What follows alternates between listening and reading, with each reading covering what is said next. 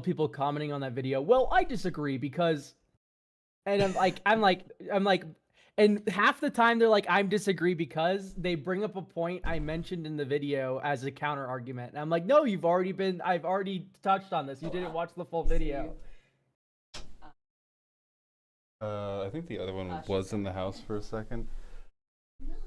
Yeah, I mean, what do you expect the people to do, Elk? Watch your videos? That would be crazy. Also, I think what people do is they watch 5 minutes of the video and then they make up an argument in their head about what the video is, the rest of it, what I say, and then they comment based on that. Oh, well, what I know for a fact, I'm in the wrong thing. What I know for a fact happens is they watch until the first thing that makes a disagreement, and then they write the comment.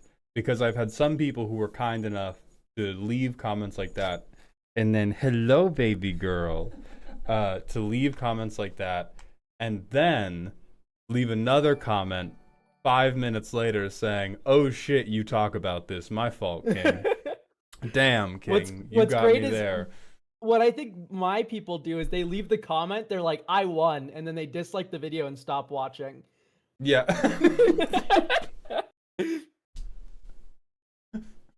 Well, I think that's on account of your reedy soy voice, Elk. There's not a lot you can do Exactly, about that. no, for sure. I think if I had a normal straight man voice, people would watch my videos all the way through. But yeah, there's an endless font of I will listen to a thing you say. I will choose to believe that your next statement was going to be wrong and stupid, and I will argue against that point instead of whatever point you were actually going to make. I will fabricate a new line of argument based on one sentence, and then I will argue that point against you. Oh. Saber of Red and Grumpy Dude, thank you very much for the tier 1 subs. Welcome back to the dog home. Malt can't be heard on your stream. Yes, here you go. Oh yeah, hold on. Malt can now be heard on my stream. Hooray. Elk hasn't even accepted my stream together invite, which is like... Oh, of course he naturally sent it a year ago and still hasn't sent it. Not me constantly clicking through my notifications this entire time to see if you've already sent. You still haven't. I mean, chat, we can back me up. We can clearly see Elk has had this invite out. And look, they're not there. They're not oh, finally, at long last, we're graced with our Savior's presence. Sorry, I had the double. Okay, let me make sure this doesn't turn on the wrong camera. That would be so cool if it just like... Huh? OBS virtual camera. I need to start that. There we go.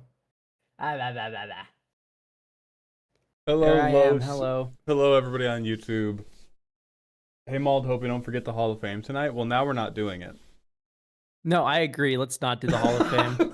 It was kind of a waste of time, IMO. I think... You think I retain these custom cards in my head after I look at them? They are immediately gone. I think the moment they're off my screen. I can't even remember them.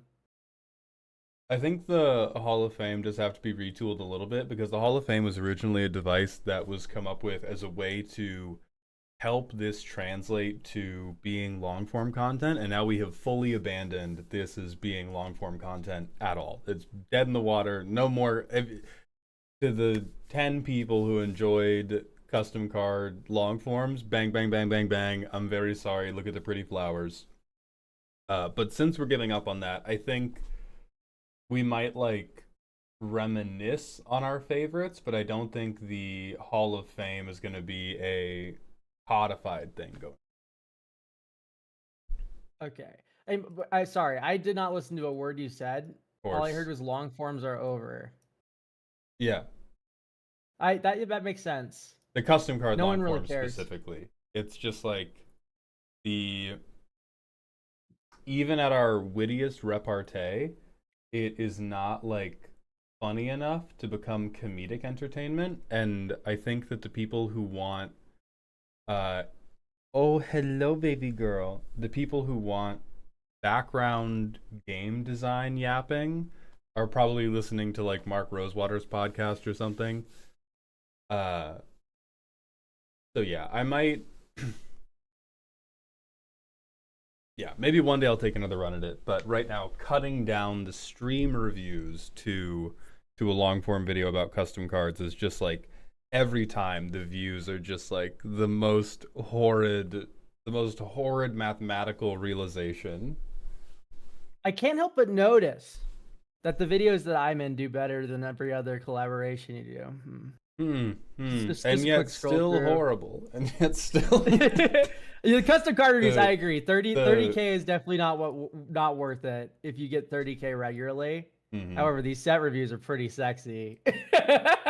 The hybrid mana crash out, like that video was a gem. The very first custom card long form we did do good because we tricked people into thinking it might be interesting. I think that very first one, Yes. a lot of the audience was like, "Ooh, something new. Maybe this will be good." And then they tried it, and then much like a cat who has tasted sour for the very first time, went, "No more, no more of this, please." Hi, Yeah. So really little quickly, baby girl. can we dock our chats? Can we dock on stream right now? And number two, can you turn on your camera and the I've got a beautiful cat stream on my together? shoulder. How about you reprioritize your life? The cat has tried to turn off stream together on account of your vicious words. I would have a beautiful cat if like two of my roommates weren't allergic to them. But that's weakness. It's survival of the fittest. So I should get a cat anyway. Exactly. Beautiful. Well, not like your dumb mug. I just mean it's beautiful you turned your camera on. DMC, thank you for the 50-bit cheer. Boss, I need your opinion on an update to the Whammon deck. Are Yathan, Tombguard, Tursa, Light Shatter, and the full art of Elegy Acolyte muscular enough to add to the congregation? Hold on. Elegy Acolyte. We'll go to scene 2 for this. This card sucks. It's really bad. Okay, we're not asked. No part of the question was how good is this. The question was, is the full art muscular enough to go in a deck filled with muscular women? That's all armor. I'm gonna need her to strip. I am inclined to agree that this does, because you can see on the left arm, which is on stage right, in between the gauntlets, does not look muscular at all. This looks like Onion Man armor from Dark Souls. This is like a twig person inside a mech suit. Bobberation. Thank you for the tier 1. Hooray. Oh my god, Bobberation, you're a fucking hero. Tursa Light Shatter. Also Josh, but bad. And Tursa's a warrior. Yeah, Tursa goes. Yeah, for sure, Tursa. Or Tursa for sure qualifies. Oh, not even a warrior. She's a wizard, but she's still like a muscle wizard. Hi. Are we docked? Or at least if we are, my stream together chat does not. Yeah, we've been docked. We've been Streamerbot. docked the whole time. Oh, naturally, yeah, no, of course. Oh, I'm a fool. How can I have not seen this? Orc Yes. equals free muscle. Not anymore. Orc does not equal free muscles anymore. We've gone woke. Orcs can be lithe now. You can have a skinny ass orc nowadays. Yeah, Orc Twinks now in season. I think Tombguard counts. Tombguard. Let's see this. Oh wow.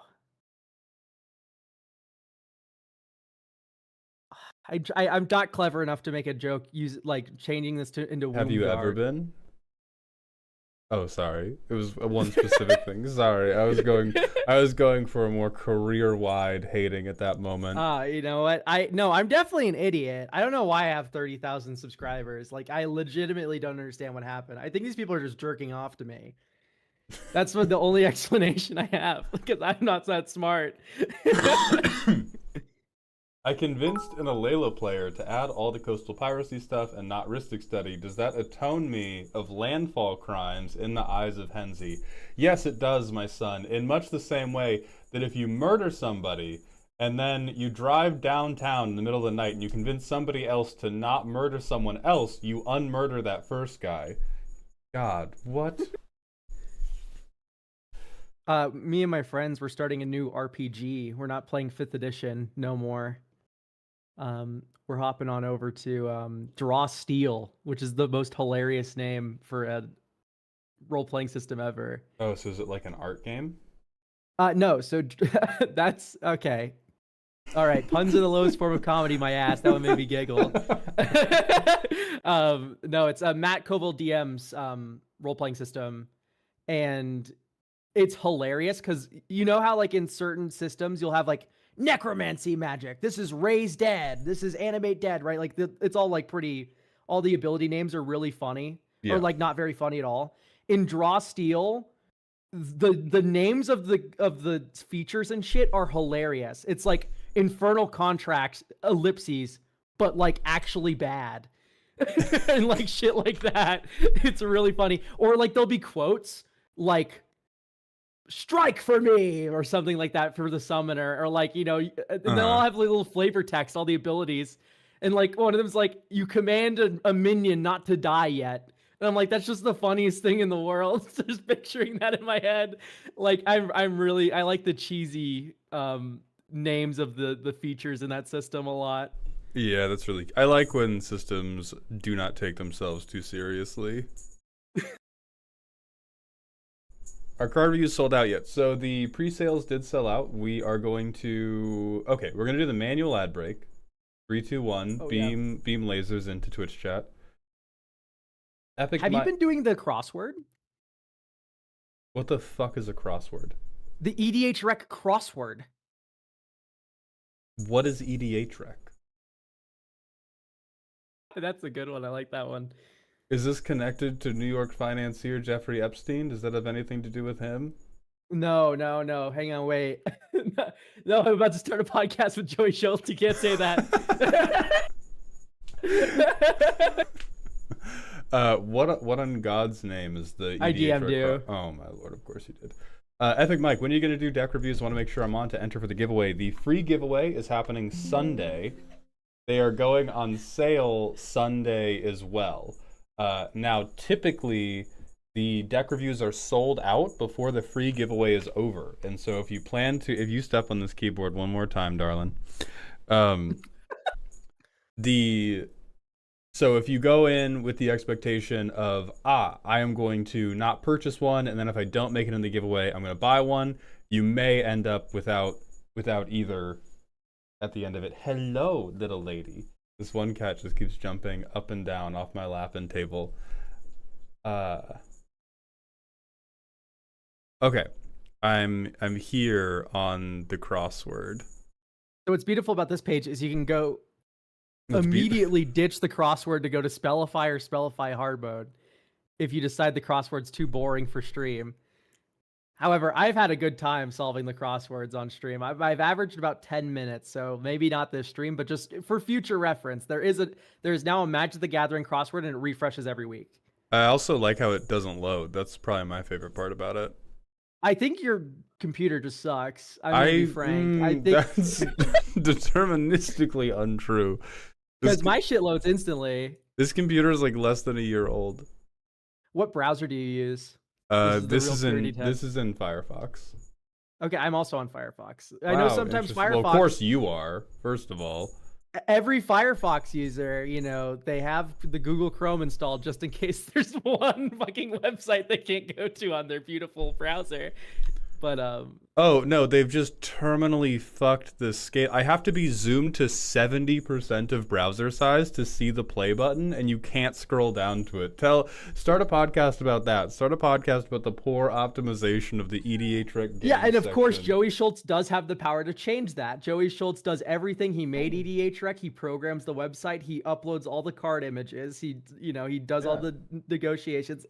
Joey Schultz does everything. So make sure you email Joey Schultz angry messages if anything on EDH Rec goes wrong. And tell him who sent you.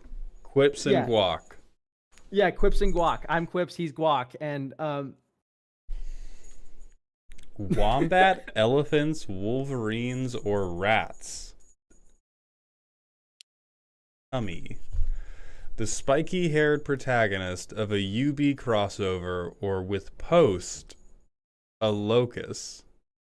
Okay, see, this requires you to be like a weird Smart. MTG trivia head. No, not No, smart. it requires you You to, need to. do some deduction and to think about things and No, because 11, how the cheese stands, that's alone, and you only know that if you know the specific card, how the cheese stands alone. This is not. oh my god. Wait. Hi. Yeah, the Magic the Gathering crossword requires you to understand Magic the Gathering. Right, but you said Wait, no, smart. you might be onto something. That's what we're contesting right now. This is not a measure of intelligence. This is a matter of useless fact recall.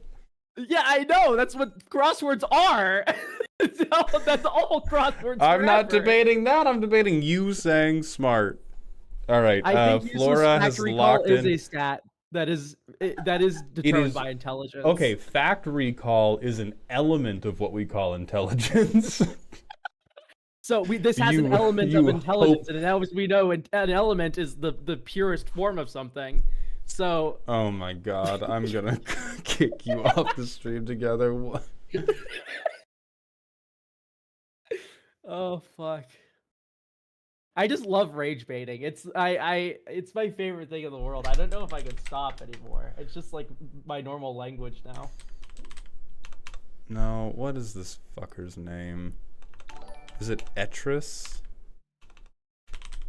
Wait, Maul, you're from California as well. What part? What flavor? I was born in San Francisco. Slayer Jam, thank you for the Prime sub for the second month in a row. Welcome back to the dog home. San Francisco. You never gave like Bay Area. Husband and wife stream, thank you for the Prime sub. Welcome to the dog home. Well, yes, it's because I actually determined my own personality instead of letting those around me pick it for me. But you know, we'll get you there one day. Oh wait, you didn't mesh well with other people, is what I'm hearing. Like, no, you of didn't fit course in. not. They hated me. This cat just tried to jump up, and in their failure to grip onto my pants, sunk their claws into my wrist, and tried to fucking Mufasa. Come here, baby. It's Papa. I'm stream. Come to Papa. No, I want. Come to Papa. Get your pets. What are you doing? What are you doing, you little maniac? Da, da, da, da, da. I'm not. Do you want like input, or like I'm just kind of watching you do the crossword and having a great time looking at these answers. I'm petting a cat right now. How about you? How about you hold on? How about you hold on? I'm gonna set the channel point redeems live. I don't know now. Boop. Elk, how is the artist doing your new VTuber? The artist is the same one as the artist that already existed. So, and it's not going to be a VTuber. I've decided. I think I'm going to stick with just PNGs. It's kind of. If I knew for a fact it would look better and it would add to the stream, I would do a VTuber. I don't think it will. I really don't. Is the main issue. At least not how they're currently formatted. Apparently, in all caps, you forgot to set a limit. That's not true. Okay, Mothman Gerald was just lying for clout, I guess. Yeah, I mean, Gerald does that quite a bit. There's a limit for the stream, and there's a limit per user per stream.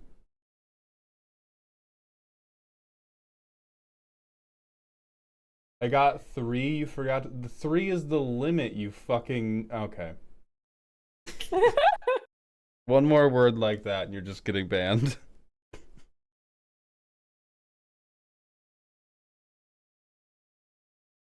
I mean, for overall, do you think we have anything to say? Promise you, if there was not an overall limit, this queue would still be filling.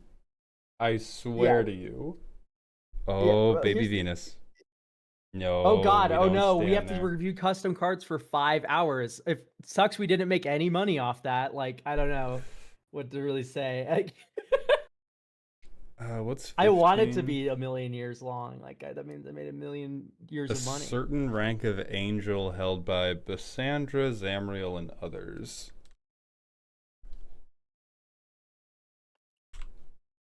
I don't think that's 6 Milfer.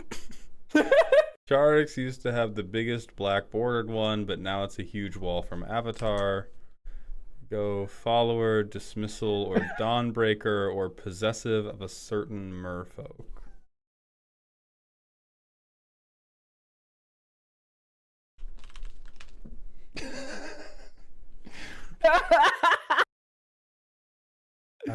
With 26 across. Okay, so hold on. 26 across with 22. It eat rocks and blows up non-basics. Boomy bash! Oh no, Maul. I don't know if you're really good at crosswords. I'm fine at crosswords. I just don't care about crosswords. I just could never. The like I remember there was, you know how they do like AP and IB testing at the end of high school so you can get all your college credits and stuff? Yeah. I went in for the Spanish one and they asked me to write you had to do like, short answer prompts and they gave you a little booklet. And I filled the entire booklet with an essay in English about the power dynamics of the different parts of the rowing stroke. And then I made little footnotes in Spanish to show that I could write in Spanish, but I just couldn't be fucked. I just couldn't be arsed to do it. And a teacher saw it and threw me out of the testing room, which was cool. But yeah, so you just threw the test for clout, for fun. Yeah, because I had learned, That's so awesome. I had learned the like day before. I'd been looking at the major I wanted to do, and I had learned that the University of Washington, where I wanted to go, did not have a foreign language requirement for engineering students. And so I was and naturally you knew you were gonna get accepted. Yeah, of course I did. I was like, listen, dog. Listen, dog. I had seen those average test scores. I was in that school, and they just didn't know it. But yeah, I was that fucking kid. Oh fuck. I mean, I just went to community college and got an art degree, and then I was like, all right, great. My mom's not gonna yell at me anymore. And then I went full YouTube. Hell yeah. I mean, I wasn't distracting any of the other kids taking their exam. I was quiet about it, but I was just like, God, I'm locked in a room for like the next fucking, I don't know, it's like a 90-minute or 2-hour testing period for this written portion. I was like, I'm not about to write about fucking Don Quixote or whatever they want me to write about. Write about stuff that matters. Well, I don't do that now. If only I had been a content creator back then, I could have written 2 commander roasts for you fine people. And of course that matters. That's a very valuable commodity. More than Don Quixote. My God, what a painful story. Okay, I think we're good. What about the Luffy? Right about the Luffy versus Don Quixote fight. That would require me to watch One Piece, and I will not on pain of death. Mal, by the way, I have not been watching any of your streams. I'm an awesome friend. What's the vibe with the new like office space? Oh, we moved, and Z went to painstaking and great effort to give me a banging and awesome stream background. Look upon it in glory. So this is for the stream. They put all these panels up. They put a bunch of additional interior lighting up. They put those lighting strips in the back up. They made these little like showcase panels, and so I have this for streaming, which is amazing. And then I have other angles I can do, both for like talking head shorts or for talking head long form. And then we have to move, Eric, the wall of cult support back. It's going to go on that white section of wall opposite the panels. Why does it mirror between overlays? Because I need to change it up. I need to keep you fine people guessing. Keep you on your toes. Why? Do you only want to see one side of my face? That's not how mirroring works. That's weird. It's the same side flipped. Don't spoil shit. Don't spoil shit. Do you want to feel like you're only seeing one side of my face? Do you want to feel like you only... I'm not an idiot, I'm a liar, Elk. Stop ruining my fucking shenanigans.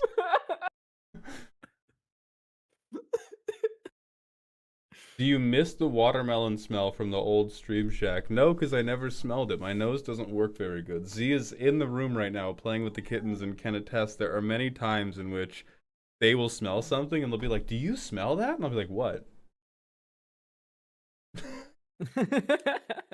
Concerning.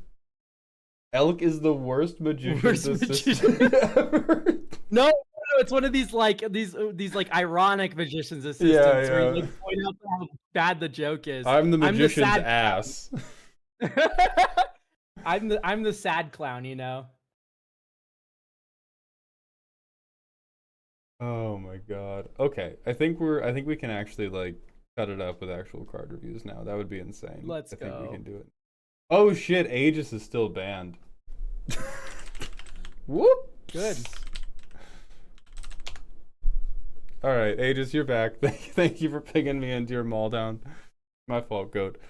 All right, let's go back to scene 2. Now you guys get to see the other side of my face because that is how mirroring works. Alex, shut your little mouth. Oh fuck. All right, let's go to the thread and let's fucking begin looking at these custom cards. We're gonna start We're gonna start at the top, go down vertically. Yeah, fuck streamer mode. So we have a bunch from Nhander, who's also designing their own personal set. The first set of 5, we are most worried about limited/standard power level and color pie. I hope to God some of these are hybrid with a statement like that. These are all common or uncommon, so you can get an idea what the set mechanics are like at the simple level. We're gonna pull up the corrupt border guard, and okay, the mechanics are a fucking zip bomb. Tremendous. A 2-mana 4/6. What the fuck is happening? Okay, I want you to look up Moat Piranha. How much? It is a 2-mana blue defender that is a 3/3 at common, which is the same rarity. Like, this is a common. And this is a common, keep in mind, from 5 years ago. More presently, we get 2-mana 3/3s with defender and blue that can attack if you've filled a threshold that feels blue. Like, you've cast 2 or more instants or sorceries. Now I can attack as a 3/3. Played an artifact. 2-mana 4/6 defender. The hoop needs to be like tiny. You need to be passing a camel through a fucking needle.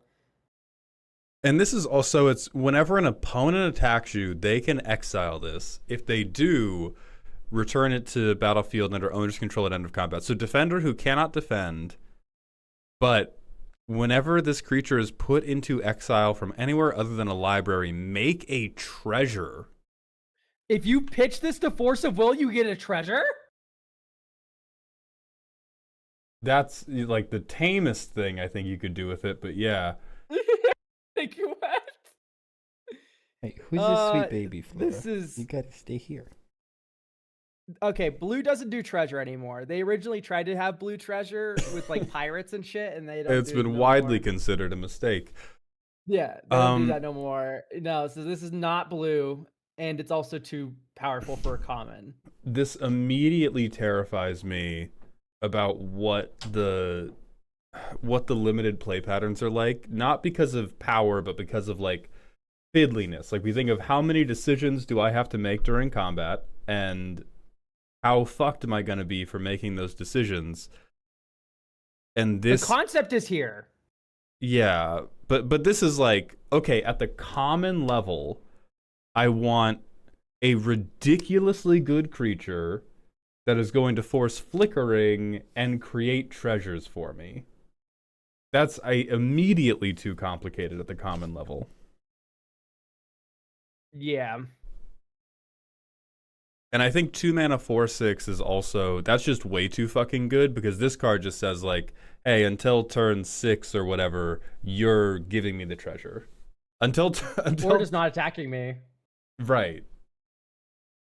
Terrence asking why is it common? That's what we're crashing out about. That's what we're that's what's going on right now. Oh, both kittens are on my desk. Oh, that's so sweet. Okay. Hire a bouncer. 1 blue mana sorcery. As an additional cost to cast the spell, you may transpose 1. If you do, you may cast the spell as though it had flash. Exile target spell or ability that you control on the stack. Activated abilities with a cost of exactly 0 cannot be exiled this way. So you can't like. So this is the Nomadic Adderall War. set. This is the like played only by the heavily medicated set. The like, champion a spell or ability. It's like I don't if that's on an uncard. Return target non-land permanent to its owner's hand. If the transpose cost was paid, draw a card. So what you do is you go like you like activate something. Well, you just and put it tap on the something. stack. You tap something. Yeah, like if you have a Yeah. tap ability like a Mother of Runes, I guess, you can Mhm. go like that. This has flash, bounce it. Also, we're seeing this with like boomerang basics. Like this card's already good without any of this transpose shit. Yeah. Boomerang basics is a 1 blue lesson sorcery that just returns a non-land permanent to its owner's hand, and then if you control that permanent, draw a card. Mhm. Like this card is standard playable, and it sees play in other formats too. Like it's actually pretty good.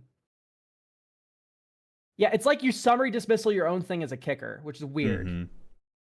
Okay, then we have Lantern Sprite, which is a 1-mana 1/4. Whenever it becomes tapped, deals 2 damage to each creature. This one is at least an uncommon. For 2 tap, sack the permanent, exile the top card of your library. You can play it until your next turn. And then we have made up a thing called Ritual Summon. You can cast it from your graveyard for its Ritual Summon cost. If you do, replace its card type with creature. When it is next put into a graveyard, exile it. Spell abilities it had gain when this permanent enters. Okay, we are burnt, dude. We are Overcooked 37 right now. Okay, Ritual Summon is a cool idea. I have an artifact that sacrifices itself and then it comes back with a creature. However, you can't do this last sentence. We got This doesn't Bradley make any Cooper. sense. We got Bradley Cooper on the fucking ones today. Holy shit. This last sentence doesn't exist. I'm sorry, that's just not a thing. I like the artifact comes back as a creature mechanic, but this don't work in this isn't syntax. I sentence you to read like 1,000 Magic cards. Sit Just hit the Scryfall random. Sit in the corner. Sulking Assassin, thank you for the 6 months in a row. Tier 1, welcome back to the dog home. It's a 1/4 for 1, and this is also fucked because it's not supposed to be a creature the first time. And so I think the first sentence, or the first ring around the rosy, it's meant to be a 1-mana nothing that spends 2 mana to deal 2 damage to each creature and impulse draw 1. And then when you ritual summon it, then it is supposed to be the 1/4. And leaving aside that this would be a broadly hyper annoying play pattern for draft if you did the like, okay, what if I soft board wiped and then soft board wiped every time I swung with this guy in the late game? Who let him tack a shock onto it? That's not a shock. That's a mini pyroclasm. Yeah, that is a pyroclasm. Ritual Summon should probably do +1/+1 counters. Ritual Summon 3, it comes back with 3 +1/+1 counters. You just don't even have the power. Oh, Jesus. Okay. Next, we have Ralnos, Fearless Leader, a 4-mana Anaya 2/4 with Vigilance, Haste, Double Strike. At the beginning of combat, up to X other target creatures you control gain all abilities this creature has except this one, where X is the number of different zone types spells have been cast from this turn. N-Hander, you have to write an anime. What you are describing is cards from the Yu-Gi-Oh! Anime that are not in the Yu-Gi-Oh! Game because it would be a complete fucking disaster to have actual people try and resolve them. But this would be very cool to have your protagonist or deuteragonist or antagonist or whatever resolve them in the middle of like a big speech. That we could do. I like the concept of like casting from other places, but like zones is not a word we really use for that, which is weird. I want to like this card, but also it's not an uncommon. This is very much a rare. It's playing around with like very interesting ideas that I think most of the time result in immediate tracking nightmare. I have to go lay down for 10 minutes. Yeah, we're not getting chat messages from this guy, by the way, because he's already been drafted to work on Reality Fracture by Mark Rosewater. Like he got the call, got black flagged by Wizards of the Coast. He's in the van right now on the way to Washington. Next, we have Rested Adventurer, a 3-mana 1/4. When this enters, exile the top 3 cards of your library. Then you may realize a card with mana value 3 or less until the end of your next turn. Don't laugh yet. You may play any cards not realized this way. Replace a question mark on this card with a corresponding value from a card exiled by this card. All right, Jinzo. So replace with a static, activated, or triggered ability. Whenever you cast an instant or sorcery spell, untap this creature. So, holy fuck. On ETB, exile the top 3 cards. I pick one of them and take one of their static, activated, or triggered abilities, but only from a card with mana value 3 or less. And then this card gets the ability, and then I have the untappy. This, I swear to God, man, you're gonna be such a good show writer. You will. Do we get Planeswalker activated ability for the first time ever in custom card reviews? I am at a loss. I just don't know what to do. This is deep Yu-Gi-Oh! Magics. This is first draft set to exclusively have matches go to turns. I think this would be the first Magic set that required more judges than players.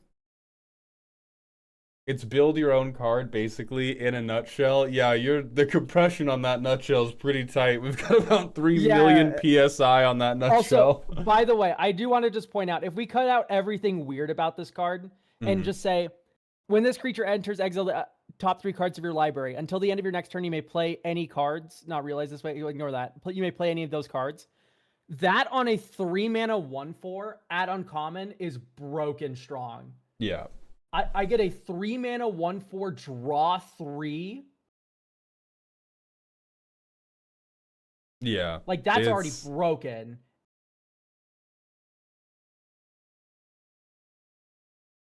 If it's play up to one of them is that. I think we're missing the sauce here in Hander. Where what I mean is, you have sauced this card up so much with these strange mechanics that just break Magic. This is just non-functioning. It's so weird. Yeah, like we can pare back the specific difficulties of, okay, how many cards are we getting access to? But what we're not paring back is, you're saying, well, in a nutshell, I want to do this cool thing. And it's like, yes, in practice, what does that look like? And then you pull out like 5 cans of Galaxy Gas and 3 miles of red string, and then it becomes difficult to handle. You said this is the most out there thing on the set. We've seen 5 cards and 5 new crazy mechanics. Yeah. So like this might be the most out there, but its fingers are touching all the other ones. And so this isn't even like, it's just genuinely, and this is not from a place of, oh, different always bad, but from a, if you're trying to figure out how something is going to work in a limited environment, a lot of the time you benefit from being able to look at the history of mechanics and look at the history of, well, how do creatures and spells at this cost typically do? When has this made problems in previous limited sets? And anytime you introduce something that's totally brand new, it becomes very hard to do that. And that's when you've just introduced one new thing. When we have this, honestly, where every color is doing some brand new, absolutely insane thing, it becomes like nigh impossible to balance power with it, because we have no idea, like, I don't know, maybe Rested Adventurer Hire a Bouncer is going to be way too fucking good if you just, like, transpose, you know, maybe there's some other common or rare in the set where if you realize it on Rested Adventurer and then you use it to get an ability on the stack to then hire a Bouncer to get it back to hand and then play it again. like there's way too many different potential interactions that you can't even try to approach the cards in a vacuum, because most of the time when you try to approach the cards in a vacuum, the vacuum we're approaching them in is, what if every other card was normal and we have just sent a jet ski straight over that shark? Yeah. Like chat saying something really true. Like go to just the Hell's Cube subreddit and just like Hell's Cube cards are like the limit. Where it's like, damn, these designs make sense and they would never get printed. These designs don't make sense and they never get printed, which is a bad Venn diagram position to be in. Maybe we get better with the rares though. I mean, I think the intent of all of these does make sense. It is the translation of intent to how do we make it happen in Magic. So Dream Void, a 5-mana Grixis 4/4 rare.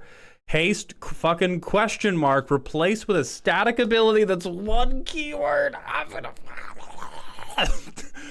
Whenever this creature enters or you attack, because we need it to be better than enters or attacks, because Jesus has turned his back on me, exile a card from your hand or graveyard, then realize, then blank, replace with a triggered effect that doesn't cause a player to win or lose the game. So each question mark has its own unique bounds. No. Oh, no.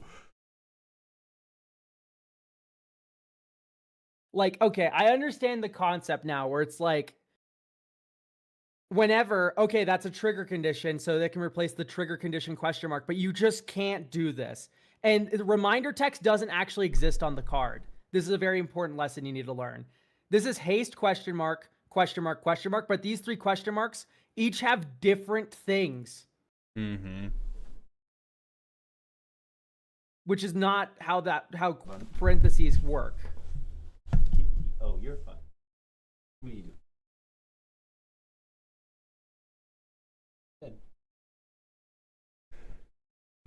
Yeah, this is like pack one, pick one. I'm passing this because I know that if my opponent takes it, they will concede for going to time. I'm drafting all the vanilla 3 ones, or as close as I can. I'm just gonna kill you.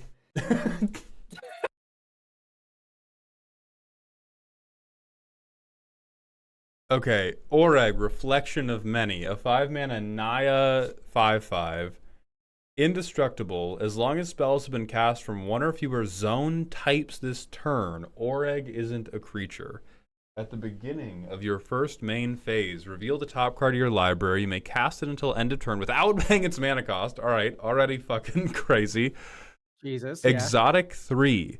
As long as spells have been cast from 3 different zone types this turn, whenever Oreg attacks, trigger all abilities of creatures you control that would trigger if they had attacked. Okay, this one is actually just a little bit incoherent, but is not cooked in half with methamphetamine. Yeah.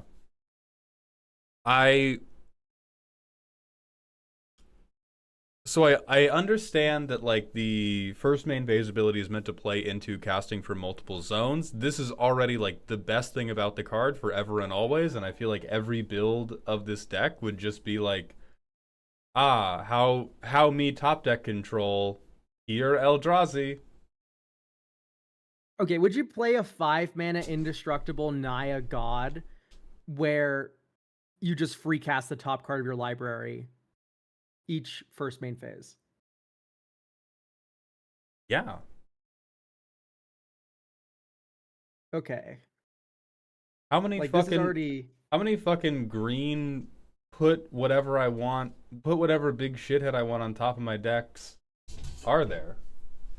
A lot in green white. Yeah, like so many. It just becomes like, okay, I play ramp and then I play, you know, anything in Selesnya that puts a thing on top of my deck, and then I just wait and I kill you that way, and I never pay attention to any of this exotic stuff.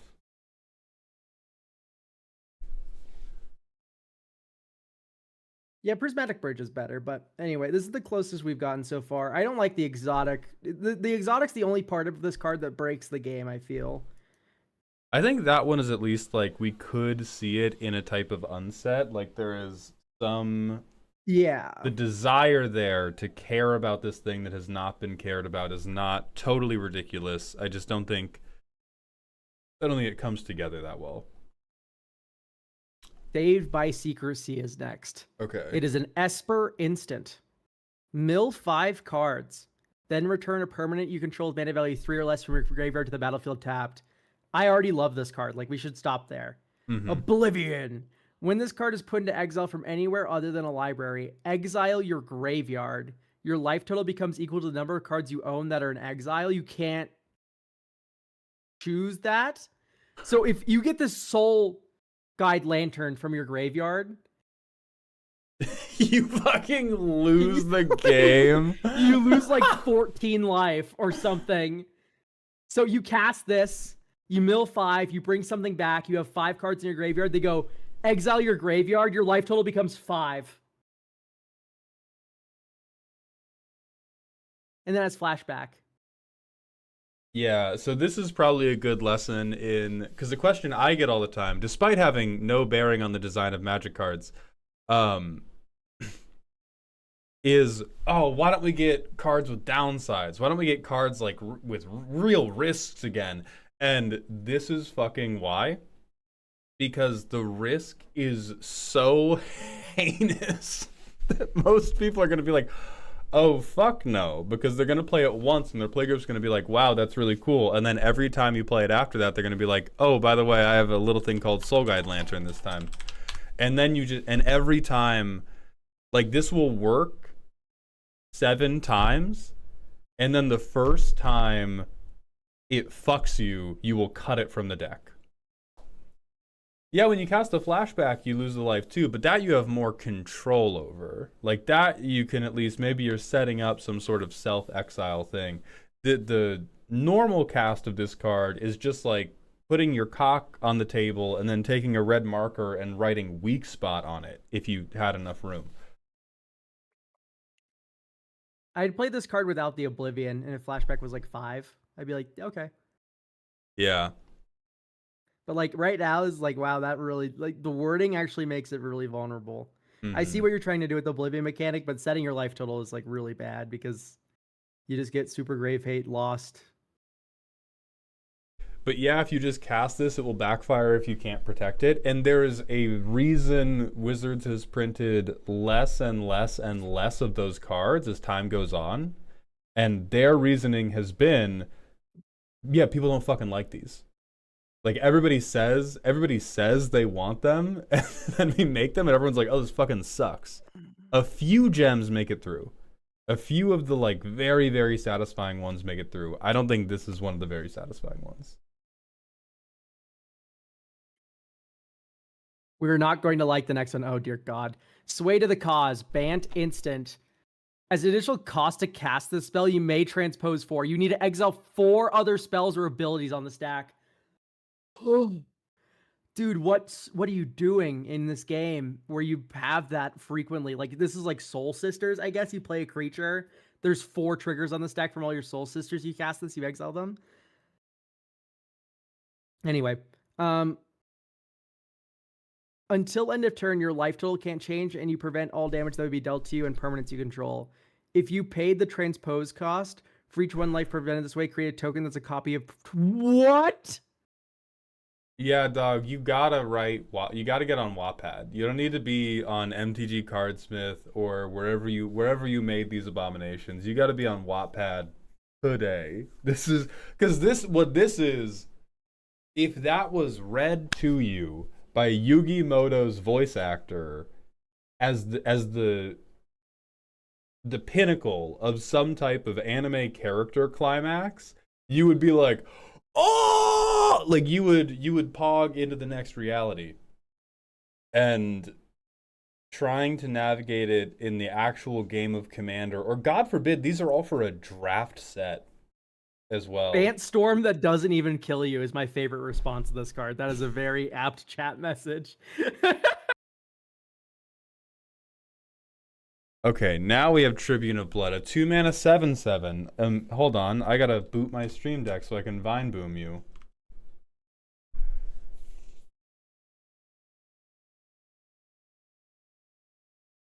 2 mana 7/7. There we go. Haste, Menace, Ward, pay 7 life. You lose life equal to twice the number of cards in your hand. Ritual summon. You may cast this card from your graveyard for its ritual summon cost. If you do, replace its card type with creature. It's an instant. So you cast it, you lose life equal to twice the number of cards in your hand, and then you can flash it back as a For 7/7, and then it says you lose life equal to the number of cards in your hand when it enters. Yeah, but if That's that is clever at making it a payoff at exactly one gameplay pattern, which is the I'm going to cast this twice. Right? I'm going to cast this turn 2, then I'm going to cast it turn 3, and I eat a bunch of life, and then I have this massive guy, which is how exactly nobody is playing any fucking games of Magic. Right, you discard it. this or goes you in mill it. dredge. Yeah, you discard it, you mill it, you dredge something, and then you're home free. You lose like what, 6 to 12 life, and then you have the big guy who kills you. Yeah, no, dredge, what you do is you just like mill your entire library. You're typically working with those 0 to 1 card hand anyway.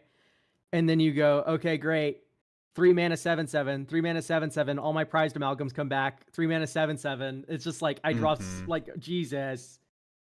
I like Bazaar of Baghdad and Vintage would happily play this card. Yeah, like this is busted. insanely good. Yeah. This just becomes the like your draft opponent puts this on the board and you just shake their hand. I want you to imagine a Vintage game where your opponent goes Lion's Eye Diamond, cracks it. And Blazing Rootwalla. Here's 2 Vengevines, also Tribute of Blood. Here's my 7/7 as well. Yeah, I would be straight pissing. Okay. Oh wait, we already looked at these. All right, last 5. These are the ones where we're asking about if they're too powerful. Extraplanar Dreadmaw, a 6 mana 6/6. Additional cost transpose 1. If you transpose, you can cast with flash.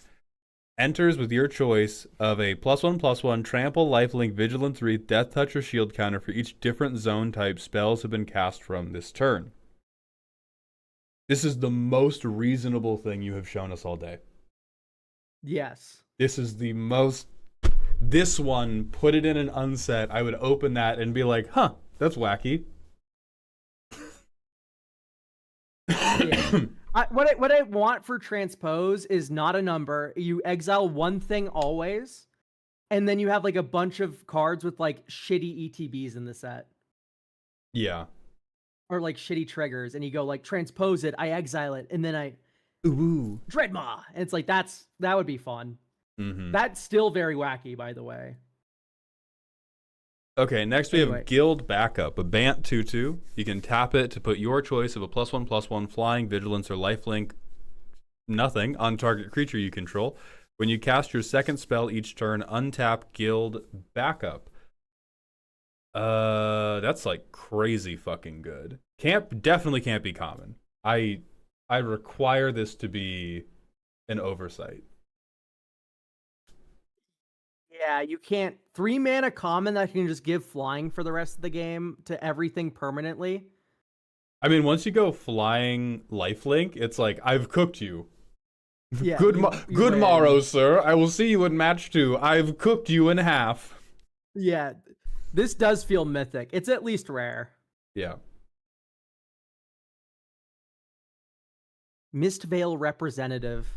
1 and a white for a creature turtle advisor. This creature gets +2/+2 and gains lifelink if you control 2 other attacking or blocking citizens. I just felt like I got punched in the gut. What do you mean citizens? Since when? White, tap, exile this creature, return to the battlefield at the beginning of the next end step so it can protect itself in a very slow manner.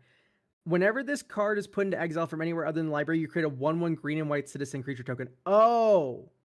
So you have this in play, and you can pay 1 white to make a citizen each turn, right? Because you just do it on your end step, or do it before your end step. It comes back on your end step. I untap, upkeep, draw. It's back in play. Yeah. and then you go pass, and then I go block, exile this creature, return on the next end step. So not only is it an infinite blocker, but it also infinitely makes 1/1s. This is not uncommon. Yeah. If you limited the tap to just being on your turn, then it becomes a little bit more reasonable because it's a fucking 1/1. But if you can hold it up to block and then, oop, it's gone. Nothing happens to it. I would not even make the activated. If you make the activated ability cost higher, it has to get so high that it's just unusable. I think putting the rails of you have to activate this ability at sorcery speed is what's going to hamper it in the way you want. All right, next up, Tethered Soul. 3 and a black for a 2/1 zombie spirit. Whenever you cast a spell from a graveyard, you may pay 2 life. If you do, return this creature from your graveyard to the battlefield. Tapped once again. This is just a dredge card. You have made a dredge card. Whenever this card is put into exile from anywhere other than a library, gain 1 life. Then you may return it to its owner's graveyard at the beginning of the next end step. Oh, this is a mega dredge card. Oh my god, never print this. I'm just gonna link you some homework if you don't mind. I Aspiring Spike Dredge. Here, you are going to this. You are mandated. You are watching this video before you're allowed to ever put the word graveyard on a card ever again. You need to watch that video. Watch like one match, any match. Take your pick. Like, yeah, look at this crazy like, shit. Look at this guy's glasses. Look at that Moxfield sponsor. This is a dredge card. You exile it from your graveyard, and then it comes back. So it works with Delve and Dredge. And people that understand those mechanics are like, they're foaming at the mouth and they're twitching on the ground. The fact that you made something that does both. Okay. Next we have Tome Eater. 1 and a blue for a 1/2 for Rakdos Hybrid. We got there. Exile an instant or sorcery with mana value 3 or less from your hand or graveyard. You may realize anything but we have spent too long designing these mechanics. At the beginning of your end step, you may pay 1 and a blue. If you do, blank. Okay. I want to believe in this, but spell abilities just don't work in syntax, and I'm so sorry. Yeah, this is the one where the intent is closest to a thing I would like to see. I can understand it as, I'm going to eat this spell from my graveyard, num num num, and then this guy can pseudo recast it every turn. Just have yourself cast the spell every turn. Yeah, like you're trying to force you're trying to make fetch happen. When instead there's already the templating of, okay, exile this, and then at the beginning of your end step you pay 1 and a blue, and if you do, cast a copy of the exiled card without paying its mana. Oh my god, it literally is imprint. Oh my god. This guy just made Isochron Scepter mechanic. That it just connected because of Tangerine in chat. You just made imprint. That's all that's happened. Holy shit. Yeah, it's imprint. Like, the red guy's imprint from library. This thing was imprint from graveyard. We're just... we need to have a new word for it. I will never get the Nobel if I don't have my own unique keyword, I fear. Okay. Okay. That's the end of that group. I think there are some cool ideas in there, but I think you are... For sure. We're overworking the dough in a lot of situations. Yes. All right. Absolutely. Next, we have some things from Elikman's Age of Sigmar set. Free Guild Steelhelm, a 1-mana 1/1 common with a squad of 2. Whenever this creature becomes tapped, another target creature you control gets +1/+1 until end of turn.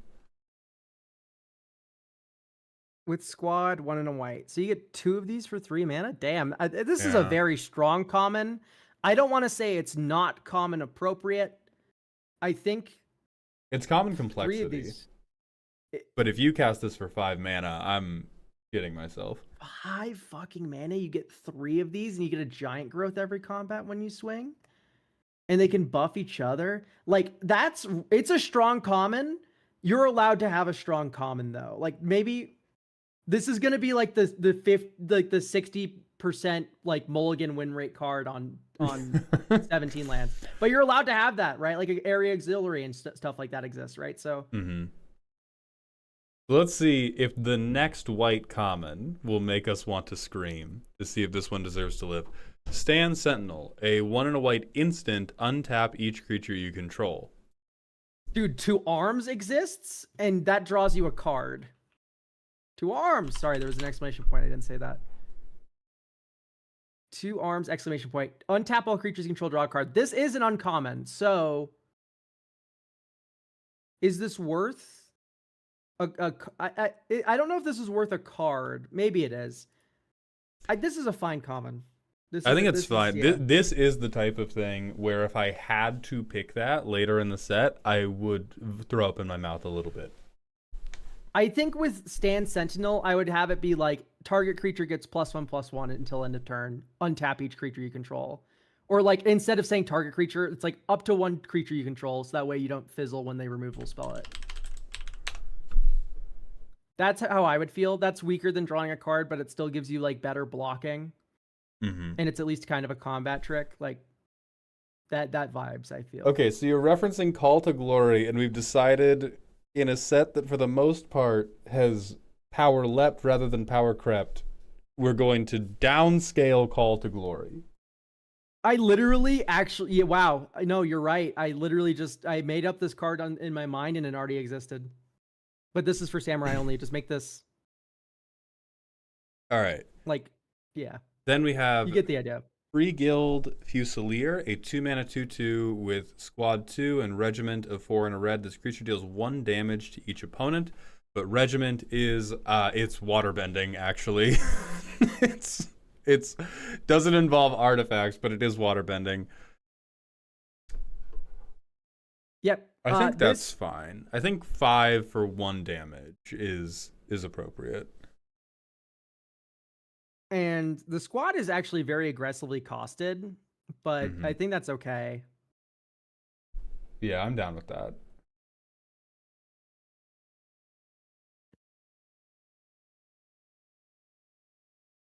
Okay, Seal of a 2-mana instant. Target creature you control gets +3/+2, or Lightning Strike. Lightning Strike is already a broken common. I don't think you should also be allowed to have a giant growth.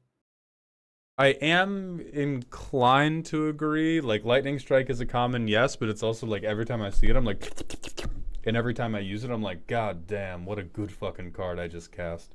What a good fucking card I just cast. Yeah.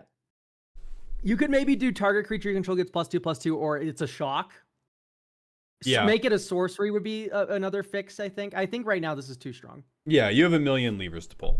It can be... Lightning Strike was a busted comment like 7 years ago. I don't know if you played Aether Drift, but it was in Aether Drift, and it was fucking good in Aether Drift. So I don't know what you're talking about. I don't know if we're playing Avatar right now, but Lightning Strike is still shooting motherfuckers.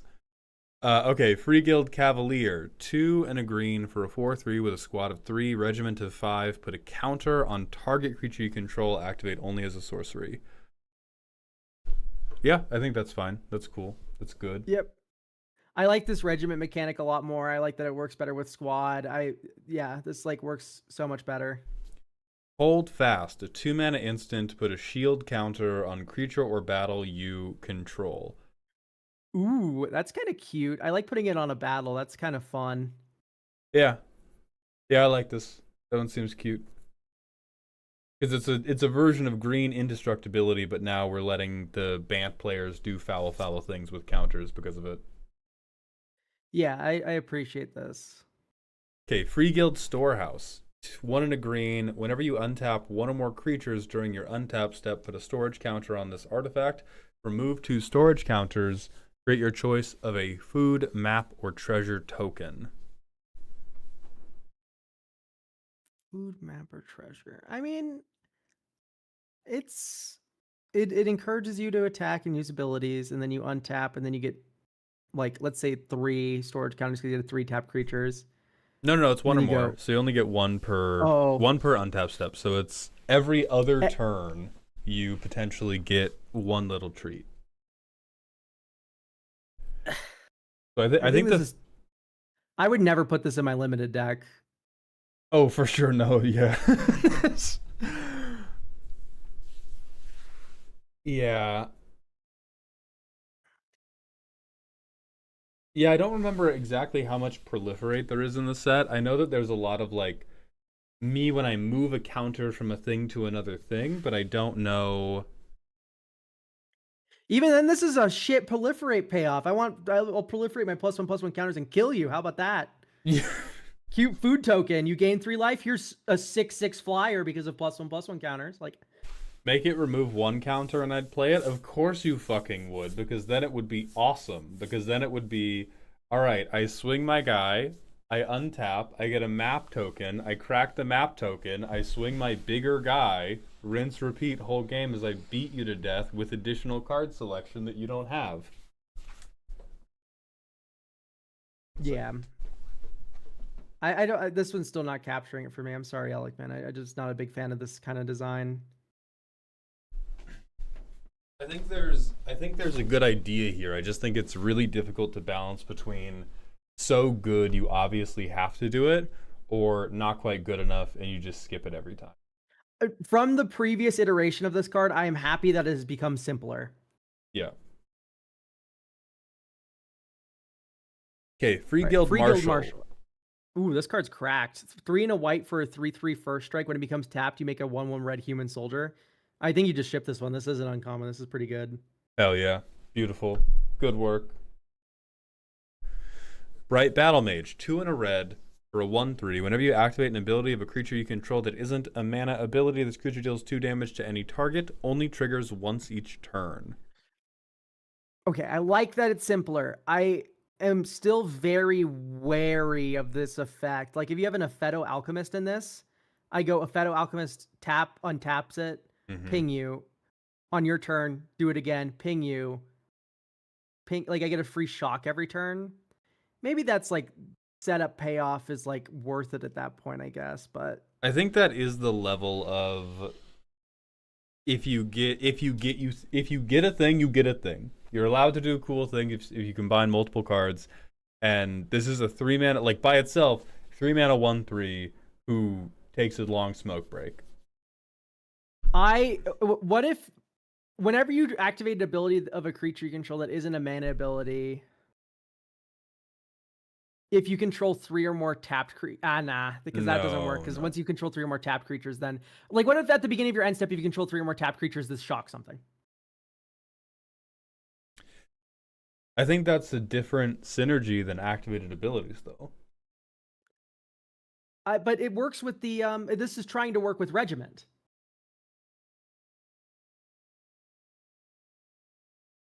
If it's trying to work with Regiment,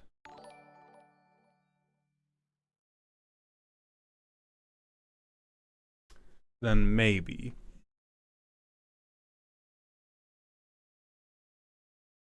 I think the difficulty of that is like it seems to me like one of the main benefits of Regiment is being able to tap your blockers at the end of your opponent's turn to get the benefit outside of the green one that says sorcery speed only.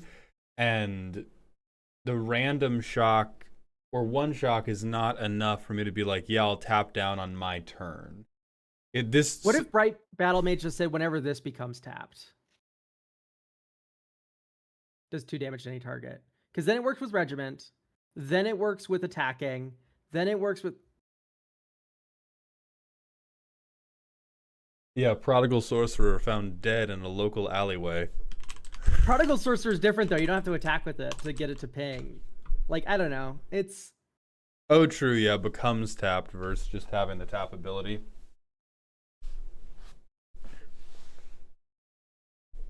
Yeah, I would like that.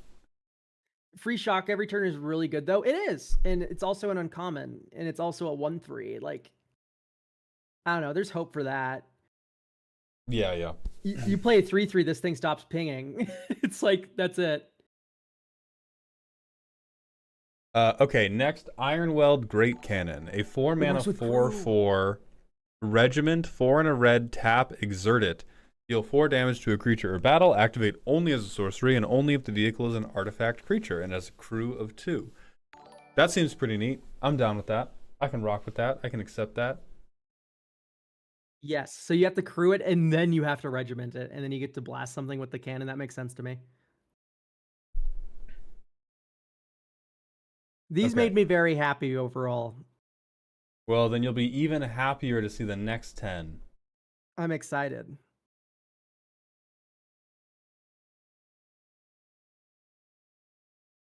Also, Xylac and Blaze, thank you very much for the Twitch follows. Welcome to the doghouse, my friends. Next, we have March of the Dawners. 1 and a red for an enchantment that says whenever you activate an ability of a creature you control that isn't a mana ability, exile the top card of your library. Until the end of your next turn, you may play that card. Only triggers once each turn.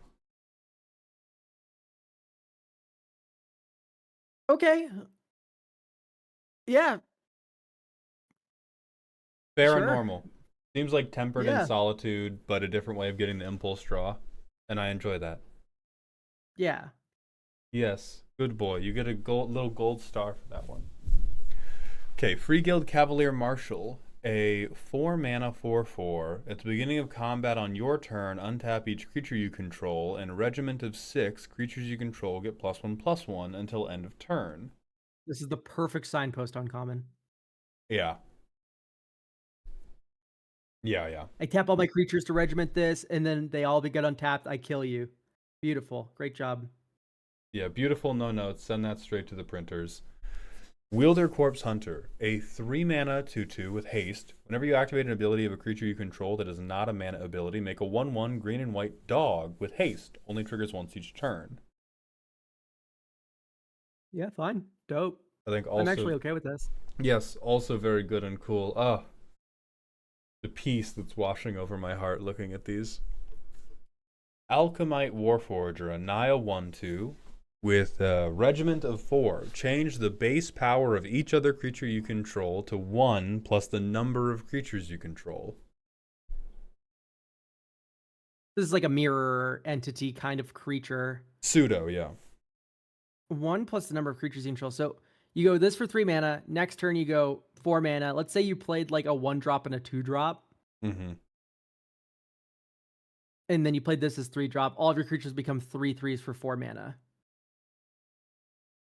Is that just fine though? It would be 4/4s if you had 3 creatures on board, because it's 1 plus number of creatures. Oh yeah, it would be 4/4s. All of your you deal 12 damage to an opponent and force them into a blocking situation. That does seem like... Oh yeah, I figured that it's until the end of turn. No, Like, it I is. didn't even Yeah, it is expect that. until end of turn. Anybody whose eyes currently deceive them in the Twitch chat, poor Alec man merely typed the last bit of this in invisible ink. This is Yeah, 100% until end of turn. It's in a color that only streamers can see. Yeah, I do think that is still a little too strong. Where you go like this for 3 mana, then 4 mana, and then kill you. Like I think 12 damage of attackers is a lot. Yeah, it doesn't matter. Yeah. Just for having gone idiot. I think for 4 you could do 1 creature. Other than that, bump up the regiment cost if you want it to be each other creature. But I think this is a cool the regiment idea. should be... Yeah, I like the idea. I agree with Maud there. The regiment should maybe be like 5 or 6. Just so it doesn't curve as well as it currently does. Okay, Ironwell Cogfort. You can read this one. Go ahead. Oh, yeah, Ironwilled Cogfort. Thank you, pal. 4 and a red for artifact vehicle with menace. It's an 8/8. Exhaust. Regiment 5 and a red. This creature becomes an artifact creature. It deals 2 damage to each creature and battle you don't control. It's a rare. Okay. I mean, this is sick, actually. I kind of like this. That's quite good. I hope there's good artifact removal in the set because, damn, my opponent plays this and I'm like, well, fuck. Not only am I about to get my shitters wiped, but I'm going to have to double block this 8/8, and it's going to kill my 2 best creatures after that wipe. I do So like that it's a little risky in that, you know, if you play it turn 5, you have nothing to do with it except hope they don't abrade you. Yeah, But you if play this on turn 5, and then turn 6 you activate the regiment, and then they abrade you. Oh. Oh yeah, then I I would cry. I like this a lot. I like this a lot.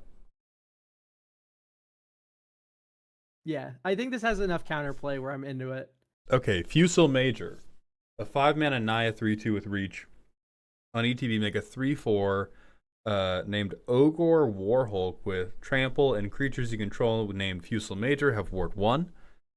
For a regiment of 2 and a Naya, choose target creature you don't control. Each creature you do control deals 1 damage to that creature. That's cute. Yes.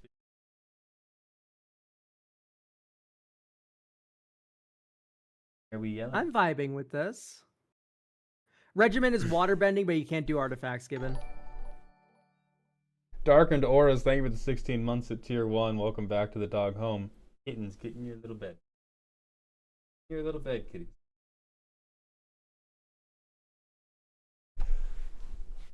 Yeah. I enjoy this. I enjoy this as a way to make a wider board and then have big wide board payoff. Yes, I agree with that. All right. Ast Light Formation. 1 red, green, white. Each creature you control can block an additional creature each combat. Tapped creatures you control can block as though they were untapped. Ooh. Yeah, so we're getting Brave the Sands plus here. Yeah, I think this feels a lot more like a commander card than it does a card that sees a lot of play in limited, but it feels fine for either. Yeah, it's definitely, I think, a little weak in limited, but that's probably fine. Yeah, but anything that's not a guy who hits you with a fork is weak and limited. Like it's that's not entirely true. Bolster Citadel's great limited. Anyway. Oh, shut your All right, we got to go to the ad break anyway. We're going to the ad break. Twitch chat. We'll be back in a few minutes. I'm going to go use the bathroom and think about the terrible, terrible sentence Elk just said. Oh, hold on. We can go to Kitten Cam. Subs get kitten time. Come near. Hello, everyone. We're doing a little Q&A. No. On my stream, there's a little baby black kitty up at the mic that you can only see if you've paid me money. Isn't that nice? True. Isn't that so? Look at her. Look at her. They have names from the rescue agency, but we don't like them, so we're going to be renaming them. But this one is currently Flora. Yeah, Flora sucks. All right. Hi, baby girl. Are you going to do the cringe thing and name your fucking cats after Magic the Gathering cards? No, we're naming them after League of Legends characters. Oh, that's like kind of worse, honestly. Massacre Girl is way too long of a name. If you know Day 9 has a cat named Sheriff and another cat named Desperado, but they never call the other cat Desperado, and it's because it's too goddamn long to be a cat name. You need a 2-syllable name for a pet, is my opinion. So it's never Desperado, it's always Despy. Despy's the name of that cat. Well, you need like 2-syllable name, and then there's something about, I think the cat just mirrored the camera. Revealing the other side of your face, of course, because that's how mirroring works. Revealing the hidden side of my face. And then it needs to be like sing-songy. So like, I don't know why the fuck I was like Gary, but you need some like low to high. Oh, I just realized, no, when NASA, like, for the longest time, people were like, what does the other side of the moon look like? You know? We could have just taken a picture of the moon and then mirrored it, and then we could have seen the other side of the moon this whole time. You guys, the cat's sleeping. Oh. You guys, look.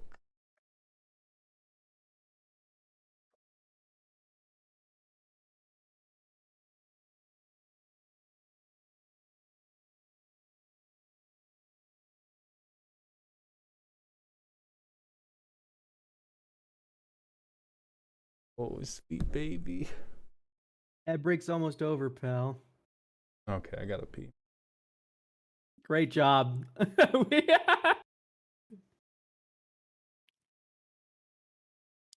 Guys, great news. The ad break has ended. Mauled still did not go pee. He got distracted by a cat. Yeah, like a fucking normal gentleman. Like a normal, upstanding. I don't want this fuck.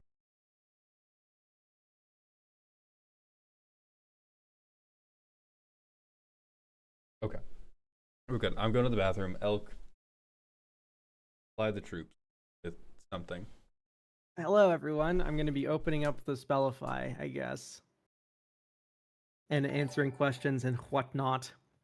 Can I get a vibe about like who actually likes Phyrexian Arena still current year? Like not like it like, oh wow, I really enjoy the aesthetics of this card and stuff. Like that's a valid form of like.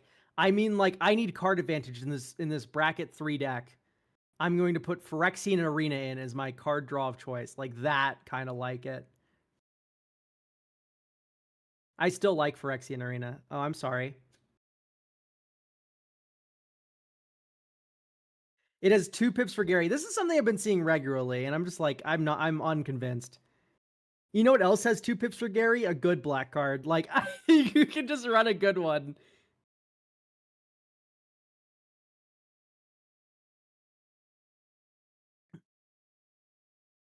Immediately when I say this shit, by the way, there's like a lot of people that go like, oh, well, sorry, I don't want to play fucking Necropotence in every deck. And I'm like, that's like, please, God, don't.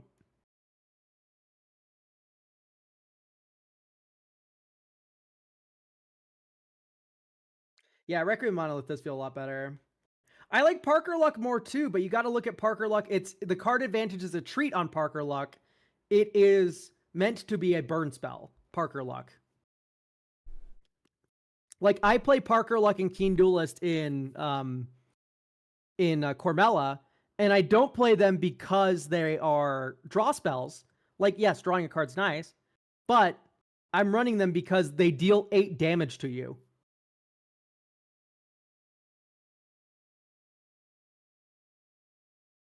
I like Ripples, but Ripples needs to go in a mill deck. It's not generically good in my opinion.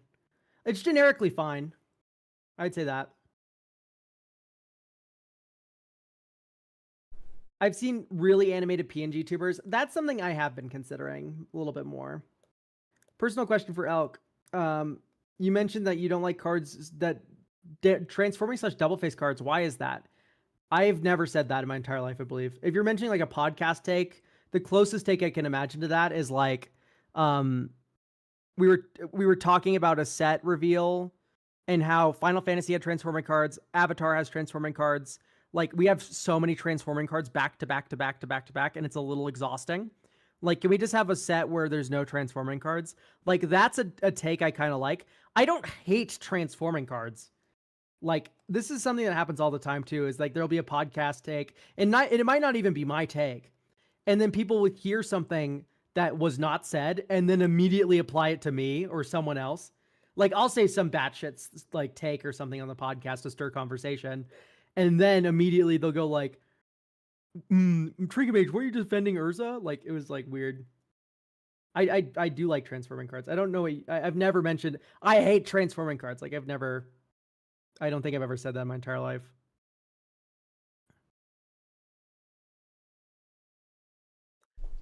Yeah, like I would never. I don't understand the Phyrexian Arena love still Yes, outside you of like would. the nostalgic Come on. argument. Yes, you would. What are we Why? talking about? What are we talking about? You I just just defended Phyrexian Arena. And I would do it again as long as it meant attacking you.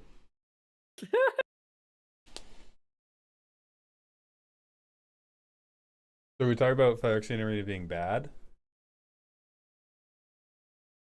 No, we should talk about. Nah. You know me too well. No. Anything but the topic at hand. We can't let Maul speak about something that is not a custom card. Like, for example, the Van Duzian Guard. The 4-mana Naya 3/3 with a squad of Naya. Haste, other creatures you control get +2/+2. So for 4 mana, you get a super anthem and a haste creature.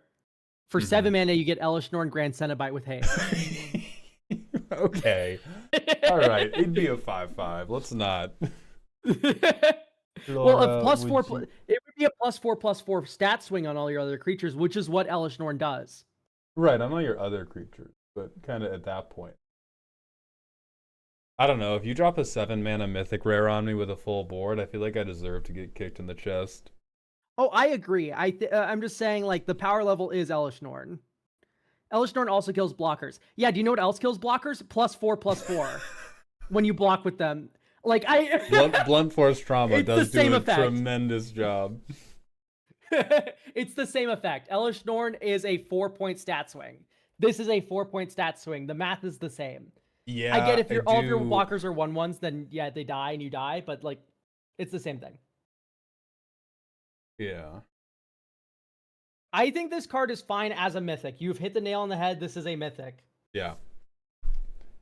I agree. Honest to God, it might be a 2/2 material. You might be a 2/2.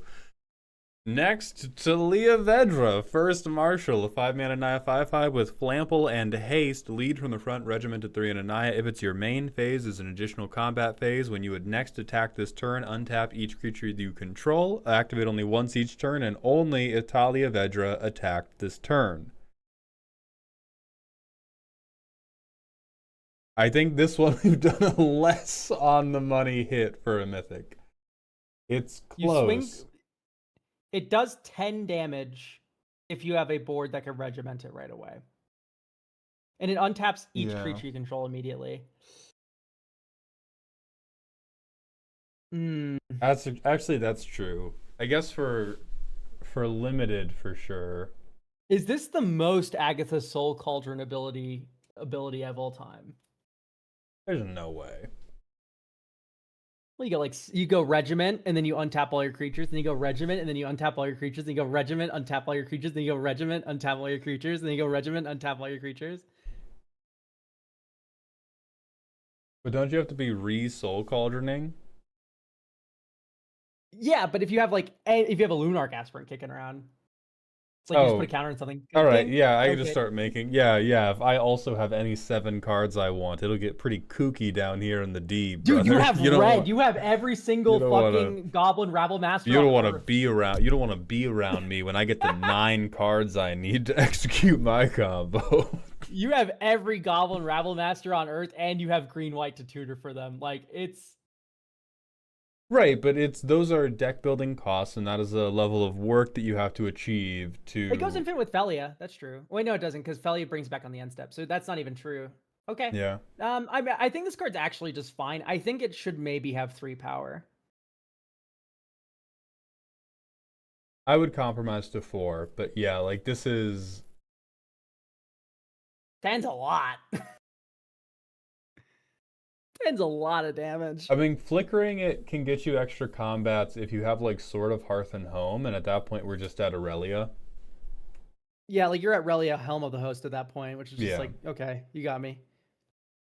Everyone knows what you can do with this card. Yeah. Pontifex. This is a really, really good Gift of Immortality, or God Pharaoh's Gift card. Bring this back, regiment. Bring another thing back on the next combat, regiment. Bring another thing back, regiment. Like, that's sick. Okay, next, Pontifex is Inestra, another Naya. This one 4 mana, a 0/5 ward, tap 4 untapped permanents you control. Whenever you activate an ability of a creature you control that's not a mana ability, you may pay 1 and tap an untapped creature you control. If you do, copy that ability. So like Conspire, right? This is like Wart the Raid Mother almost, but we're doing it for abilities rather than for fucked up spells. Yeah, this is fine. In fact, I think even this is weak. I think you don't have to tap an untapped creature control in addition to paying the 1. I think you should just be allowed to pay the 1. Because if we look at cards like there's already cards that do this, like it's Eartha Joe doesn't even have a cost associated with it. It just has to commit a crime. It has to target something. And you also have the Argus Cost, which copies it for each creature you control. And, you know. So I think this is... Yeah, we could pump this one up a little bit then. Yeah, so just max the copy that ability, and it's pretty decent. All right, and or now... tap. I'll kill you! And now we are moving into the point redeem. So what I'm going to do now to help the layering of this go a little bit better is I'm going to set new Ko-Fi redeems out now while we go through the point redeems. And then when we have to take the next ad break, we can just move straight into the next round of point redeems.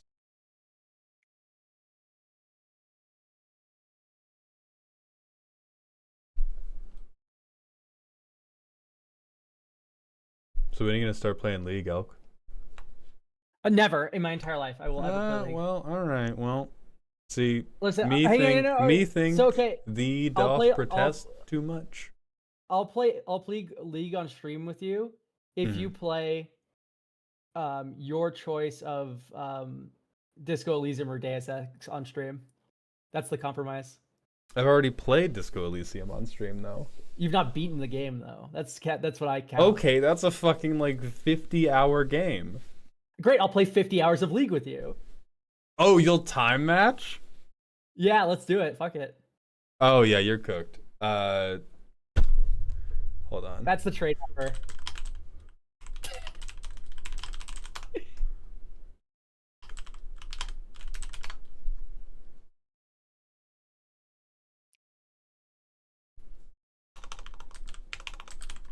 One second, I'm pulling up the next group of Magic cards. You're good. I think time match is a little bit funny. Like, if anything. No, okay, because Disco Elysium's 50 hours. Like, I don't know. You can be like, okay, we're doing another subathon, and then take a whole year to beat Disco Elysium. Yeah, exactly that.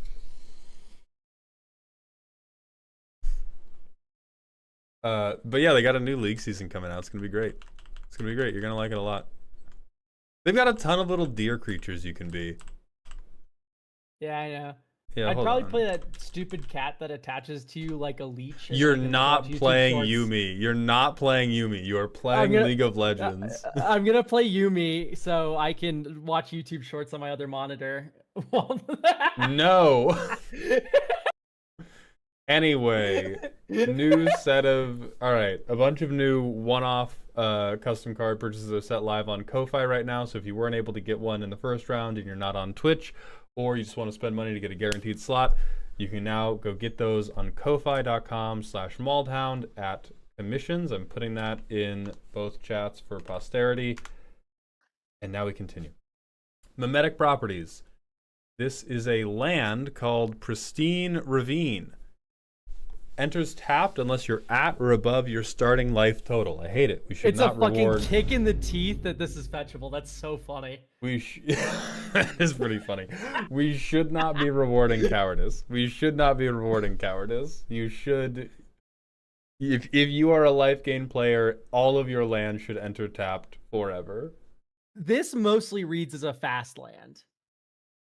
Yeah. It's like if it's the first 2 turns of the game, this enters untapped. Yeah. Yeah, I think that's cute. Yeah,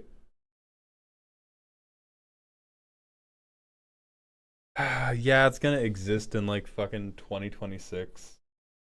I think this is like actually kind of a cute land design, I feel. I'm a bit into it. I like their description of I wanted to make a fetchable land that you wouldn't want to fetch.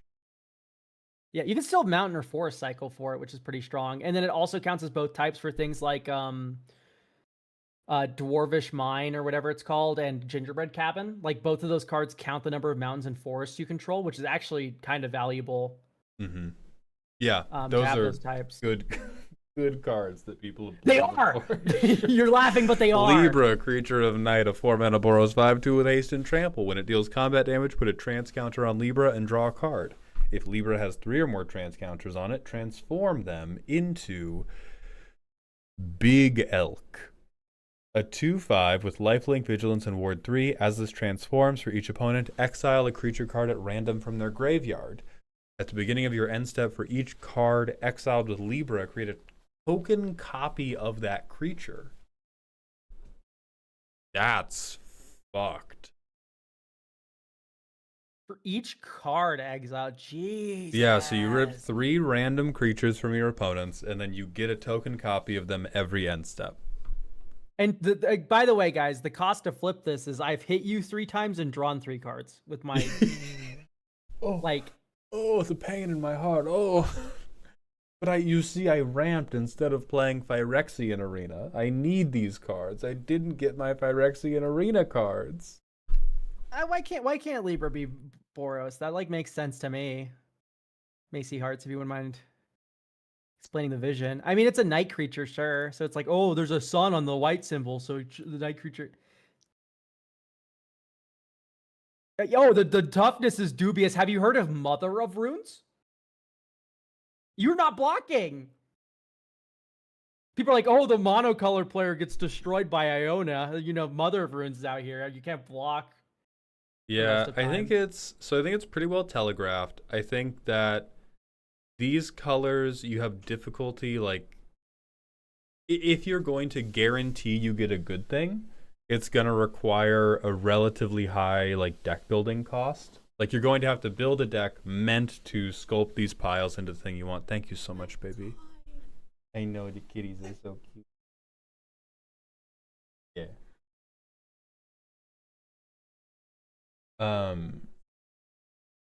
I do think exiling at random is a little bit annoying, but because you only have to do it once, it's not the worst thing in the world. Exiling at random for a specific type is annoying. Because you have to, like, I'm going to take these cards out of my graveyard, shuffle them face down, and then you go, like, Judge, he reordered his graveyard. And then... Okay, so annoying to do around you. What about around normal people? I think you could rock with this, actually. I think the backside should be an attack trigger still, where you go, like, you attack, and you get one of the creatures tapped and attacking, you exile at the beginning of the next end step. You can pick your favorite one. Oh, that is kind of neat. And that feels Borosy versus here where it's like you just you get a copy of it every end step. Like, that doesn't make sense. And that does feel more like Dark Souls is a combat game. So that does feel a little bit more on theme than, like, now I am incentivized to sit back and wait until I crush the table with the weight of my free guys. Yeah, exactly. I agree with that. Okay.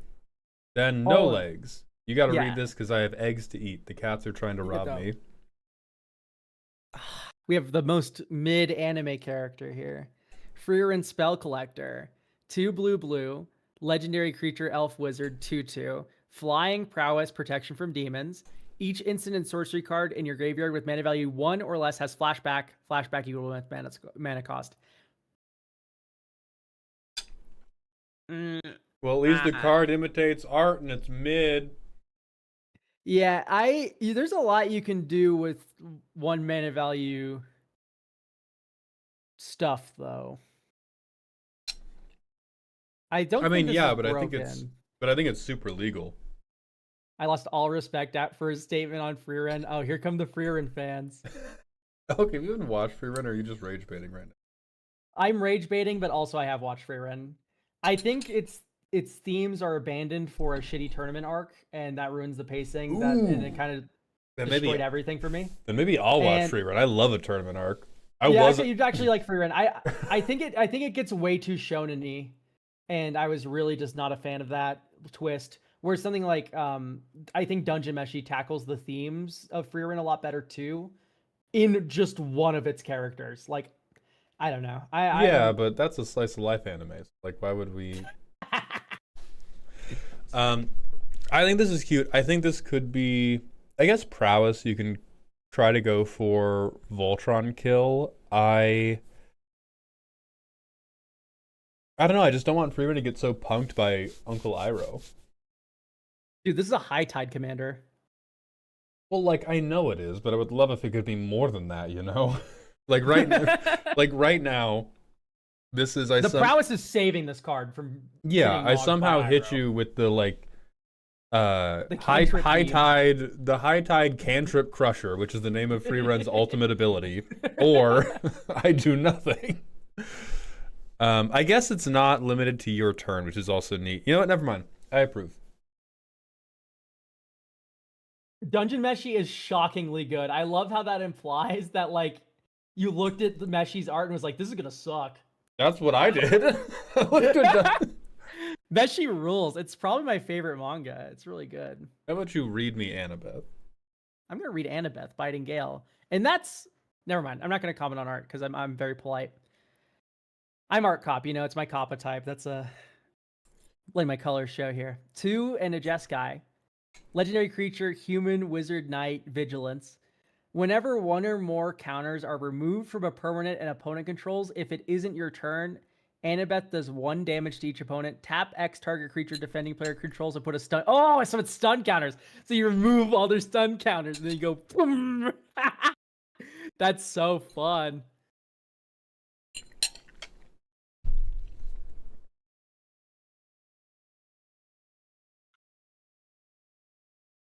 Okay, 5 mana. We have to juice the power to make this super annoying. Yeah, so you juice the power, and then you go attack you, and then you go dink, tap all your creatures, stun counters. You remove all those counters, and then Annabeth goes, and then you activate your Planeswalker, and then Annabeth goes, and then. Well, I think more realistically, Annabeth goes. Sorry. Achoo! I think the 1 or more, it being 1 damage, I feel like you are incentivized to do Jeskai, give this bitch a giant sword, which is real. Storied history on Jeskai, give this bitch a giant sword. But if you're doing that, you then just use the ability to remove blockers, and you hit for so much impossibly more than the counter removal thing want to make will this ever clear. do. 1 or more, so you only get poked for 1. I know you only get poked for 1, chat. Each permanent with a stun counter is 1 thing, and you have removed 1 or more from that object, so it pings you for each tapped creature. Yeah, and I do hate token players. I think it's okay. I think the only thing I dislike is I think that like kooky play pattern in the first act will be immediately eaten up by I've given her Excalibur and you can't block. That is now the only relevant damage you are taking from her. Oh yeah, for certain. This is a Brotherhood Regalia deck. You know what I mean? Like, Hi, baby. and then I'm killing you every turn. But it is cool. It is cool. It's a repeatable Rakdos Charm. I really like that take. I think every player in Commander should be able to cast 1 free Rakdos Charm a turn. So that's perfect for me. Yeah, Blackblade Reforge hops on this lady, and then you swing her, and then you tap her, and then you tap all your blockers, and you die. That's the play pattern. The Roysterer, thank you for the Twitch follow. Next we have Alistor, the Radio Demon. Most useless fucking hybrid mana symbol I have seen in my life. Thank you, baby. In all my days. Yeah, that hybrid symbol's red, hybrid, black. Hexproof, 5/1. At the beginning of your upkeep, target opponent faces a villainous choice. They reveal their hand to you, or you cannot lose the game until the start of your next turn. This clean sucks, I'm sorry to say. Yeah, I'm always saying, no, here, look at my hand. These are the cards that are going to kill you. Yeah. And then I kill you with them. And that's only at the important turn. This is, I'm going to promise you right now, 10 straight turns of then being like, okay, you can't lose the game until your next turn. I hit, you go down from 38 life to 32 life, whatever. You weren't about to lose the game. I don't know if this person's ever played Thoughtseize before, because Thoughtseize Concede is a real play pattern that happens frequently. We go Thoughtseize you, I can't win, concede, conceal information sideboard. Yeah. So it's they don't show you your hand until it doesn't matter, and then it doesn't fucking matter. Yeah, this card reeks. This is a 5-mana 5/1 hexproof. All right. This is as close as you can actually get to just presenting that to us. Next, we have Vox. Same fucking hybrid mana deal going on. Hexproof 3/3. At the beginning of your end step, you may flip a coin. If you win the toss, gain control of each of your opponents during their next turns. If you lose the toss, you lose the game. Oh my god! This is as close to 5-mana flip a coin, win or lose based on the flip as you can see ever. This is I didn't want to play Commander. This is 5 mana. Tell my friends, give my friends a heartfelt. I did not want to play Commander today. Why did you make me? Why did you make me? Yeah, absolutely not.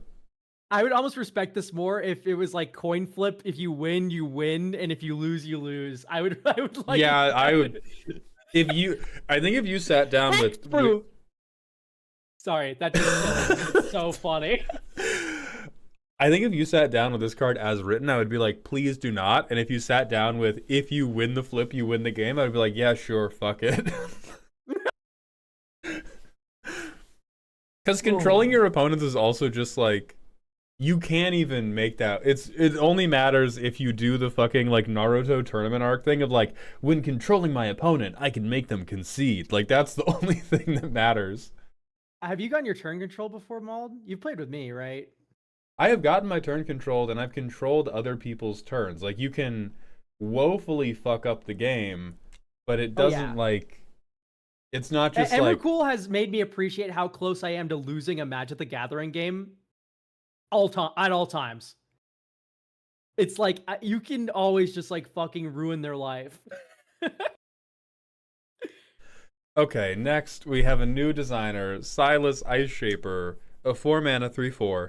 When you tap an untapped non-land permanent an opponent controls, put a stun counter on it. Snow creatures you control get +1/+1 for each snow counter or stun counter on permanents opponents control. Frozen Burial. Oh, so this is just Cold Gara. For 8 mana, tap all untapped non-land permanents target opponent controls. That might be a little too good. Frozen Burial is really expensive, but it is like... I do like the first trigger of this card. I like everything but the fact that it has all 3 pieces on one card. Yeah, I think the last line of text can probably just go, and this would be pretty fun to play. Because the last line of text is like, hey, I kill you now. The last line of text is like, hey, I Craterhoof Behemoth my own board. In terms of stat bonus, they don't need evasion because all your stuff is tapped, dumbass. And even if you have Teferi's Protection, guess what? They're not untapping next turn. Yeah, well, you can T-Pro in response to with the thing on the stack, and then you just don't have any creatures that get tapped, and you also protect from everything, so the spell just fizzles. Oh, true. Then we're just at normal Craterhoof levels. It's Azoria, so they never get 8 mana. Can we dispense with the spurious rumors that, like, only green is able to make mana? Green defrauds the idea of mana, but, like, anybody can play Thrawn Dynamo.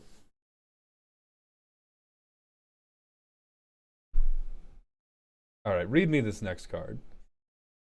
Alright, we have Dread Balloon, Armored Behemoth, 4, red-green, legendary artifact creature Balloon. At the beginning of each upkeep, choose a card type. Dread Balloon has protection for the last chosen card type. Okay. Until end of turn. Okay, never mind. That would be a better way of wording it, in my opinion. Whenever it attacks Earthbend 1, that land becomes a balloon in addition to its other types. Other balloons you control have 2 change a target of spell ability to this creature. Okay. So you just like always choose creature and kill you, right? Yeah, I think what is getting lost here for me, we have an interesting dynamic we're trying to create, where Dread Balloon is giving you a bunch of throwaway spell skites to defend your board of like Gruul shitheadery. But if we do that, then we have to like turbo ramp out to this 6 mana. This is like a 6 mana glorified protection piece. This is a Gruul asceticism in the command zone almost. And so I feel like it would be more interesting if this thing was cheaper and the only meaningful thing it could do was the balloon stuff. Or if it's going to be this expensive, it has to be a bigger ass beater and the balloons are only to protect it. Yeah, it's the fact that the 2 mana ability like actually is Spellskite is so annoying for the Auras player. Sitting across from me, like, and they just That's can't really do funny, anything. actually. That's really funny. It's not broken, Frost Giant. I'm not. This is, if anything, I think too weak for what I would want.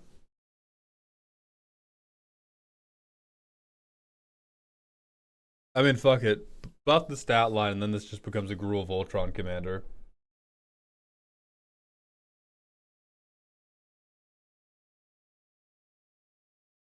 All right, what's up with Blastopopolos?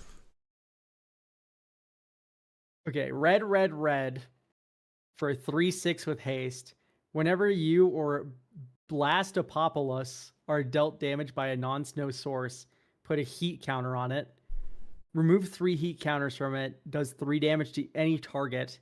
Remove 5 heat counters. Creatures target opponent controls cannot block this turn and must attack this turn if able.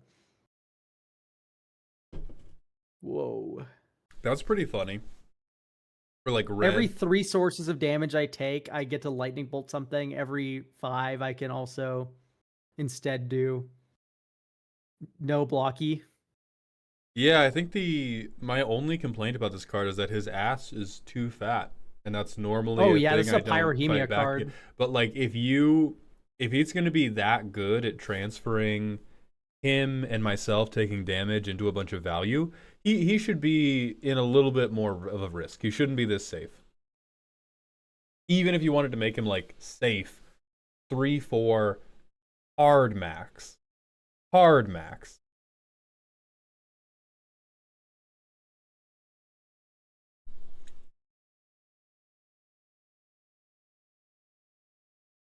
Anytime I block with this, I bolt something. That's not true, because it's each time you're dealt damage. So you get 1 heat counter for blocking with this guy. Yeah.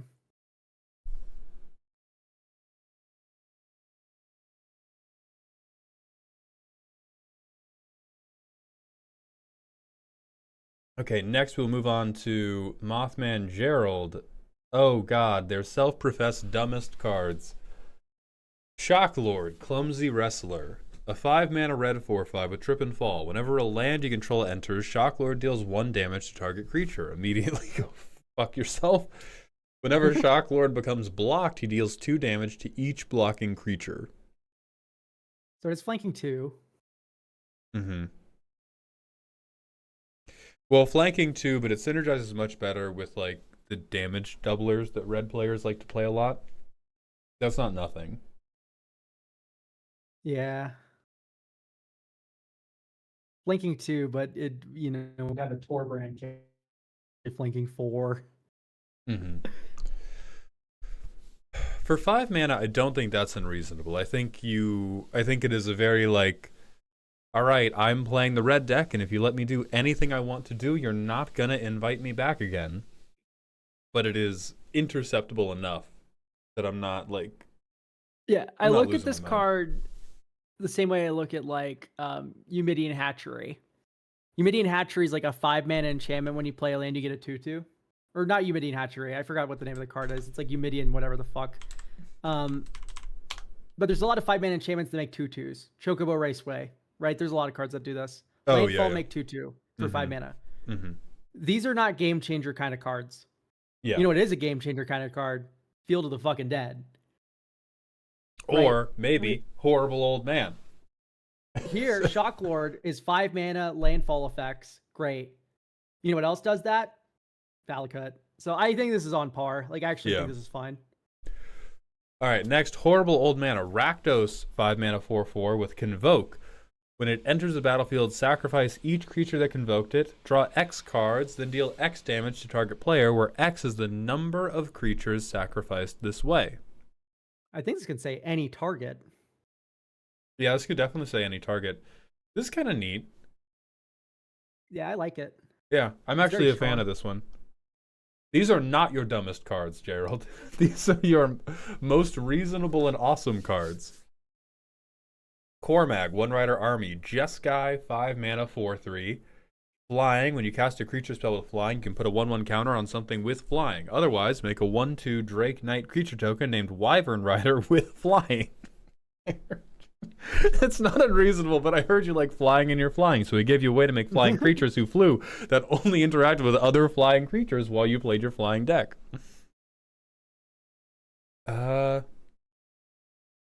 Flying. Shit, Seems to you. work. Fuck you. Fuck you. Flying. Yeah, flying. What's in a name? I need to run this past you, Mauled. Do Yeah. you think flying should stack? What the fuck did you just ask me? It should flying stack. If a creature has Like, flying, so if it has flying double should be allowed flying, it can go over. It has double flying and normal. flies over normal flyers as well. I'll kill you. What about menace? I'll Like, Troll disconnect Costume your should have internet. menace. I'll disconnect your internet. No. No, they should not. Well, then you can print like Giant or Spider with reach to block the flyers.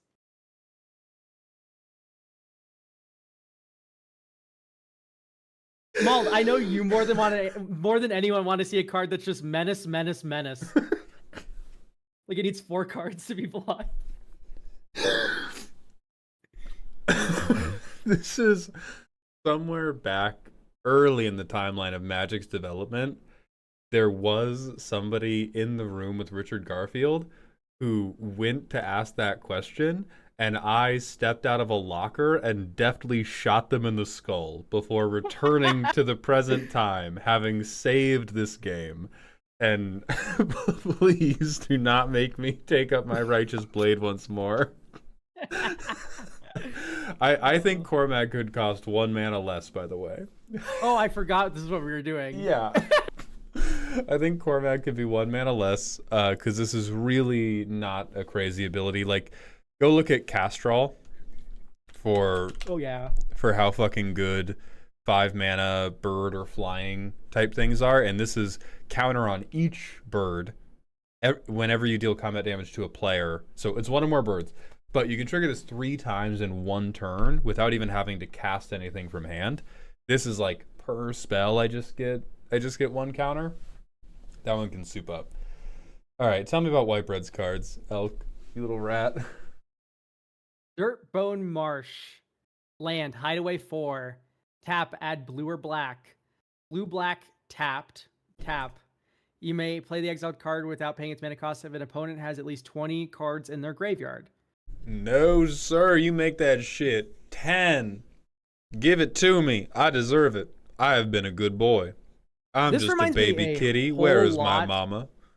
Please. Of what's the blue one? The blue hideaway land? Shelldock Isle. This is basically Shelldock Isle, but worse. But it's better because it taps for 2 colors. Yeah, And it's easier to activate. I think Hideaway having multi on it is good. 20 is like 20 is pretty steep. This is Shelldock though. Like Shelldock kind of does the same thing. It's Oh, you mean Shelldock Isle, the card I've never seen played in my whole life because of how terrifyingly bad it is? It's in Vintage Cube. Oh. Oh, wow. Shelldock's the best one in Limited. Let me get a little cigarette for my 3 feet long holder as I play Vintage Cube again. All right, you fucking child. All right, you fucking. It's a real format. Commander's the child format. No offense. I love Commander. Right, it's a child format, and you're making me, the baby, work too hard to cast my Hideaway card. I mean, maybe it should be 7, like Threshold. I kind of like that response. I think that might be a little too strong. I think 10's a happy middle. Yeah, I'd cut it to 10, and then I think it's cool. 20 is fine. You're attaching a free card to a land. Frost Giant, I dare you to dream. Anyway, next card. Oski, knowledge completed. 3 blue-green. Legendary creature, Phyrexian Squirrel. Indestructible Infect 2/2. Toski attacks each turn if able. Whenever one or more creatures you control deal combat damage to a player, draw cards equal to the number of poison counters that player has. Holy smokes, that's way too strong, I think. Okay, here's why it's too strong. The reason why Toski's fine currently is because it's a 1/1 without infect, meaning you block and you're fine. Yeah. Because you don't get a -1/-1 counter. This actively -1/-1s your creatures. Yeah, it's not too strong as in it's going to break Vintage or Legacy. It's annoying as shit. It's also very annoying that the game is going to feel more and more impossible the closer this person gets to winning. Because it's like, oh, we're supposed to be in this locked battle. We're supposed to be in the clutch. And then you hit me. You draw 8 cards. And I'm now meant to stop you from hitting me that last time. It's 5 mana, no impact. It's an indestructible blocker. That is impact. I mean, 5 mana, no impact is called a turn 3 play in Commander. Yeah, like it is. This is also green. Like I've had to do a number of these decks because people have been like, oh, the run out doesn't work. It is perfunctory. It is like a elementary academic exercise to fill a deck with enough ramp to be like turn 1 ramp, turn 2 ramp, turn 3 play my 5 mana thing. Silas, infect is an aggro strategy though. Okay, listen, I have Thrumming Bird in play. I have unblockable infect creatures. I hit you with my unblockable infect creatures. I hit you with Thrumming Bird. Okay, you have 5 poison counters. Toski comes down turn 5. I hit you with these 3 creatures. I draw 12 cards. Infect is also an aggro strategy because it gasses out, because it loses its creatures easily and fails to draw cards. 2 things that this commander is instantly solving for you. This is 5 mana, draw 12, make an indestructible blocker, and it also has infect. Like,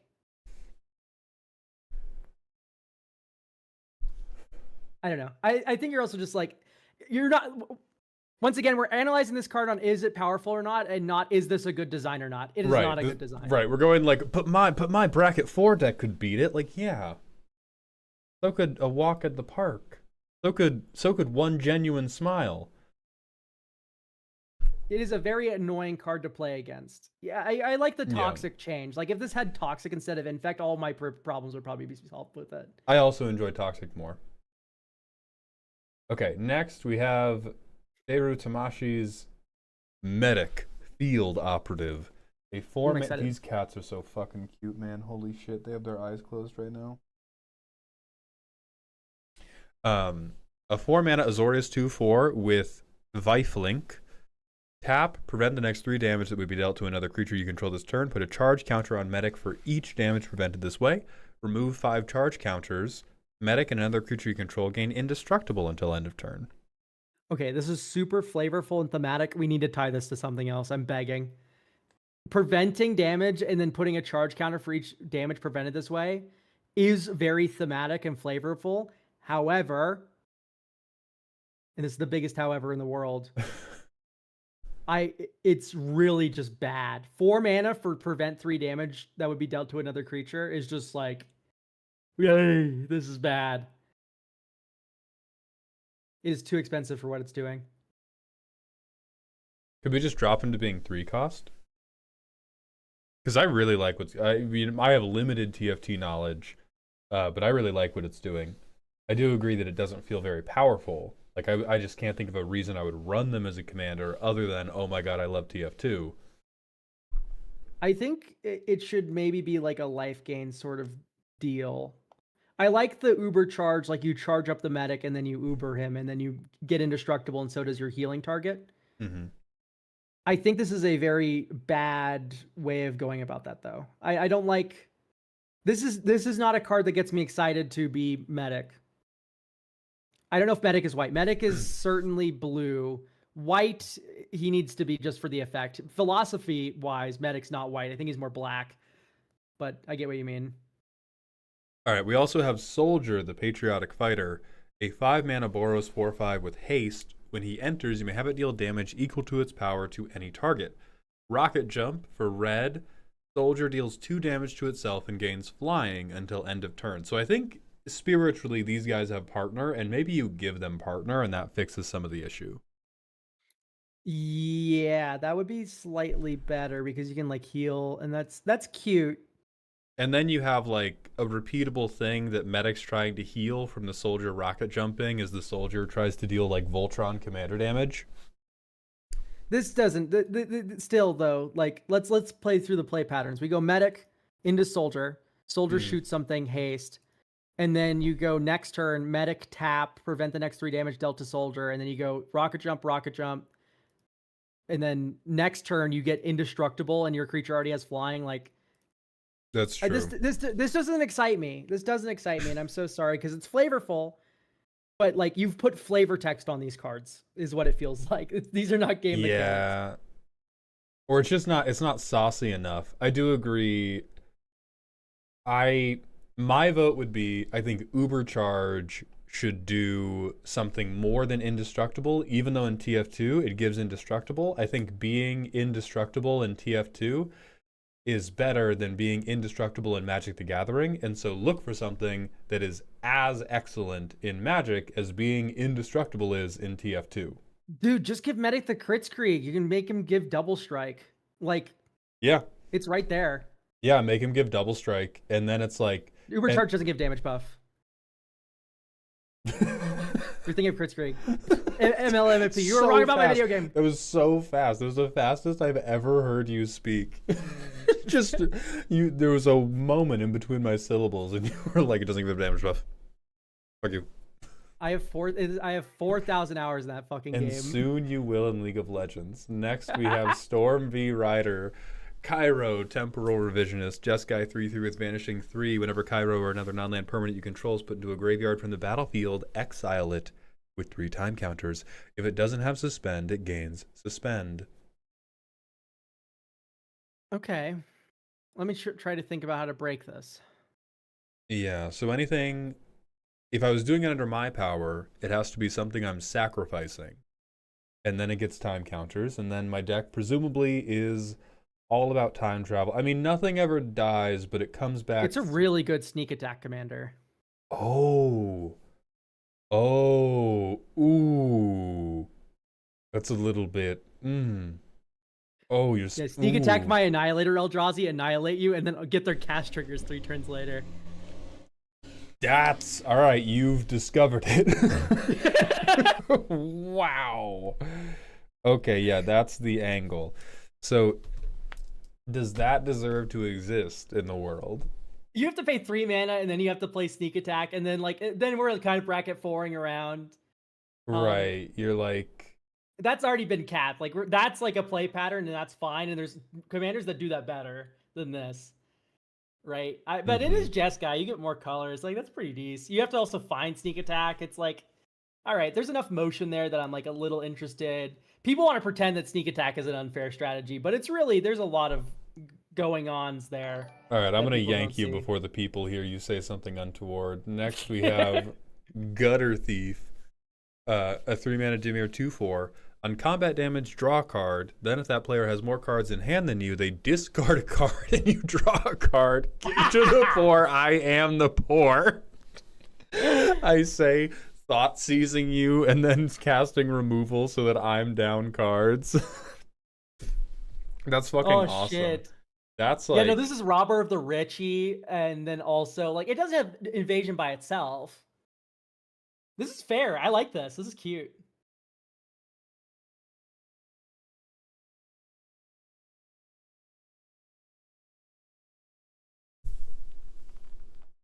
Plus, he's hot.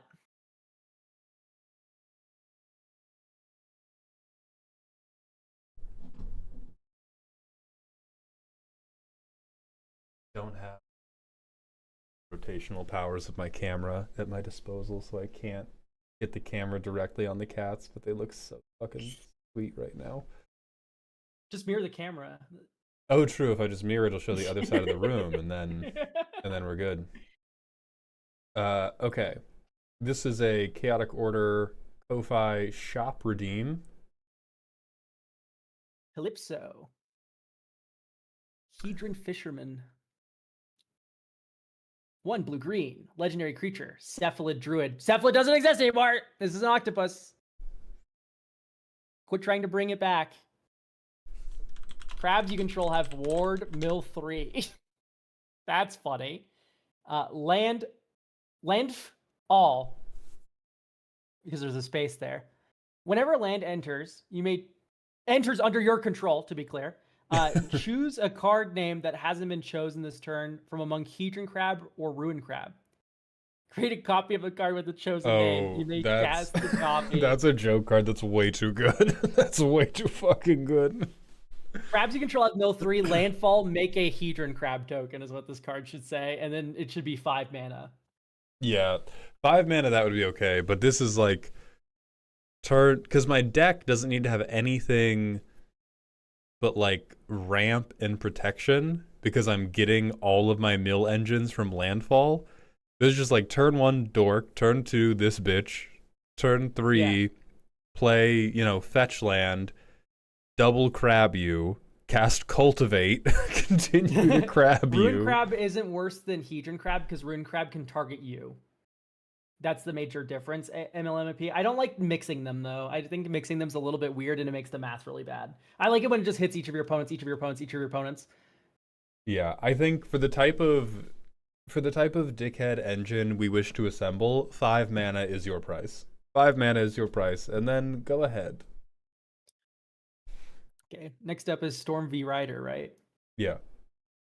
Dr. Saren, Living Reactor. 1 and then non-white mana, which is based. I'm happy to finally see a card that just doesn't drop black for the 4 other colors of mana. Legendary creature, human sciences. If you would lose life from rad counters, not from radiation, you get that much energy instead. 3, tap proliferate. Then, if 2 or more different counters were put on you this way, draw a card and lose 1 life. Okay, so you put an energy counter on yourself, you put a rad counter on yourself, you draw a card after proliferating, you lose a life. Yeah, It's 5 mana for a 4/5, and then you pay 3 mana, and then you get stuff, That's and then true. you also prevent That's damage true. from This being, this is one of those cases where it's like it's 5 mana to get the engine going. The lawnmower can be a little bit fucked up. Yeah, I mean, I see how it's Uberg. You get the card draw proliferate from blue. Black also gets a little bit of fun in there from preventing life loss. I do agree that red and green are a little bit loose here, actually. Well, it's green because you need ramp to cast a 5 mana value engine in Commander. Red. I don't know how this is red. I'm sorry. Proliferation.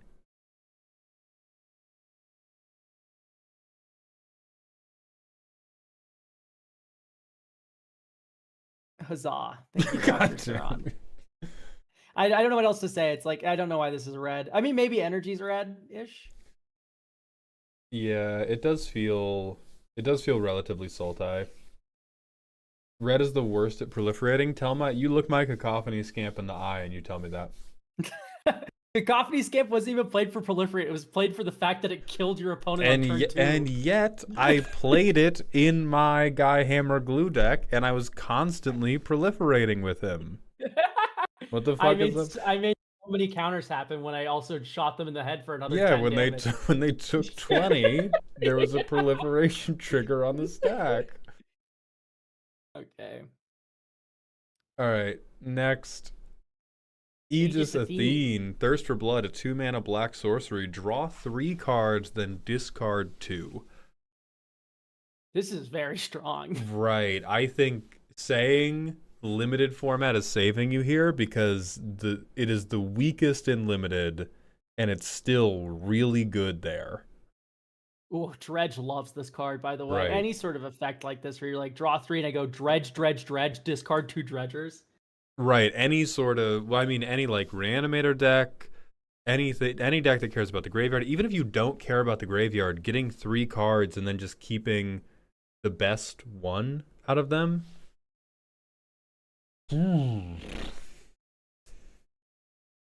Exile instead of discard would be interesting.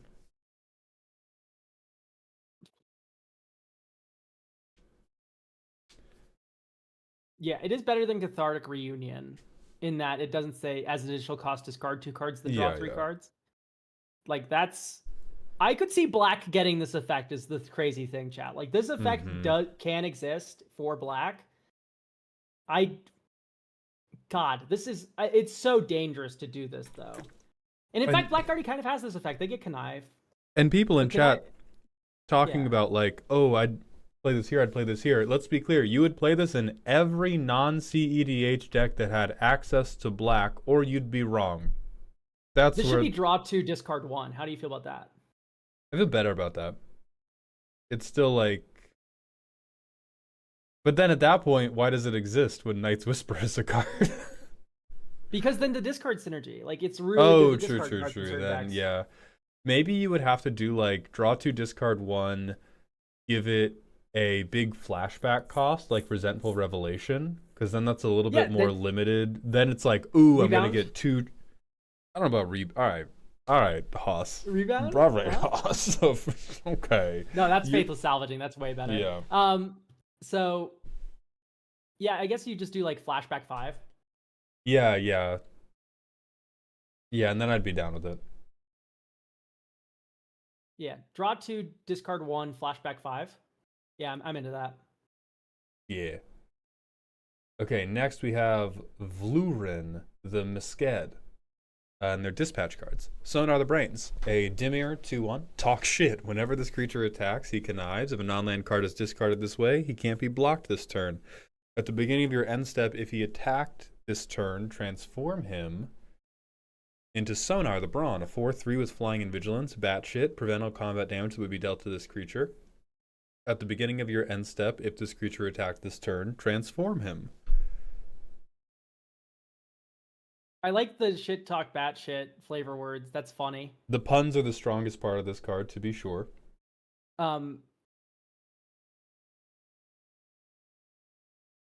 It's not that interesting.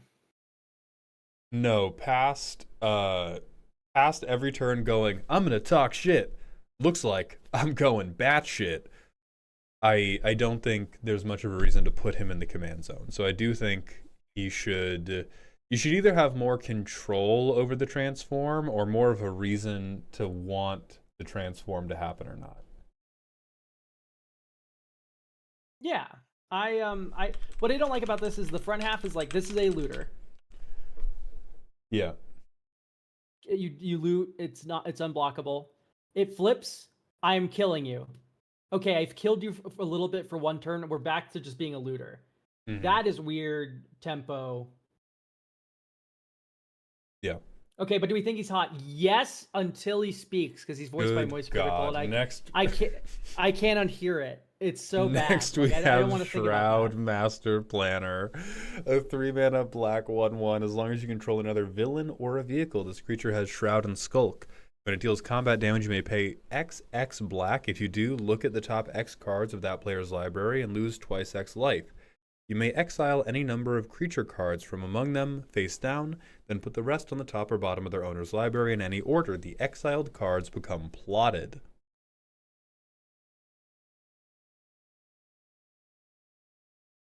Okay, so I get to dump all of my mana into emptying your pockets of little goons.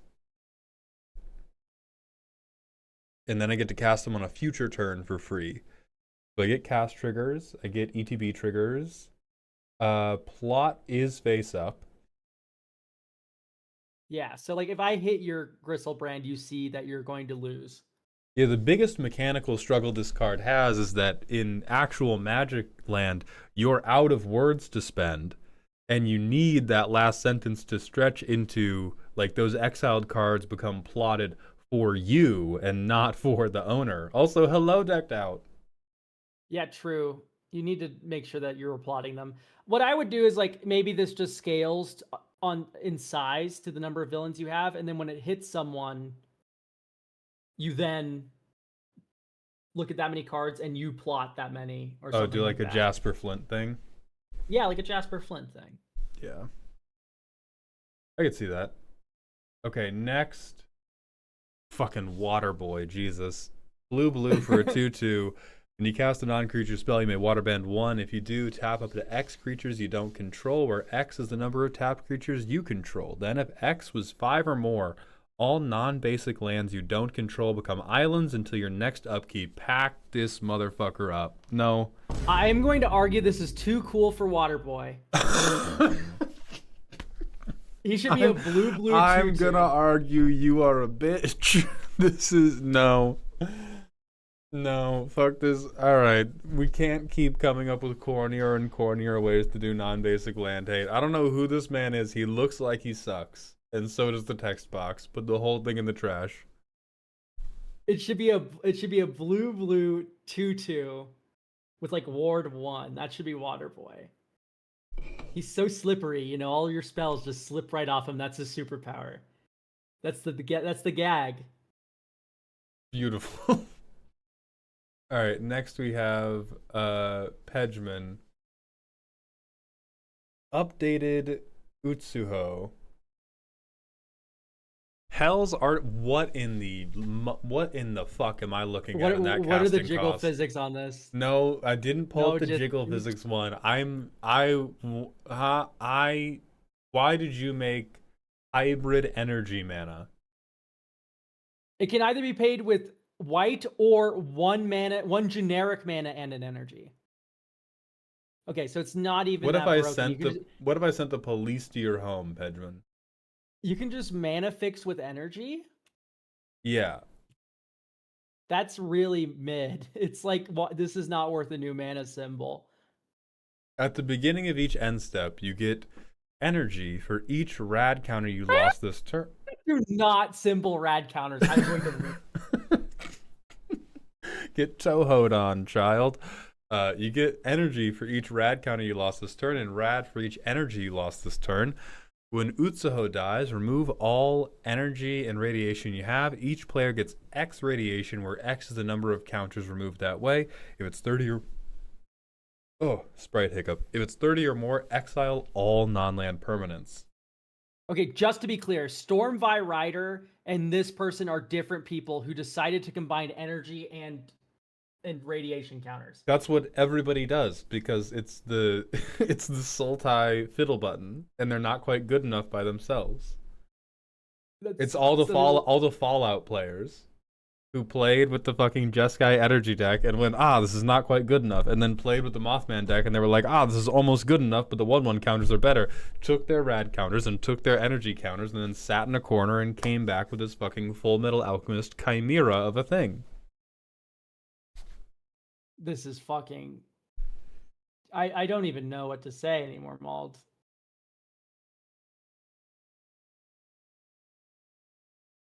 I don't even think it's that broken. It isn't. It's just I like... just think it's ridiculous. It's just like, what are we doing? This one's just not... for 3/5 flyer. This one's just not active enough, I don't think. Yeah. Yeah, like it's... Alright, we're moving on to Reimu. Reimu soliciting Miko. 1 in a Jeskai for a 1/4 with double strike flying ward 1. At the beginning of combat, each opponent may pay 1 for each player who does. Reimu can't attack them or a permanent they control this combat. Whenever a player spends mana for an effect they do not control, put a +1/+1 counter on Reimu. This wording is going to fuck you so many different ways. If it's the second time this is resolved, create a treasure token. If it's the third time this is resolved, draw a card. Okay, so you are again all out of words you can put on your magic card before the police get you, Gangnam style. And we have to clarify spending mana for an effect they don't control. I think I understand your intent. Like if you pay into Ristic Study, this counts. If you pay into Reimu's thing, this counts. Here's the thing with Reimu. Once you've killed 2 of your opponents and it's just you versus one person, they have 1 mana. You're like permanently, like, I've set this island to the left side of my playmat. Your commander just can't attack anymore. Yeah, that is true. That's really funny. That's really funny. This is my island of super propaganda. Yeah, this island right here makes you unable to win.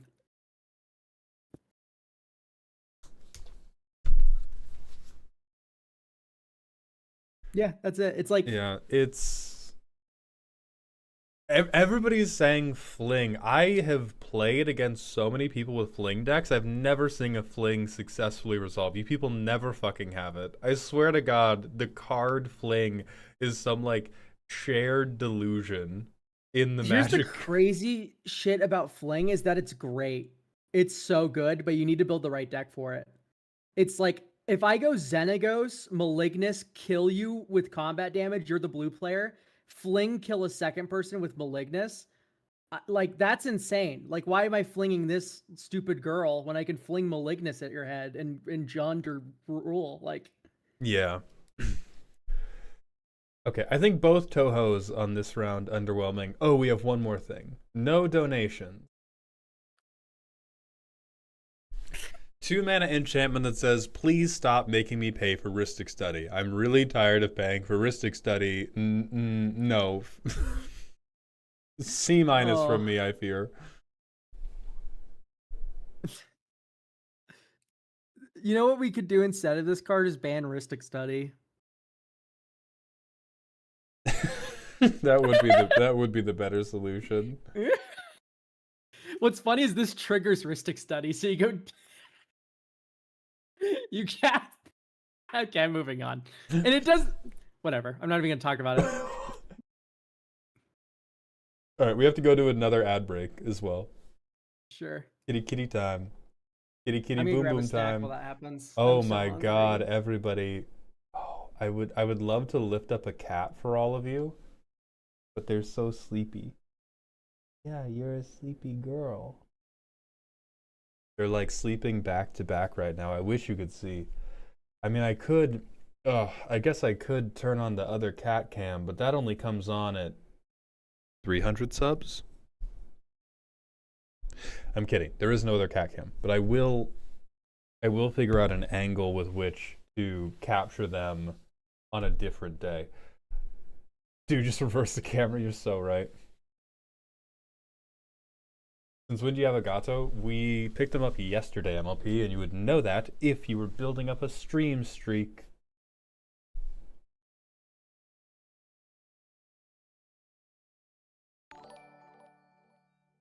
Just post pics in the Discord. I couldn't possibly do that for less than 7 million subs. Chubbs MF Perkins, thank you for the Twitch follow. Welcome to the doghouse. I was literally in the ER. I'm sorry. Question mark, question mark, question mark, question mark. I do love that you're taking accountability. You should learn to work on your tone. We too good.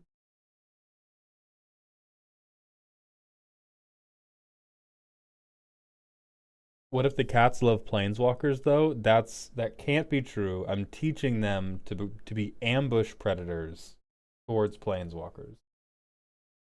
That's it. I'm clenching my fist. Okay, life updates, everybody. By the way, if you are on TikTok, we are also live streaming on Twitch and YouTube right now. The free point redeems are going to be available via Twitch. There are paid redeems available on ko-fi.com/maldhound. That's ko-fi.com/maldhound if you wish to get a card reviewed for United States dollars. AG Gravity, thank you for the Prime sub. Welcome back to the dog home. What colors do they play? I mean, none yet. They're cats. They don't play Magic.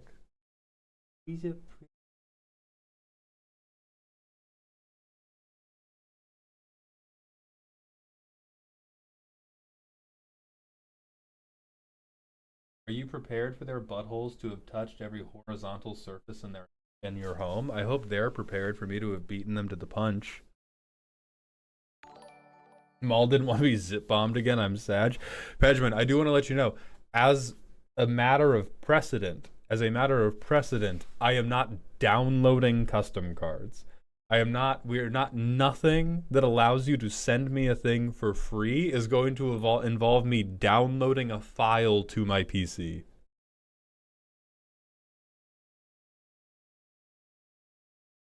Steak Master, thank you for the Twitch follow. Welcome to the doghouse, my friend. Other content updates. We are close to the resurrection of the World of Warcraft stream. Beeps. All right, guys, I got French fries. Oh, of course you did, you little rat. What do you mean? My French fries. Duckman,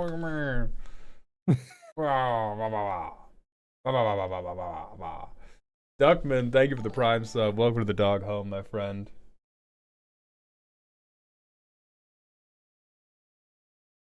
We still on for the Saturday mod? Yes, right now. Yes. We're still on for roast, rescheduled roasts happening Saturday. Free deck roast stream is Sunday, and that is also when the purchases for the month are going to go live.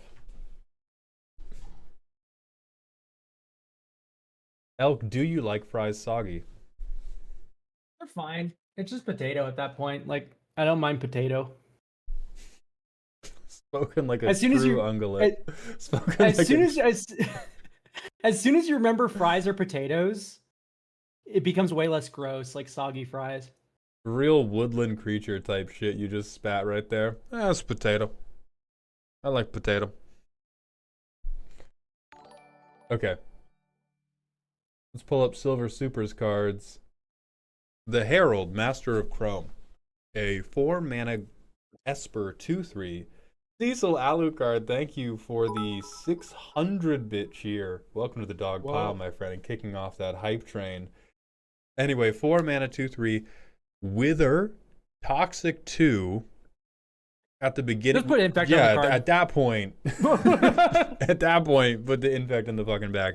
At the beginning of combat on your turn, if an opponent has 3 or more poison counters, another target creature you control gains Wither and Toxic 2 until end of turn. So this is, please, please, please, let me play poison counters. I promise I'm not going to Voltron. I promise I'm not casting Hatred. I promise, I promise, I promise. Okay, here's the vibe. Turn 2, you get like a Prologue to Phyresis is kicking. That's just the 2-mana instant cantrip that gives everyone a poison counter. Mm-hmm. Turn 3, you play a flying double striking beater. Turn 4, the Herald, Master of Chrome, maybe with a Lightning Greaves somewhere in there, right? Maybe instead of the 3-drop, you swing, ding. Okay, you now have 3 poison counters. Next turn, you go the Flying Double Striker. You equip the Greaves to that. You give the Flying Double... Oh, Greaves doesn't work. You would need to be Swiftfoot. Okay, so there's no, like, broken curve with it. But, like, still, like, Double Strike with Toxic 2 is something to consider. And there are a few of those in white. Yeah, I think it is... I think it is one of the fairest versions of trying to do this we've seen.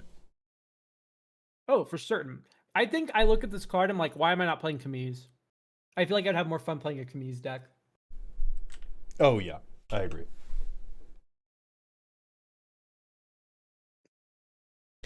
The Cube Queen, a Esper 3/3. Whenever a creature with 1 or more counters on it dies, you get an experience counter. At the beginning of your end step, make a 1/1 colorless elemental, and then put X +1/+1 counters on it, where X is the number of counters among all players.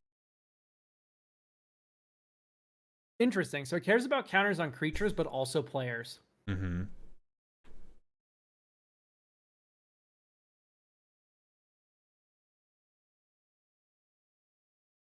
Hmm. So it works really well with Infect, of course, where you go, like, I attack you with my Infect creature, you block. You already have 2 poison counters. I make a 3/3. And then your creature's dead, right? Yeah. So I get an experience counter. And experience counters are counters on players, I guess. So Yeah, they are. It's insurance to make sure that you're always making something that matters. And these are meant to be like swapped face commanders of a Esper bad counters precon. I like the Cube Queen a lot more for that than... Yeah, the Cube Queen at least seems a little bit interesting, a little bit wacky. Yeah. All right, Elk, give us Helios's card. Cassian, Shadow Avenger. 1 Grixis. Trample, Firebending 2. Whenever it deals damage to an opponent, you may pay X. When you do, it deals X damage to each other opponent. At the beginning of your end step, create a clue token for each opponent that was dealt damage this turn. So this is an Arena of Glory card, and then I just gotta ask, like, why am I not playing Azula?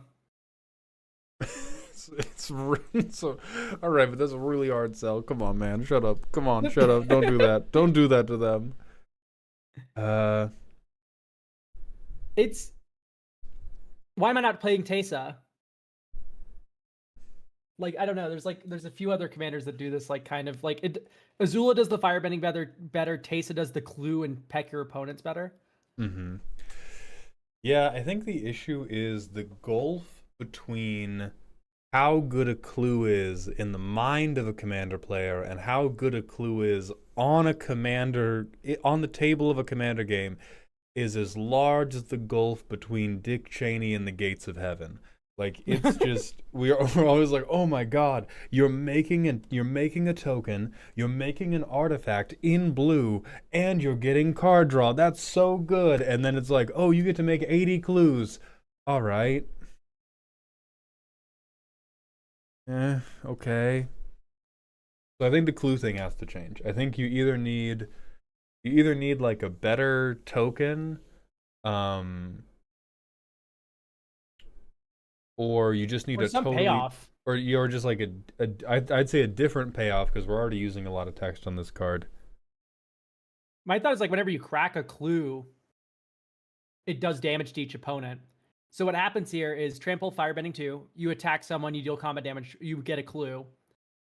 And then you move the when you do he deals X damage to each other opponent, you move that to cracking a clue.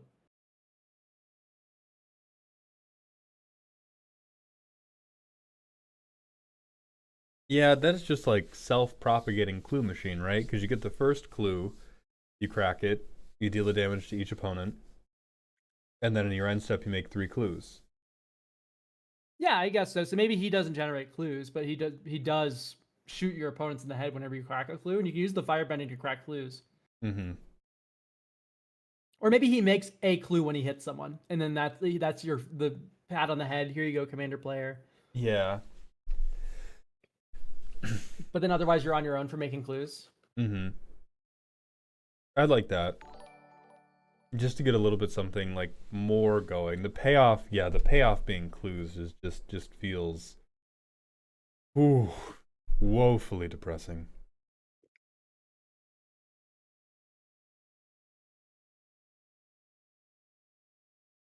All right. I have no idea why I can join this live, but Twitch crashes when I try to join on Elk side, because they know I'm right.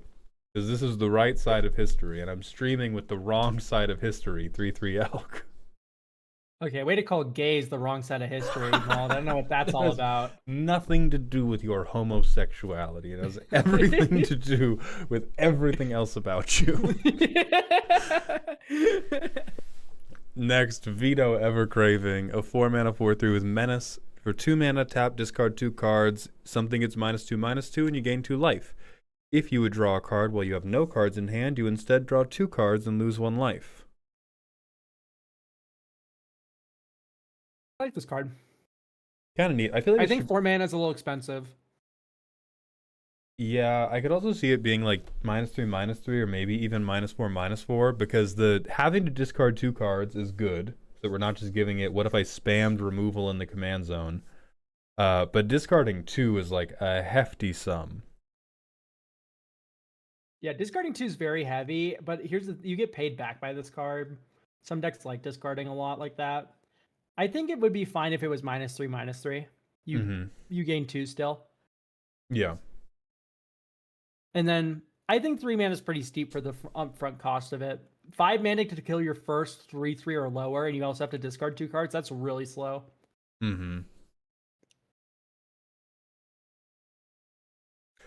Everyone's been like, it's in black, so you want to discard cards anyways. It's like, that's true sometimes, guys. Can we be real?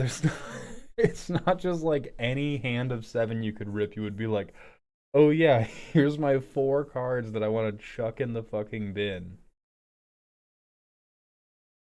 Yeah, this should be maybe like 2 in a black, 3/3 menace, and then it has that ability, and then also Yeah.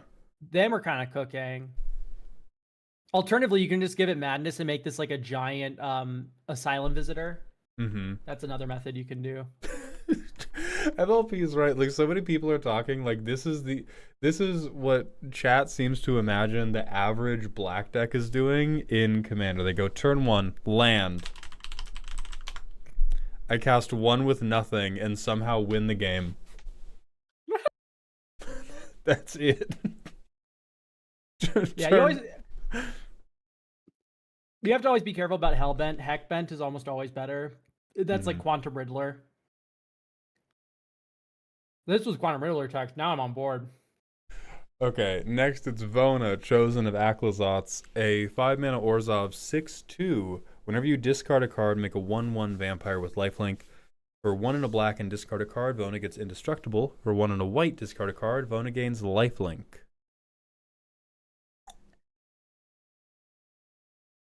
I don't know if I just find this that interesting. It's like I make a board of dudes, I guess. If I Well, it's pay also 2 for mana draft. punch. This is mostly a draft consideration.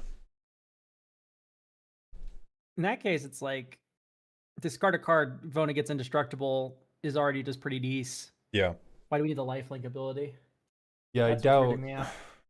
I think it might be thematically appropriate, but I doubt you're ever choosing it because you probably just go indestructible. I kill you. I make them indestructible, and I beat you to death with a large hammer. If she's chosen, why is she not a demon vampire? I agree. Ooh, so true, so true. Me when I choose. Me when I choose. I just wish it was more interesting. Old Vona was kind of fun because you like hit them and then you play this fun game of like I gain 4 life off my vigilance creature and I'm also shooting your creatures to death with my life total. Mm-hmm. Like that's kind of cool. This is kind of like I have a 6/2 and it makes tokens. It's like okay, that doesn't feel like Vona to me. Vona kills. She's a butcher. Mm-hmm.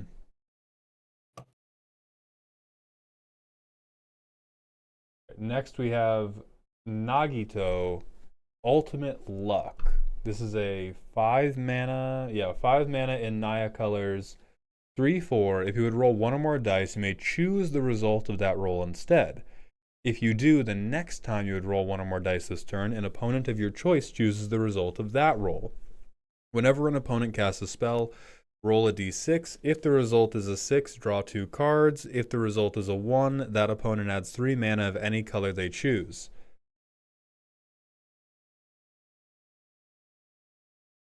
This is like the worst thing I've ever seen in my entire life.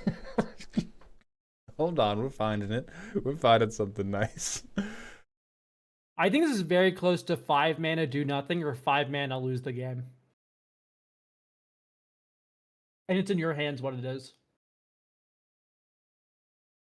Because if you go 5 mana 3/4, you're just like the D6, there's like it's 40% of the odds are options you don't care about, right? Mm-hmm. Or it's even less. 40 would be a 5-sided die. Anyway, so most of the die does nothing. You're just rolling dice in the corner like a fucking idiot.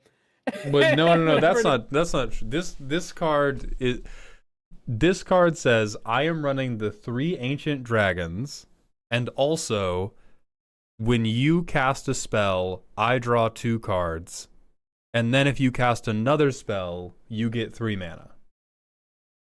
Yeah, and I'm saying, why would you ever want to do that? Because giving you 3 mana is actually just horrific. I don't think they have to double spell to get 3 mana. Who like at that point? Like maybe you don't want to do it with like you wouldn't want to do it with the Is It Storm deck, right? Like that's like oh god, oh fuck, please don't. Don't you just gang up with another opponent? You go like, okay, opponent, you cast a spell, I get 2 cards. Next opponent in turn order casts a spell on their turn. And then you go, this opponent here. Mm-hmm. Do you really want this schmuck to get 3 mana? That's true. You can also just Prisoner's Dilemma it, where you where you go like, okay, I always get my 2 cards, and I always pick somebody who's not the active player to make the choice of the next roll, and then be like, you get to decide if the other person gets 3 new mana out of this. This just sounds miserable. Yeah, this sounds like a cleverly concealed but total bullshit value engine. Like this is Nihilistic Study. Except you can't choose to pay. Naya Consecrated Sphinx. It's the non-secrated Sphinx. Yeah, this is... Because you play this, you pass. Next opponent casts a spell, you draw 2 cards. Mm-hmm. Opponent after them casts a spell. You draw go, 2 cards. Hey, non-active player, you want this idiot to get 3 mana? And they're like, of course I don't. As much as I hate you, pointing at you, I no, this guy. Elk. This says this turn. When it passes to the next opponent, you are back to a clean, I just get 2 cards for nothing. Oh my god, are you shitting me? This card reeks. Reeks. It is Naya Consecrated Sphinx. It is Naya Consecrated Even then, Sphinx. it still doesn't work because you go double spell on your turn to get the mana, and then he just asks the person to the left of you. Right. What other dice roll cards exist? So the high roll for this is you're playing, like you're ramping into Nagito so that you can claw through your deck like a weasel to play the Ancient Gold Dragon. And then when you hit with the Ancient Gold Dragon, you choose 20 on the D20 and you make 21 ones. And then you... This is even group hug. And then you cheer. Yeah, this isn't group hug. This is I win, but I pretend it's group hug. Yeah, exactly. Or like, I hope the game is slow enough that a 5-mana value engine is in a position to win. Okay, next we have Cruel Space. Golrand. Undying Informant. Black Red 2/1. Death Touch, Toxic 2. Golrand attacks its controller each combat if able. That's not how this game works.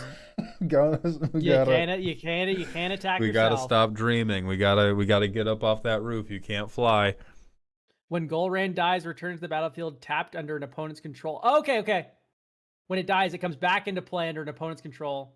This ability only triggers once each turn. So it dies, an opponent gets it, and then it starts attacking you when it's on the opponent's side. Nope. Controller, not owners. So their intent is Golrand tries to chew your butthole out. You sacrifice it somehow. It comes back into play under an opponent's control, and then it chews their butthole from their own board. Yeah, so, okay, and the thought is like, oh, I get to block it, but it has Death Touch, so it's a cost, and then you give it to a different opponent. This is a very cute idea. It's not one that works in Magic, and it probably never will. I'm so sorry. Sorry, Cruel Space. You can make a card that's like this, but it can't. This is not the formatting. You can't attack yourself. It's just something that Magic doesn't allow. Mm-hmm. And because you also can't block for yourself. I get the concept. It's just not. It's not possible. Yeah, it's both not possible, and I'm wondering how different the thing we're achieving is from just what Alexios or Slicer already do.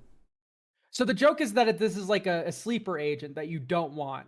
So what you do is unlike Golrand, unlike Alexios and Slicer, who everyone is always very happy to gain control of. I'm always very happy to tap that guy to my Springleaf Drum. I don't know what you're talking about. Anyway, so Golrand should maybe say something like, whenever it dies, return it to the battlefield under a player's control besides its owner. Mm-hmm. At the beginning of your upkeep, sacrifice a creature other than Golrand. If you don't, or rather you may, and if you don't, you get 2 poison counters. Yeah. That's what it should say. Yeah. We just can't do it with attacking. Just the way it's working right now. Wait. Duckman has a good idea. This creature attacks each combat if able. When this creature attacks, its controller gets 2 poison counters. Yes, that would. Yeah. So keep Death Touch, drop Toxic 2, and then just says attacks each combat if able. When it attacks, its controller gets 2 poison counters, and then same end text. I think you can keep Toxic 2, and then. Oh, it's sure. Kind of funny. Yeah. That way, other people want to block him too. Yeah. All right, next we have Trev the Tree. Elk, tell me about Brute. Shivan Dragon Lord. This looks way too cool to be a Shivan Dragon. It's like so colorful. Shiv is like stock fantasy dragon. Anyway, 4 red for a 5/5 legendary creature dragon. Flying Ward, sacrifice a creature or artifact you control. well, when you're sacrificed, anyway. Whenever this creature attacks, Well, the legal definition of ward notwithstanding. create X 1/1 red goblin creature tokens that are tapped and attacking, where X is its power. Sacrifice them at the beginning of the next end step, and it has fire breathing. Those should be kobolds. Way too fucking good, right? Me when I resolve Perforos at any point on the way to Brute, and then I play Brute and I kill you. I know, but like 6 mana, and I have to attack with it. It's like, So I guess when I okay. say too good, I'm talking about the like.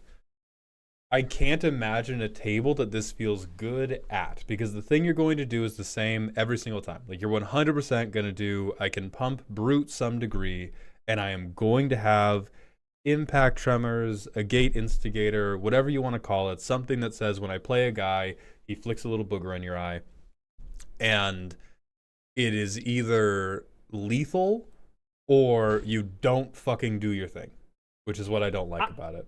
Yeah, I agree. It's like, do I have Arena of Glory? No, I lose. Yeah. And That if is they, disconnect. like, God forbid, you're in a bracket 2 game, right?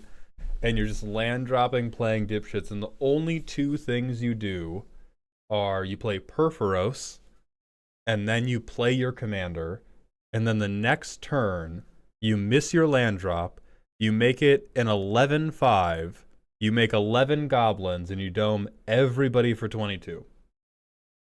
And that's with, like, you've land dropped, played 1 card. Like, most fair, honest, whatever.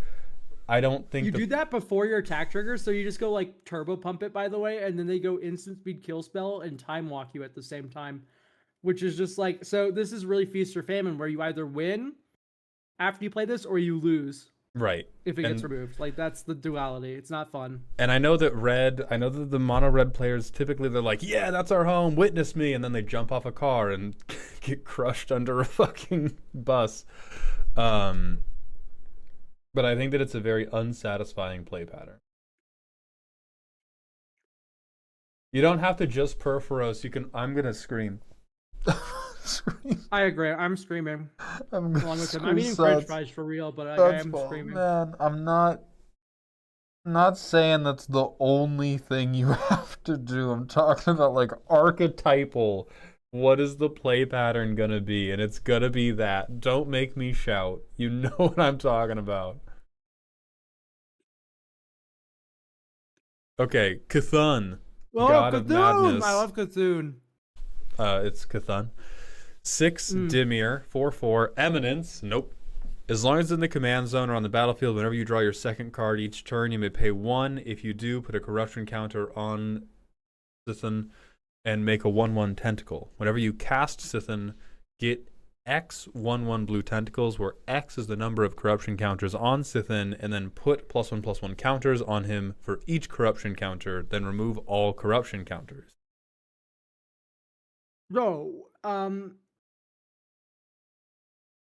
here's the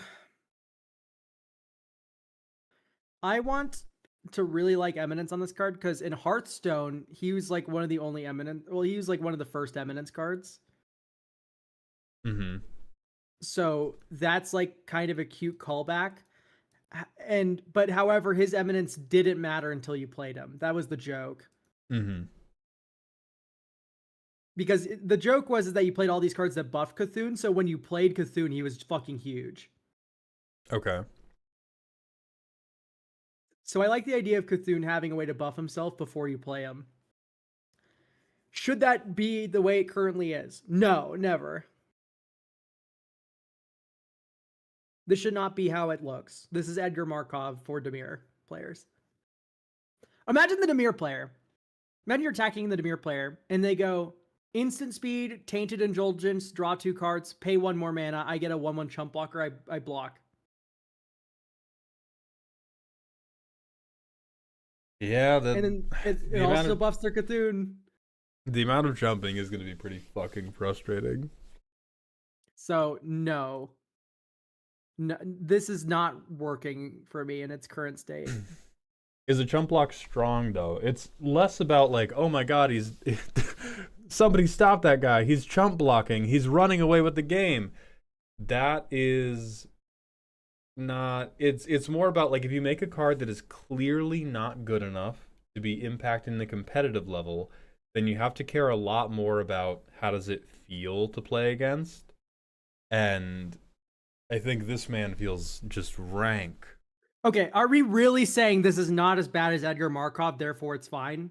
Because you guys are losing your fucking mind if that's what you're Right, that was fucking a crazy saying. bar. Yeah, the corruption counters going away also seems kind of weird. And it seems, if anything, underwhelming that the ultimate payoff is I make the equivalent of like a big green guy.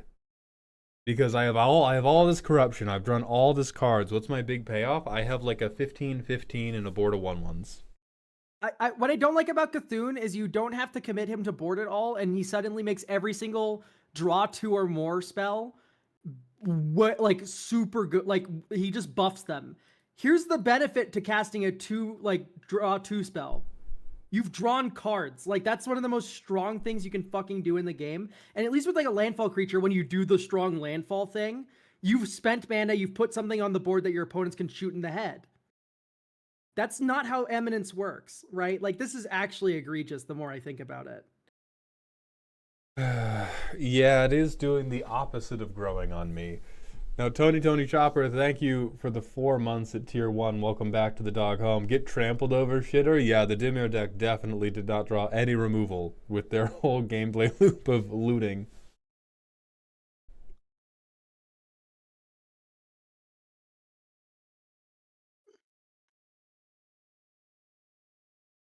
Oh, and Anyway, that's true. let's You move don't along. get. Yeah, we're moving on. We're moving on. Skullbriar would like to have a word with you, by the way. Anyway, moving on. Wizards Forged License, a hybrid red-blue artifact equipment with equip 0 that makes something a wizard for Glep from Pennsylvania. I love it. I love it. Print it. Who cares? What I love about this card is that people are going to be idiots and be like, oh, I can run this alongside Harmonic Prodigy, and they're going to put no other wizards in their deck. Hell yeah. And I'm going to laugh my ass off. It's going to be so funny. Hell yeah.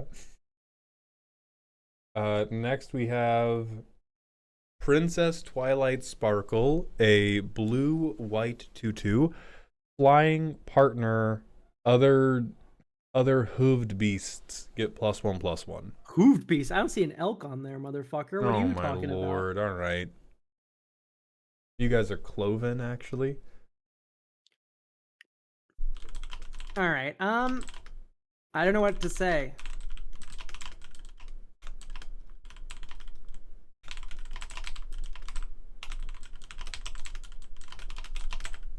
This is a card. Oh, I think it's meant to be considered more because they have another card after it. Okay. Oh, it's just a reskin of Keleth. I mean, this is the most fine thing ever. This is just, hey, we know partners are evil, man.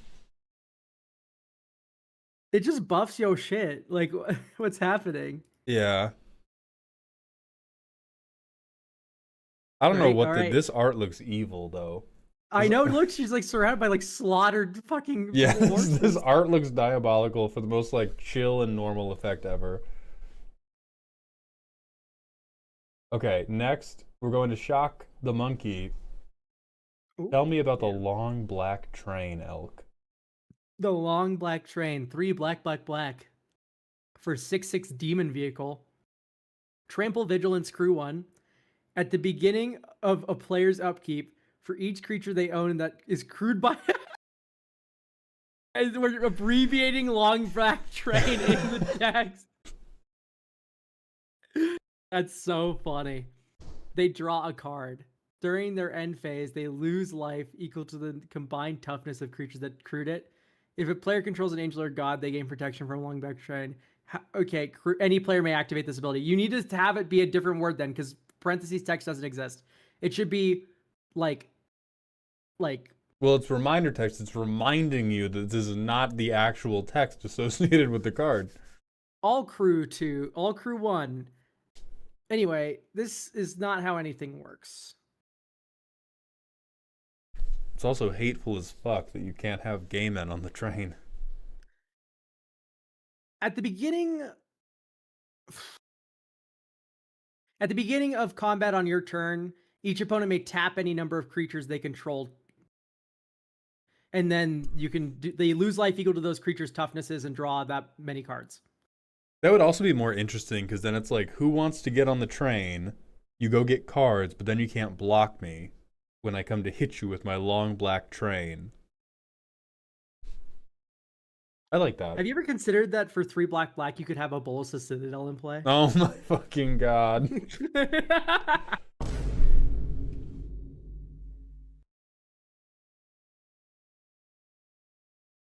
Next we have Nina Watari, Truth-Eyed Mirage, a 5-mana Esper 1/1. Oh, this card's gonna be fucked. Whenever you counter a spell, exile it instead of putting it into its owner's graveyard. You may cast spells exiled with Nina Watari without paying their mana cost. Immediately, no. Truth. 2 and tap. Change the target of target spell with only 1 target. If you don't control that spell, choose the target at random instead. This is just fucking annoying. Every aspect of this card. Yeah, this is, I mean, maybe it could be, you know, you could ask Gavin Verhey and maybe he's like, oh, we can print it for 5 mana, but I think the true problem here is this says like command zone. I am turbo ramping to this and then nothing fun is happening ever again. Yeah, once you get to 7 mana, you just kind of play this card and then you have like 2 counter spells up. Yeah. And you win. It's just like, whatever. This is not No, more fun. specifically, you don't win. You wait for somebody else to do something that can win, and then you. This is what green players think blue players want. Yeah, this is this is a green player's caricature of what a blue counterspell deck is able to do. And then she also just like, even if you don't have the counter spell in your hand, you can just go truth, and then you kill spell your own creature. Like, fuck off. This card's awful. Yeah, I don't Even think if it there's... isn't strong, it's just on principle. This card is just like the unfun play pattern. Yeah, I think this is the type of thing where it's you can't tweak it because the dream that you want is hateful. Oh wow, you could counter your own spells. It's in everyone's in all caps. It's infinite cast triggers with 2 counter spells. You have to listen to me. That's a good thing. At least that way they might go for like a storm count win the game line. That would be so much healthier than anything else happening here. Dark Ember, thank you for the Twitch follow. Welcome to the doghouse. Next we have Ami Sensei's Mastema, Angel of Hostility. A 4-mana Esper 2/4 with Fidget Touch. Whenever a creature attacks you, that creature's controller loses a life and you gain a life. At the beginning of each end step, if no combat damage was dealt to a player this turn, draw a card. I am getting a smile. I am smiling when the game is stagnated. That's like my least favorite kind of design. We're doing nothing. We're doing nothing this game, and when that nothing happen, I draw. And that's the worst thing in the world. What I love about this card is I do like the type of thing of we want our opponents to be motivated to attack and be motivated to attack people who are not us. Which is why if nothing happened, I draw cards. So therefore, right, everyone's like, no, this is great. It's going to force people to swing. Yeah, until the masses get their hand on this card and they're like, oh, I really like cards. If only there was some way to guarantee this, I know how. And then you get win conless stacks. Yeah, exactly. No, so it encourages people to swing at each other. Yeah. Insofar in as like here's a card that encourages people to swing at each other. Brina. But you're gonna run fucking Kamiya Falso up the ass. You're gonna Orm's chant like lock people with like this is the Orm's like chant the lock commander. Because this is not a proactive benefit for something happening at the table. This is a thing you get that you're hoping other people are going to want to turn off, but you are motivated to keep it on. Like you, the Mastema player, are like, you're softly motivating people to attack each other, and then your entire deck is going to be based around making sure that shit doesn't actually happen. guys, this encourages you to swing. What are you talking about? And it's like, this is Isochron Scepter included in 75% of decks on EDH Rec. It's plus 70% synergy. It's like, this isn't even good with propaganda effects. It's, saying that, but like, it's gonna be like a fucking, I don't know, a Hellbent deck that's like, yeah, I'm encouraging you to swing. Anyway, this is Ensnaring Bridge.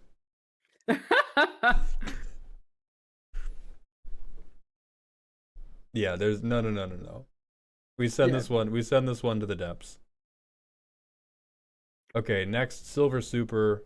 Elk, please go ahead and read Kendo. Kendo Wandering Warrior. 1 red, white, legendary creature, human samurai. Partner with Hope. It's okay. As long as Kendo is attacking, spells you cast cost 1 less to cast, and activated abilities you activate cost 1 less to activate. This can't reduce it to less than 1 mana. So we're already infinite mana with Basalt Monolith. Let's move on. To Hope, Blade of Shadow. 2 blue, 3/2. Partner, you can sneak it into play. That's like ninjutsu, but like side weirdness. Whenever a creature you control deals combat damage to a player, create a clue token. Okay, and then it's easier to crack the clues because Kendo is going around attacking. We gotta stop seeing clue tokens as meaningful payoffs. I'm begging you all, hand in my heart, you gotta stop doing that. Yeah, activated abilities of creatures, sure, but you also want to use the activated ability reducing for the clues, is the joke here. Yeah. It also works with ninjutsu, which is fun. Like, that's cool. I like Kendo working alongside it. It is a little bit of a heartbreaker because I do think Kendo just fucking dies in combat. Like, it's impossible to attack. Yeah, bro is not having the best time. Simultaneously, it's partners, so it should probably be that weak. Right? We have Mother of Runes, right? Like, you should not get totally like paid off by yourself. Yeah. So it's probably, I think this is actually probably fine as is. Basalt Monolith included. Like, I think we shouldn't care about Basalt Monolith working in combat. That's fine. Yeah, I don't give a fuck. I need us to do something more than clues. I swear to God. Just a little something. I'm kind of into this. Whenever a creature you control deals combat damage to a player, you get a clue. That's pretty fucking good. Yeah, but I know that 2 of your creatures are Kendo, the worthless 2/3, and Hope, the worthless 3/2. I know. I'm into this partner pair. I think it's fine. Okay, next we have Jones, the alternate commander of this deck. A 5 mana 3/3. Creatures you control have vigilance and haste. Whatever a creature you control dies, if it was attacking, create a clue token. God. Can't. Yeah.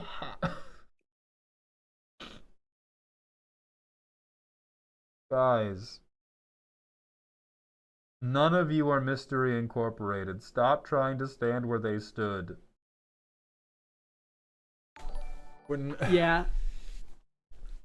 It's, I think this one's a little just like, I think not only is it like a weak payoff, it's a boring one. Sometimes boring's good, especially if like pre-con face commander, I mean, I think this is entirety that like the value of a clue in the simulation and the value of a clue in an actual commander game, heaven and earth, so far apart. Far apart. I think it's totally fine that viewers here aspire to create target clearance aisle commander precons. It's a good dream, a healthy dream, a safe dream. Yeah, because I think all of these are pretty cool designs, and then the payoff being make 1 clue token is what's killing it for me. All right, next. Ami-sensei, congratulations on the raise. Let's look at Carnivore, Overlord of Blood, a Jund 3/3 with Flamaced. At the beginning of each player's upkeep, that player makes a blood token. Whenever a player sacrifices a blood token for the first time each turn, they pay a life to draw a card. Carnivore gets +1/+1 for each blood token on the battlefield. Ooh.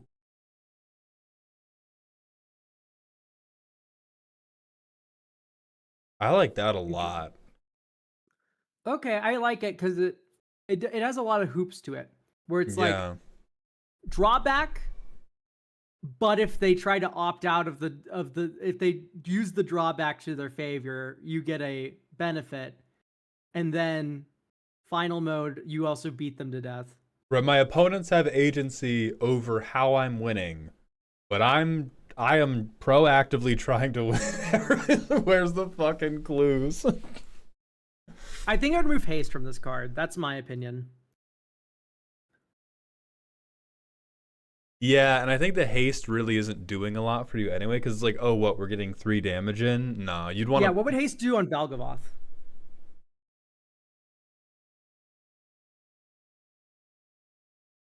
Oh, you're talking about Rakdos Valg. My brain's always on the mono black Valgavoth, and I was like, to be clear, my heart is with 9 mana Valgavoth as well. However, 4 mana Valgavoth is the one that everyone loves. If one more person says the blood token should be clue tokens, I'm banning you. I swear to God I'll do it. I swear to God I'll fucking do it. No, Jomi. You want it to be collective punishment. That's a really important part of commander politicking. Oh, hell yeah, Iceberg. Congrats on the Valgavoth deck. I like this card overall besides the haste. I think once you get rid of the haste, maybe even the menace might be too strong. Once you're flying 3/3, like, has all these abilities, like, I'm pretty happy with that. I think the bird player should have to pay a hefty price to defend you.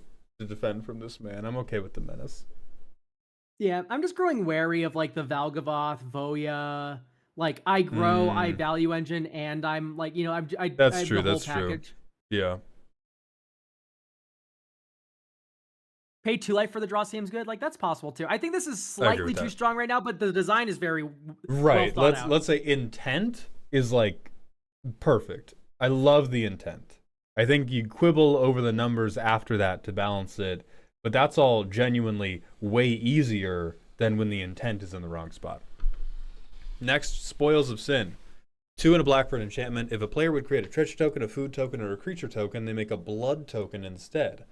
At the beginning of each end step, the player who controls the highest number of blood tokens loses life equal to the number of blood tokens they control. Yes, perfect. Ship it. What this translates to is I'm just not playing my treasure generation card. Good. Old Knotbone, it's in my hand. Old fuck ass, as I know him. Old fuck ass here has been nevermored by this card. Guess what? Like, I no longer feel the need to pay for Smothering Tithe. Cool. Nice Hobbit deck, by the way. Go off. Food is funny. I almost wish this would say, like, for 4 mana, if a player would create a non-blood token, they create a blood token instead. That would be... Do that. Put another black pip on this and do that. That would be so awesome. I would put that in every deck. I would put that in every deck until the end of time. I'm going to argue if you do that, you need to make it a creature. No, you don't. Put another black pip on it. Make it 5 mana. I'm still paying. I'm your guy. I'm the customer. That would be so fucking funny. Alright, next. Back to Sage Cur. Cyrano, Immortal Iceberry. 5 mana teamer 3/3 with flying. Gets +1/+1 for each experience counter you have.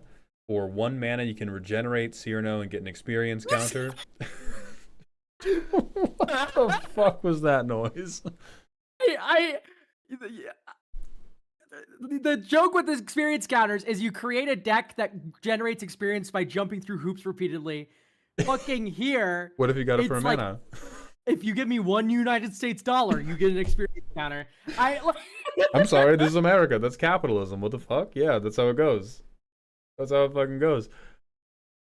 This person, Sagecur, I'll allow you to defend yourself by saying right now, repeat after me, I fell victim to the belief that you could only regenerate a creature that was in the process of being killed. Then you're okay. Or you can tap to tap something, put a stun counter on it, and then Cerno fucking kills it because you dump mana in and beat the hell out of it.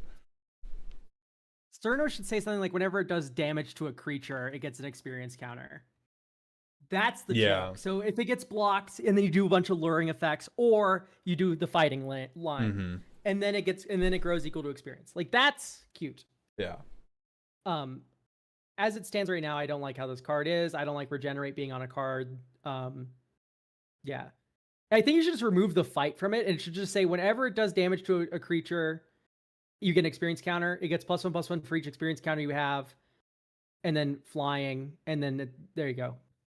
Now you do like fights and stuff. Although flying does make it a little bit more sad because you can't work with allures, which is a very fun part of the green color identity. Mm-hmm. Oh boy, oh joy! Next, Madra has come back to share four unique commanders with us. The first, Shohei Yakumo, Time Lost, a 4-mana Jund 3/3 creature with Planeswalker abilities. +1 to time travel. -3, put 3 time counters on a non-land permanent. Permanents your opponents control have vanishing. You can time travel on opponents' permanent and suspended cards.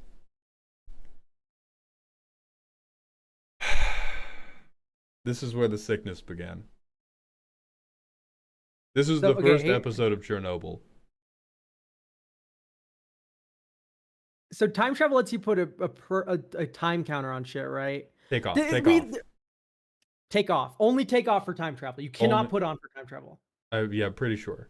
No, Quaddle, we've seen an effect like this. It does not instantly kill everything. Vanishing kills you when the last time counter comes off. And so this card says, I play this. Oh, it's both. It's both. Never mind, go to hell. All right, I'm up. I'm up. You play this card, you plus it, and then you put a counter on all of your opponent's things. And then they just explode everything, right? Yeah, I'm playing with kitties. I'm not looking at this fuck-ass card. Yeah, no, Madra, we've had this exact conversation before, I feel like. We've had this exact conversation before. That's diabolical. Yeah, but the last time it was in the context of something that couldn't put on. And so our hands went up and we were like, holy shit, that's so fucked. And then we put them down because we were like, oh, you can't put them on. So you need a different way. Oh, it's only if I'm looking up time travel. If it already has time counters. No, we're looking. Okay, it is for each. Yeah, it's only stuff that has time counters on. So we're back. Yeah, we're back to the okay state of stuff that does not already have a time counter on, cannot have it put on by this card. And so this is a 4-mana 3/3 do nothing. Well, it's a 4-mana 3/3 threaten to board wipe everybody who's not me the moment I figure out how to get time counters on your shit. So yeah, 4-mana 3. This sucks top to bottom. Next, there's nothing redeemable. Even I'm a hater. It's a furry. You'll like this one. Maplia, the Philosopher. A Naya 4/4. Whenever a modified creature attacks an opponent, it gets +2/+2 until end of turn. Whenever a modified creature attacks you, you can attach an aura from your hand to target creature, or attach an equipment you control to target creature. Okay, so that's kind of cool. Like you want to find ways to modify your opponent's things so that way they can't attack you with them. Like I'm thinking like Nils. This is the first card, Madra, that you've put before me where I'm like, oh my god, there's almost something here. Just like right out of the gate. I feel like this is like, there's almost something here. I don't think, whenever a creature attacks you, you can just move auras around if you want. Yeah, I like this one.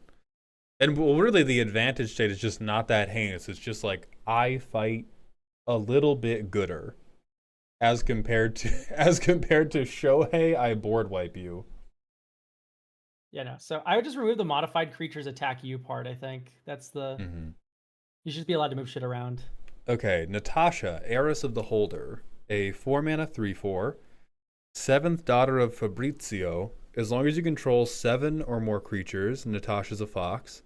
Whenever you cast or copy an instant or sorcery, make a treasure, food, or clue. Nope. I've seen Stormkiln Artist. I do not want to give him to you in the command zone. Yeah, Stormkiln. And then 5 mana, shuffle 7 cards. Natasha deals 7 damage to any target, only once each turn. I mean, that thing's mostly whatever. What does the first ability fucking do? Makes it a fox. Yes. Okay. Elk, this is Elk. Come on, you know the script. There are 99 other custom cards we have not seen that no doubt make sure that foxes have lifelink, can't be killed. You have to tell them that they're cooler than you at the beginning of every upkeep, and if the fox has an even mana value, it also gets double strike. Come on, you know that that's in there. All I remember is when I was saying like Mashra, your deck, your precons are impossible to upgrade. Their response was, "Good, I'm not going to take them apart anyway." And I think that just kind of tells everyone everything you need to know about. We this. gotta write. We gotta get in the booth, Madra, with that Yu-Gi-Oh anime. That's what we need. We need the Wattpad. We. Oh right, yeah. Sorry. Even mana value foxes get to have sex with your girlfriend. That's true. That's the other. That's the other effect. So I think this does boil down to I have Stormkiln in the command zone in Jeskai colors, which is horrifically good. Yeah, I'm already past that card. Like a Stormkiln artist in the command zone is a no for me. I'm locking that in. The truth is she's indestructible as long as she's a fox. Why is she indestructible as long as she is a fox? What is she doing that does that? Do you reveal that after you target her with a kill spell? You're like, oh, because she's a fox, she's indestructible. Fucking god. No, like we're moving on. Anyway, Brima, trickster of the Tasgarara. Legendary creature, Siren, Rogue, Noble. Lifelink, Death Touch, Ward 1/3/3. Whenever you sacrifice a permanent, you gains 2 life. Whenever an opponent sacrifices a permanent, that player lose 2 life. You've transposed the S from loses to gain. Anyway, whenever Brima attacks, you may reanimate target snare card with a finality counter. Okay, snares are the funny mechanic that you have. Yeah, snares are the trap card. Yeah. Okay, I like this card enough as is. If you make cool snares, this could be a fine card. The fuck is a snare? We're not gonna go through it with it. It's a trap card. It's a trap card from Yu-Gi-Oh! Translated reasonably well to magic words. Reanimate is not a keyword, Royster. Those are the questions you got to stop yourself from asking when you. It was reanimate a keyword. We're not. It's a magic card. When you indulge in the Madrid experience, you must abandon these thoughts. Madrid the Gathering. Oh, we have one more Madrid card. Hell yeah.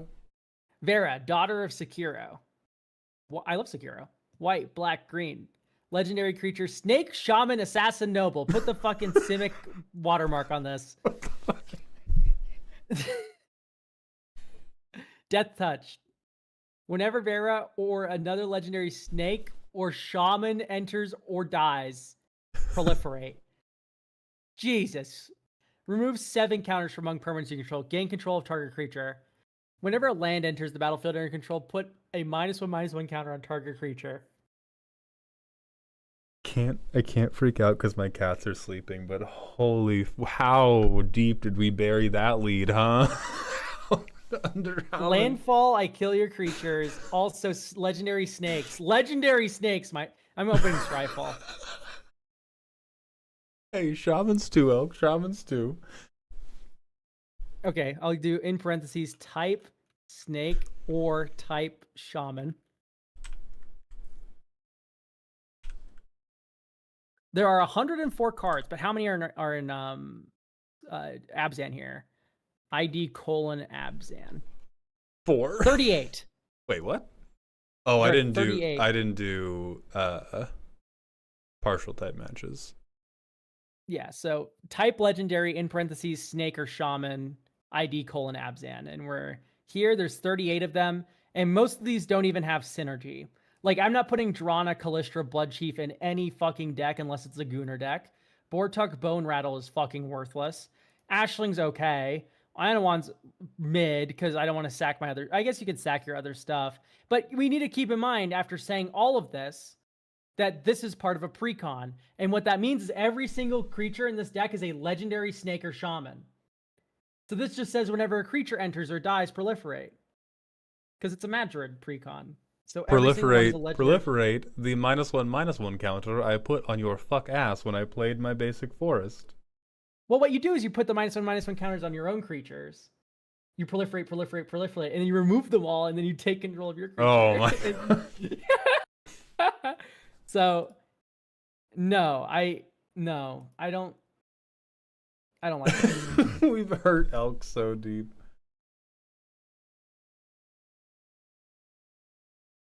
Oh my lord. Yeah, that's what a wild ride. Hey, look at that. It's time for one more ad break, and then I think we can open up some more.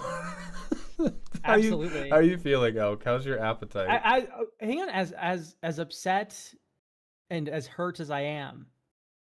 No, I'm not really that fucked up. I do like receiving money, so we can open up another wave. I could be convinced to be paid.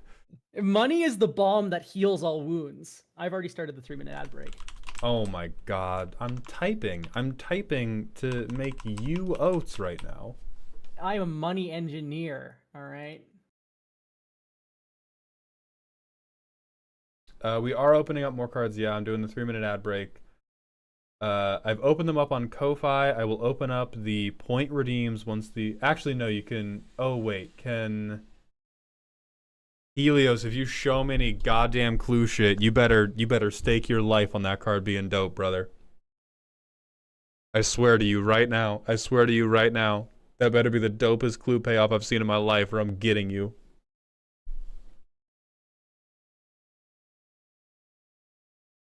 There could be a Wizards designer stealing ideas in chat, you never know. Then they will peg this stream as the moment it all went downhill. Yeah, I don't believe it or not, guys. I don't believe Gavin Verhey's taking notes back there. I think Gavin Verhey just like has a brain for design. I think if you hired Wizards of the fucking Coast, like you can kind of just make Magic the Gathering cards that work somewhat. Well, it's most of the time. He is using You this should all be stream for named. things what to do, not to do. He's just taking screen caps, putting them up on the wall of no.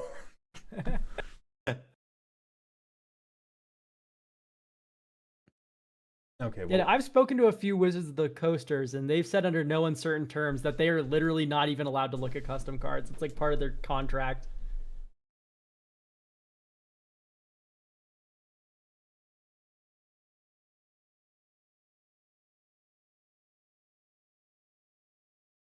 That's wild. I mean, it makes some amount of sense. If you look at it from Hasbro legal, it's like, oh, I saw a custom card. Gavin sees that custom card and designs a card based on it because he liked the design. And then you go, here comes the lawsuit, Buster. Like, yeah, no, we're not doing that. Like I think even though that's like not even like a lawsuit that would happen, right? Even though that may not happen, it's something that someone could be batshit enough to do. And therefore they just want to nip it in the bud, I think is the correct answer to this. Hey, I showed you that card and you made it into a card and you think you can own it now? Like, it just sounds like a headache. I completely understand why.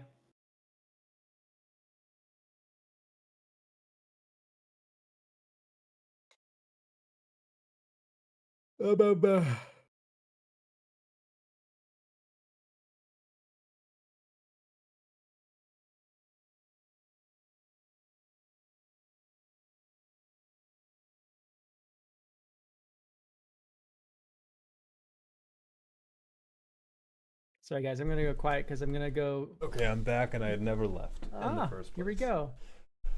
Never mind. I'm allowed to go quiet. All right.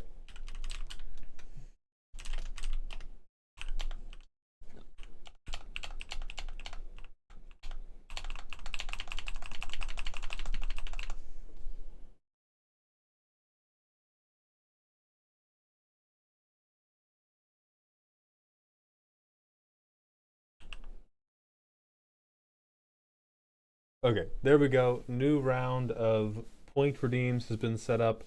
If you had already hit the authorial limit of 3 earlier in the stream, that has not been changed. Blah, blah, blah, blah, blah.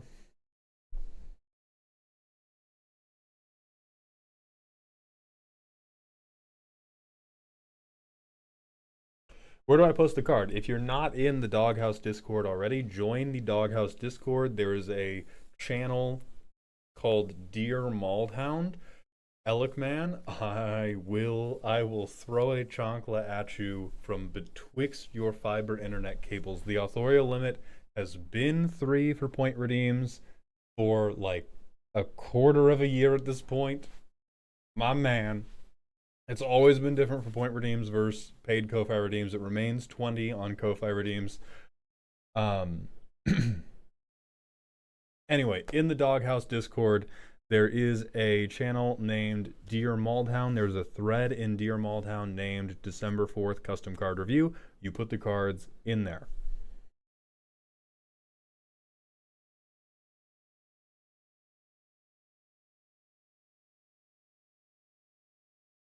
I never make my own card because I don't know what makes a good or balanced card. Trash, that doesn't stop any of our fine authors from submitting here. That's okay. This is how we learn.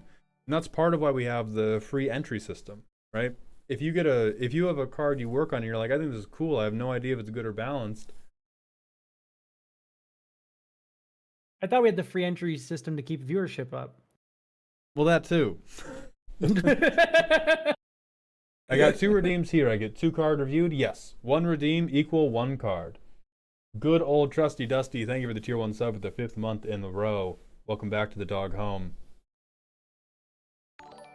And Blue Trinker 2. Thank you for the Twitch sub for the 2nd month in a row. Welcome back to the dog home.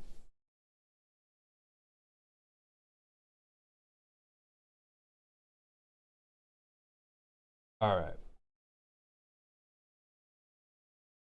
Let's just get into it since a number of people have already dropped them in. Tell me about Lich the Gravelord, Elk. Alright, Lich the Gravelord. Blue, blue, black, black. Okay, that's expensive. Menace. Whenever an opponent activates an ability or casts a spell during combat, counter that spell or ability, and you gain 3 life. This ability triggers only once each turn. So, whenever an opponent activates an ability or opponents can't cast spells or activate abilities during combat. This is what this says. Unless they have 2, in which case they can. During your end step, if you gain life this turn, return a creature card with mana value less than or equal to the life you gain this turn from your graveyard to the battlefield, except it's a zombie in addition to its other types and has decayed. I'm not convinced that tacking zombie on the type line lets you take a white mechanic and be like, yeah, that's black now. Yeah, I mean, reanimating stuff is black, and even if it's reanimating stuff to your hoops, it's black. This is just like bad Baitor. Where's the blue on this card? The counter, I guess? Yeah, counter. Yeah, black has never been able to counterspell in its whole life. Menace, black stuff, scary. Ooh. Yeah, the second part, it's just like your opponents just don't do anything then. Great, I'm not going to activate my Mother of Runes. That sounds like a bad idea. It's just not going to do anything. You're going to gain 3 life. I'm not going to do it. Yeah, I think the way to generate the life gain is a little bit too niche. And it's fully in your opponent's control. Yeah, that's weird as hell. I don't this doesn't make sense. I do think the decayed, like the potential looping of something over and over makes a little bit of sense. That do be how Lich works. Okay, I think we're failing to understand, though, is that we're trying to translate this character from a game that exists or a property that exists and bring him into Magic. The way you want to do this might be how Lich works in that game, but in this game, this ability is worthless, and it does nothing. Yeah, it's kind of one of those things where you should always have a great degree of cynicism, or you should accept that you're probably never going to get a one-to-one translation for something that is from a PvE property to a PvP property. And I think this is one of those times.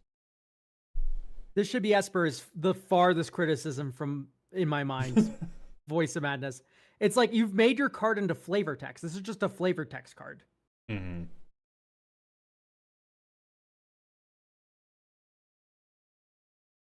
All right, moving to Brand, Fiery Man. 1 red hybrid, A 1/3 with menace on ETB or attack, put a blaze counter on a creature. At the beginning of your end step, for each blaze counter on each creature, it deals 1 damage to itself and its controller. I think we've worded this wrong, but I think I understand the intent, and I think that makes sense. So at the beginning of end step, each creature looks at how many blaze counters it has on it and deals that much damage to itself and its controller. I kind of like this a little. I like the idea behind that. Yeah. I would just start sticking these counters on an indestructible creature if my opponent had one. Just go think, think, think, think, think, think, think, think, and just start loading them up. You proliferate. It's funny. Yeah, because it does matter a lot whether you intend for it to work. Where like if I have a one blaze counter on each of 5 different creatures, do they each deal 1 to themselves, or do they each deal 5 to themselves?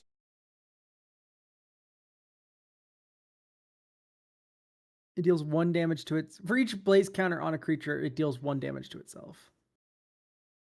Sorry, can you repeat? I was peeing. All right, moving on. For each blaze counter, yeah, it would deal 5 damage to each of those. The way it's worded right now doesn't work.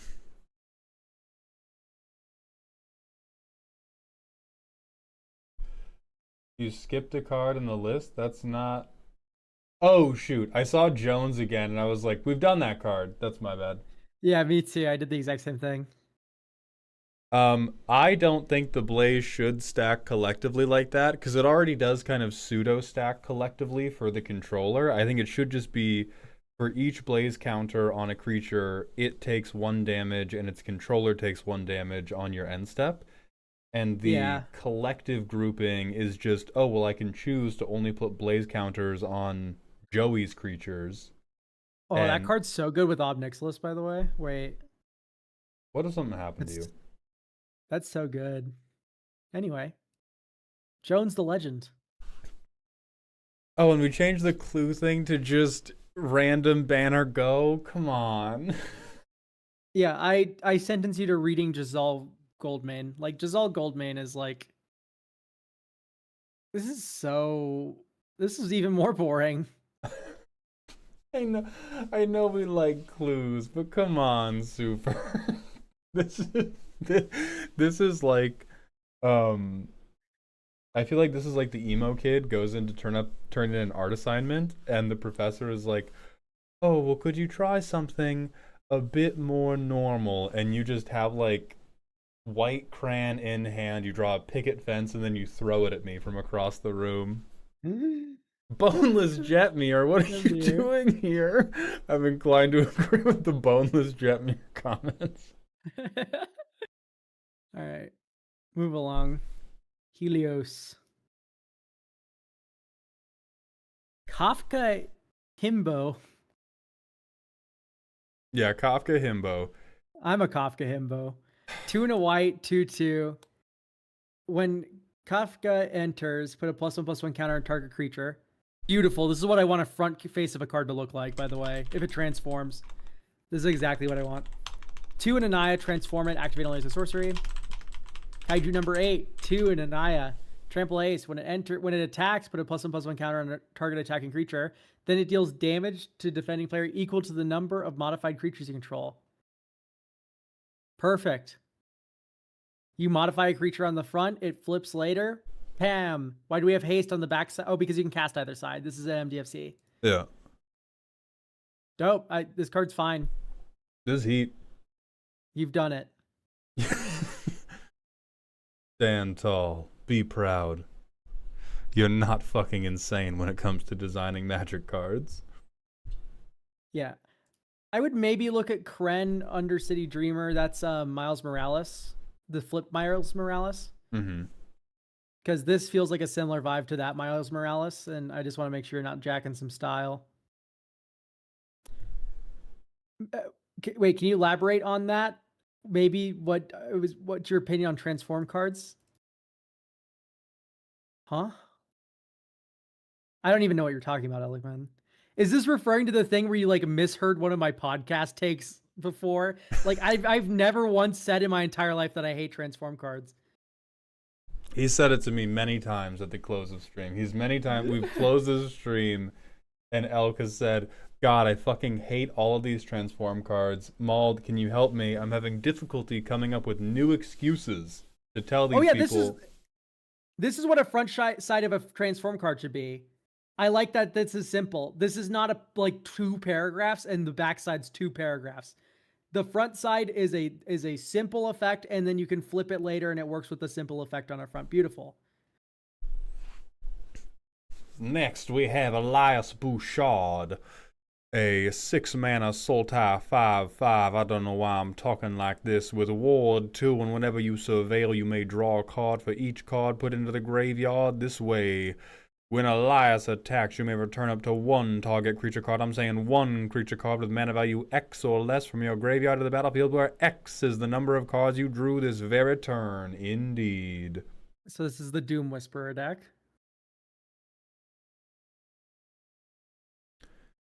Yeah. It all just feels a bit lackluster for 6 mana. I am very happy that you've designed a card that doesn't surveil but cares about surveilling. I love that you did that. Thank you very much. I do think this card is 6 mana. I'm happy that it has Ward 2 and is 6 mana. You play this, you hope no one fucking kills it, and then you go like, okay, I'm gonna tap my Sinister Starfish, bring back my Spore Frog. Oh, that's so bad. That's so weak. It's fine. You draw a card, you bring back a Spore Frog. Next turn, you go like flashback, Otherworldly Gaze, Surveil 3 again from the graveyard, rather. So for 3 mana, you've drawn 6, and then you bring back a 6-drop on that turn. Like, the Spore Frog bought you time to do that. I think this card's fine as is. I actually kind of like it. Yeah, Muldrotha. This is just bad Muldrotha. Yeah. Yeah, because surveilling is drawing cards in Muldrotha, all that, but I think it's like a side Muldrotha.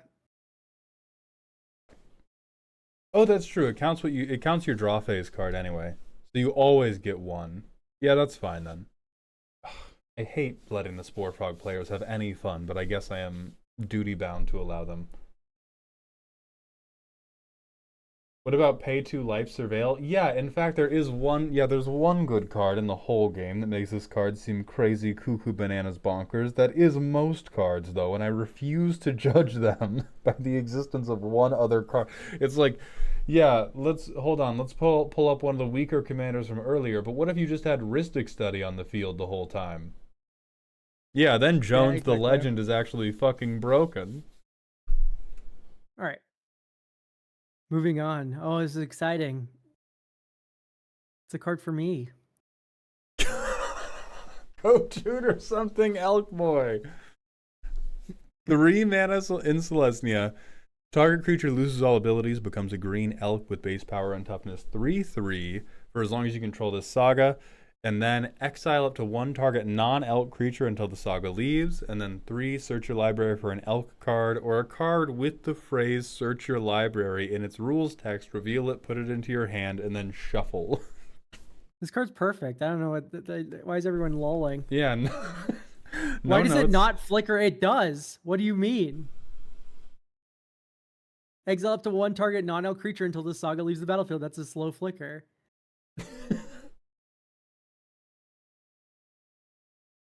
No notes. Nobody laugh. Nobody laugh at my friend. This is perfect. I don't know what we're talking about. Why is everyone laughing at me? This is perfect. I think that's funny as hell. All right, next. Oh god, more from Madra.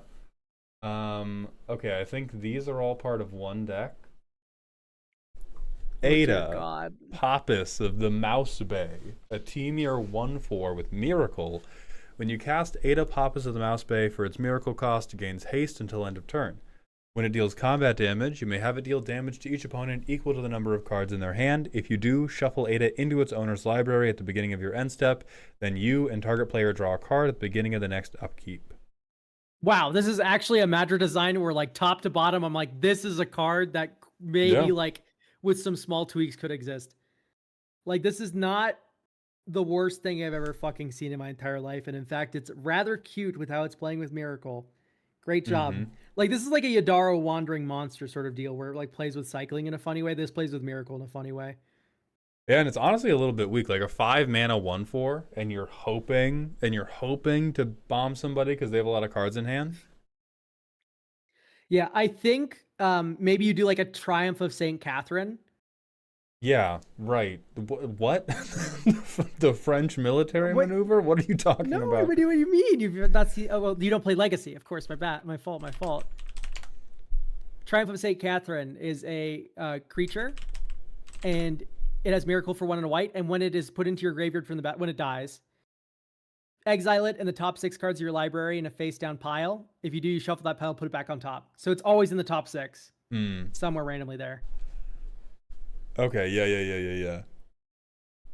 Yeah, that's cute enough. All right. Yeah, we all know that. we all equally knew that. Okay, then So here with Ada, you would maybe remove the upkeep, draw on the beginning of next upkeep with that player. And what you do instead is you just shuffle in the top 6 to make room for that text, and that would be a lot better. Yeah. Okay, then you have Vera and Ovelia, Mouse Bay's princesses. Just Temur, first strike, pro white. On ETB, make Ovelia and Vera a 1/2 cat rogue noble with death touch and pro black. Both have cats you control power toughness 1 or less are unblockable. Okay, so this goes in the command zone, and then Ada is forever unblockable. Okay. I remove protection from white. That's my only response to this. I think a 3-mana 3/3, and then they're both unblockable, and they make other cats unblockable, and they attack and stuff. And is this not? It's not simpler. I would say maybe this enters. You create a token copy of it that isn't legendary, except it's a 1/2. That would make a lot more sense to me than how it's currently worded. Yeah, but then you wouldn't make Ovelia and Vera. You would only make Vera and Ovelia, which doesn't make any sense. Yeah, like. And they need to have death touch so that black. nobody can attack me. Yeah, I'd remove the protection from both of these cards. Protection is just a very unfun mechanic to play against. That makes it perfect. That's the Madra special. Yeah, see the other token, like, okay, great. Yes, still, just remove the protections from these, I guess. Why not just make them partner cards? Because that's not what the card does. I don't know. It's different. All right, next we have... What about protection from clues? No, you're right. Oh, true. Yeah. Pro clue. Next we have Peely, Eternal Survivor. 3 mana, 1/1 food creature with vigilance. If Peely would die or be put into exile, instead exile him and choose a player at random. Return Peely to the battlefield tapped under the chosen player's control at the beginning of the next end step. Very cute joke card. If only there was ever a reason to play it. Yeah, this card reeks. It's really bad. He's a chump blocker. Yeah, he is a chump blocker. He's also like, how many times can I get him back while I'm grinding stationing? Yeah, that's fun and fair for the whole family. I thought you liked gambling. You play Legacy. It is true. Well, no, that's not Legacy. That's Vintage. Okay. I like Peely. Galaxis Cosmo Hazard, a 5/5 with no casting cost, but an emerge. But you can emerge. Of X and 2, and then Golgari. You can cast from exile using its emerge ability. When you cast this spell, each opponent loses X life, and you incubate X. And then you can unearth it for colorless red and black. Just fix your fucking mana symbols, dude. Like, you're not clever. You're not cool. I'm sorry. The mana symbols on this card are fucked. There's a lot going on. It's not very weak because you can discount the X with the merge, right? Like that's... Yeah. I think incubate seems kind of out of place as a payoff compared to each opponent loses X life. Like I would just be like wound reflecting and then ramp emerge for a big amount. Yeah, I would just axe Unearth from this card, by the way. I would just take that off fucking completely. Unearth does feel like we wanted a special little mechanic for the red. Yeah. I would just go emerge X 1 red Jund, or like 1 X Jund, and then you can cast the spell from exile using its emerge ability. And then, yeah, like it does work with Food Chain in a way, but it's really weird in the way that it works with Food Chain. This works with pitch spells really well. Where you go like pitch this and then you still have a very good card. Yeah. Madra, thank you for the 30-bit cheer. We did read the text before the card. We do read the design notes. We merely do not narrate the design notes, but we do. I did have that emblazoned across. Yeah. Across the inside of my eyelids. Today I will pitch this to grief. God damn it. Madra, I like. It's crazy that you had a critique for us there because I feel like that's the best cards you've ever submitted, and I didn't even read the design notes. Oh, for the next one. For the next ones, okay. Here we go. Get ready. Oh, the weakest of the 10. A 6-mana Mardu 3/3 trample. So already a lie. We put trample double strike on a commander. Rabbits you cast via Prowl gain haste until end of turn. Other rogues get +2/+2. At the beginning of each end step, you draw as many cards as mercenaries you control made you discard that turn, and you lose that much life.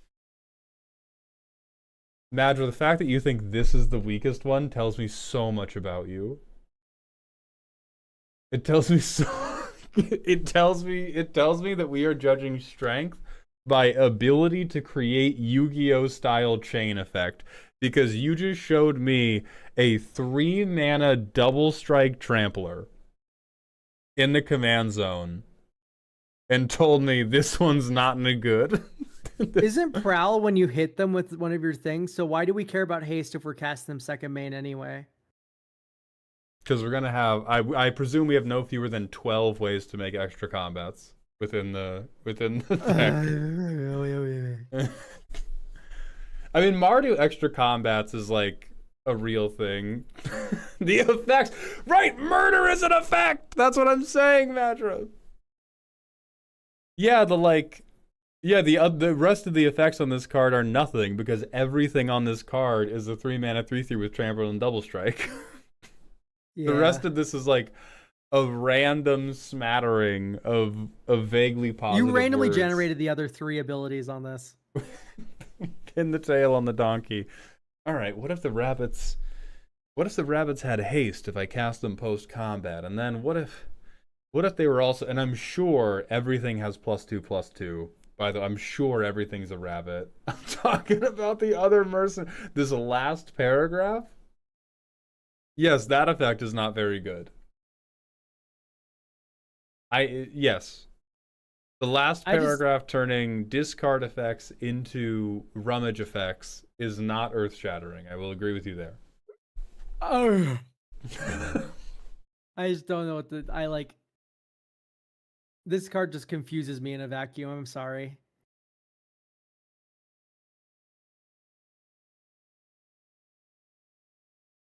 Yes, that last effect does appear to be like the cutest and least fucked up, but I always, as always, hesitate to say that without seeing the rest of the deck. Yeah, exactly. Okay, next we have Kandarian. Is it for Whiskey, Starlit Familiar, a 1/1 with Bestow, Haste, Ward 2, enchanted creature gets +1/+1, has Ward 2 and Haste. At the beginning of your end step, you may return Whiskey to its owner's hand. No. What you mean, no? Oh, okay. So it returns from hand from the battlefield. I see. This is better. I thought that was like from the graveyard. I do not know why I thought that, but I was like, it's melting. Dude, yeah, no, it is. I was like, okay, bestow this on a creature, like tenderize you. Mm-hmm. Okay, you killed my creature. I still have a haste ward 2/1/1. Attack you again. It dies, and then you get it back end step, and then you can start faithless looting it away and just like drawing cards. That's insane. But then it's like no, No, what it's what this card says is everything in my deck has kicker red blue. This creature has haste ward 2. yeah. What's hilarious about the ward 2 is it doesn't apply right away, right? Because it's on the stack targeting your creature, and then they just go kill spell it in response, and you go, oh well, Yeah. fuck. So the ward 2 doesn't matter. Yeah, so it's much more about haste. Which is like I don't think that's really that unreasonable. And I've recommended some cards like this for like Shiko and Narset decks that really want a double spell. Because there's a lot of like one mana, get a guy that will self bounce to make my first spell very easy and cheap. So this seems cute enough for that. Like if you wanted to do an Is It Flurry deck. Yeah, I have no critiques about this card beyond the fact that the ward 2 is a little bit weird. Yeah, it's a little bit weird. All right, next we have Mechfried. Tell me about the disposable rocket. 3 mana artifact with multi kicker 1. When this card enters, create a copy of it for each time it was kicked. A creature can only be equipped with 1 disposable rocket at a time. I have a feeling we're going to get a little bit too weird here. When a equipped creature attacks or blocks, you may tap this card. If you do, equipped creature gets +2/+0, reach, and first strike until end of turn. Sacrifice this at the end of combat, equip 0. So, for my first 3 mana, watch as I give a creature +2/+0, reach, first strike until end of turn. Witness me cast the worst combat trick ever. Yeah, the slowest, worst combat trick ever. For 4 mana, watch as I do it twice. For 5, yeah, giving reach post blocks. Yeah, if it attacks or blocks, you can't block a creature with flying because it doesn't have reach until it blocks. Oh, yeah. Why is this also tapping itself? Yeah, just makes no sense anywhere. Nothing about this card is good. Start again. Sorry, this is like top to bottom. This card confuses me. I see what we're going for, and I don't like where we've ended up. I do think you would benefit from starting from the ground floor on what we want to achieve with it, but it's ending up too slow and too unwieldy to achieve the things you want it to do. The equip 0 ability is strong. Yeah, sure, man. Very true. Nadu players, watch out. All right, tell me about the plane. Mark Graf Volksfestung. 6 mana, 6/6 artifact vehicle airplane. Flying trample bomber. At the end of combat phase in which this is attacked, you may pay 3 or sacrifice 2 treasures and choose a non-land permanent under the control of a player this creature attacked. If you do, destroy that permanent, crew 4. Wow, there's definitely a better way to word that. You know what sacrificing 2 treasures does? It makes 2 mana. So you can already get like, why aren't we just yeah, but it's to have a treasure deck, and so that way if you're doing treasures, you can get the effect for cheaper than if you aren't.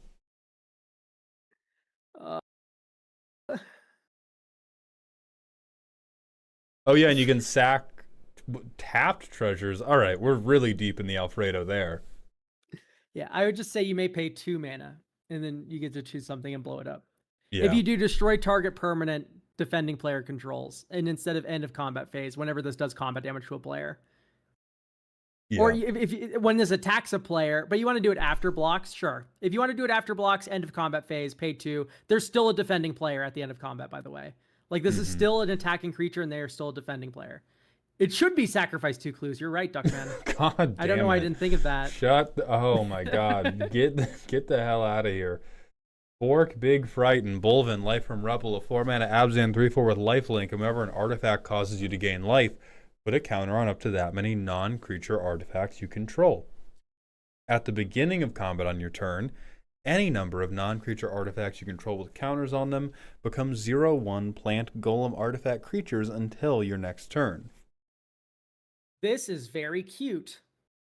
Yeah. I I like him relatively well. I think he's weak. I think that's fine though. I don't know if that. I mean, I guess whatever. Art is subjective. My worry with these types of cards is always that then when people go to build them, once we introduce 1/1 counters into the mix, the deck becomes like, oh, look at my very cute golem deck that is all about resolving Ouroboros. I'm more worried about Agatha's Soul Cauldron.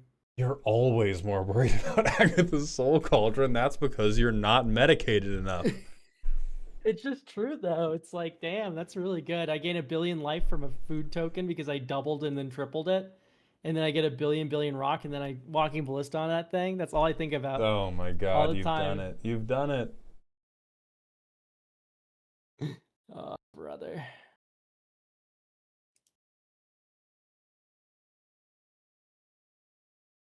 Very good with clues.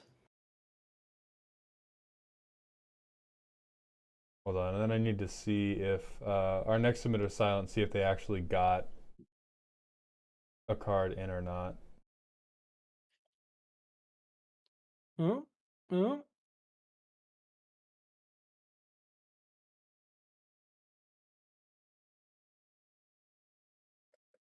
Unless you are Kandarian silent, it appears not. All right, next we have Aegis Athene.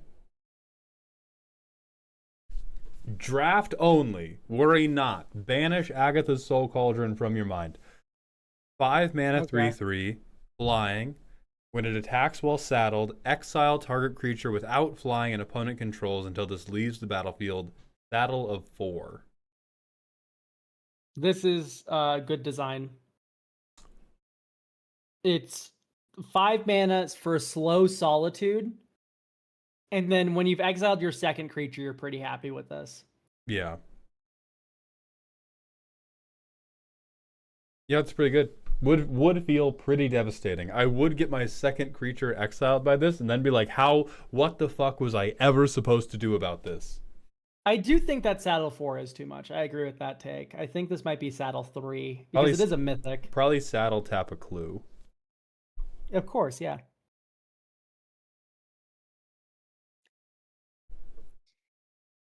Kinjali's Gateway, a 2 mana artifact. If you would gain life, you gain that much life plus 1 instead. At the beginning of your upkeep, if you have 7 life more than your starting total, transform Kinjali's Gateway into Sunrise Sanctum. Whenever you gain life, untap this land. Tap it to add white and put a +1/+1 counter on target creature you control. That makes it no longer a mana ability. Got him. That's really weird. Got Do him. not put Do whenever it. this Got him, land becomes GGs. tapped, whenever this land becomes tapped, put a +1/+1 counter on target creature control. Tap, add white. Whenever you gain life, untap this land. I think that's a fine rule of text. Like you don't want to fuck with that weirdness of this no longer being a mana ability. Yeah. I'm just begging you, just don't. It doesn't matter if this is not a draft card that isn't breaking containment. Do not make this not a mana ability anymore. Have this be a separate trigger. It is also extremely reassuring to see that your draft set is going to have the trap mythic that should be played only in Commander. I agree. Yeah, again, everybody, draft only, limited set that we are not seeing. This is not going infinite in whatever thing you think is happening. None of those cards are here. Your demons cannot get you. Yeah, exactly. And then, all right, tell me about Daife and Vils. Daife and Vils. 2, black, red. Legendary creature, human demon. Menace, lifelink. 4/5. That's pretty good body. When Daife and Vils, spelled the same. Okay, thank God. I thought it was spelled differently. I was scared for a moment. Is in the command zone or on the battlefield. Blood tokens are also food tokens. Okay, I do not like that. I do. At the beginning of your end step, if you lost life this turn, you may put a demon or devil creature onto the battlefield from your hand or graveyard with mana value less than or equal to the amount of life you lost.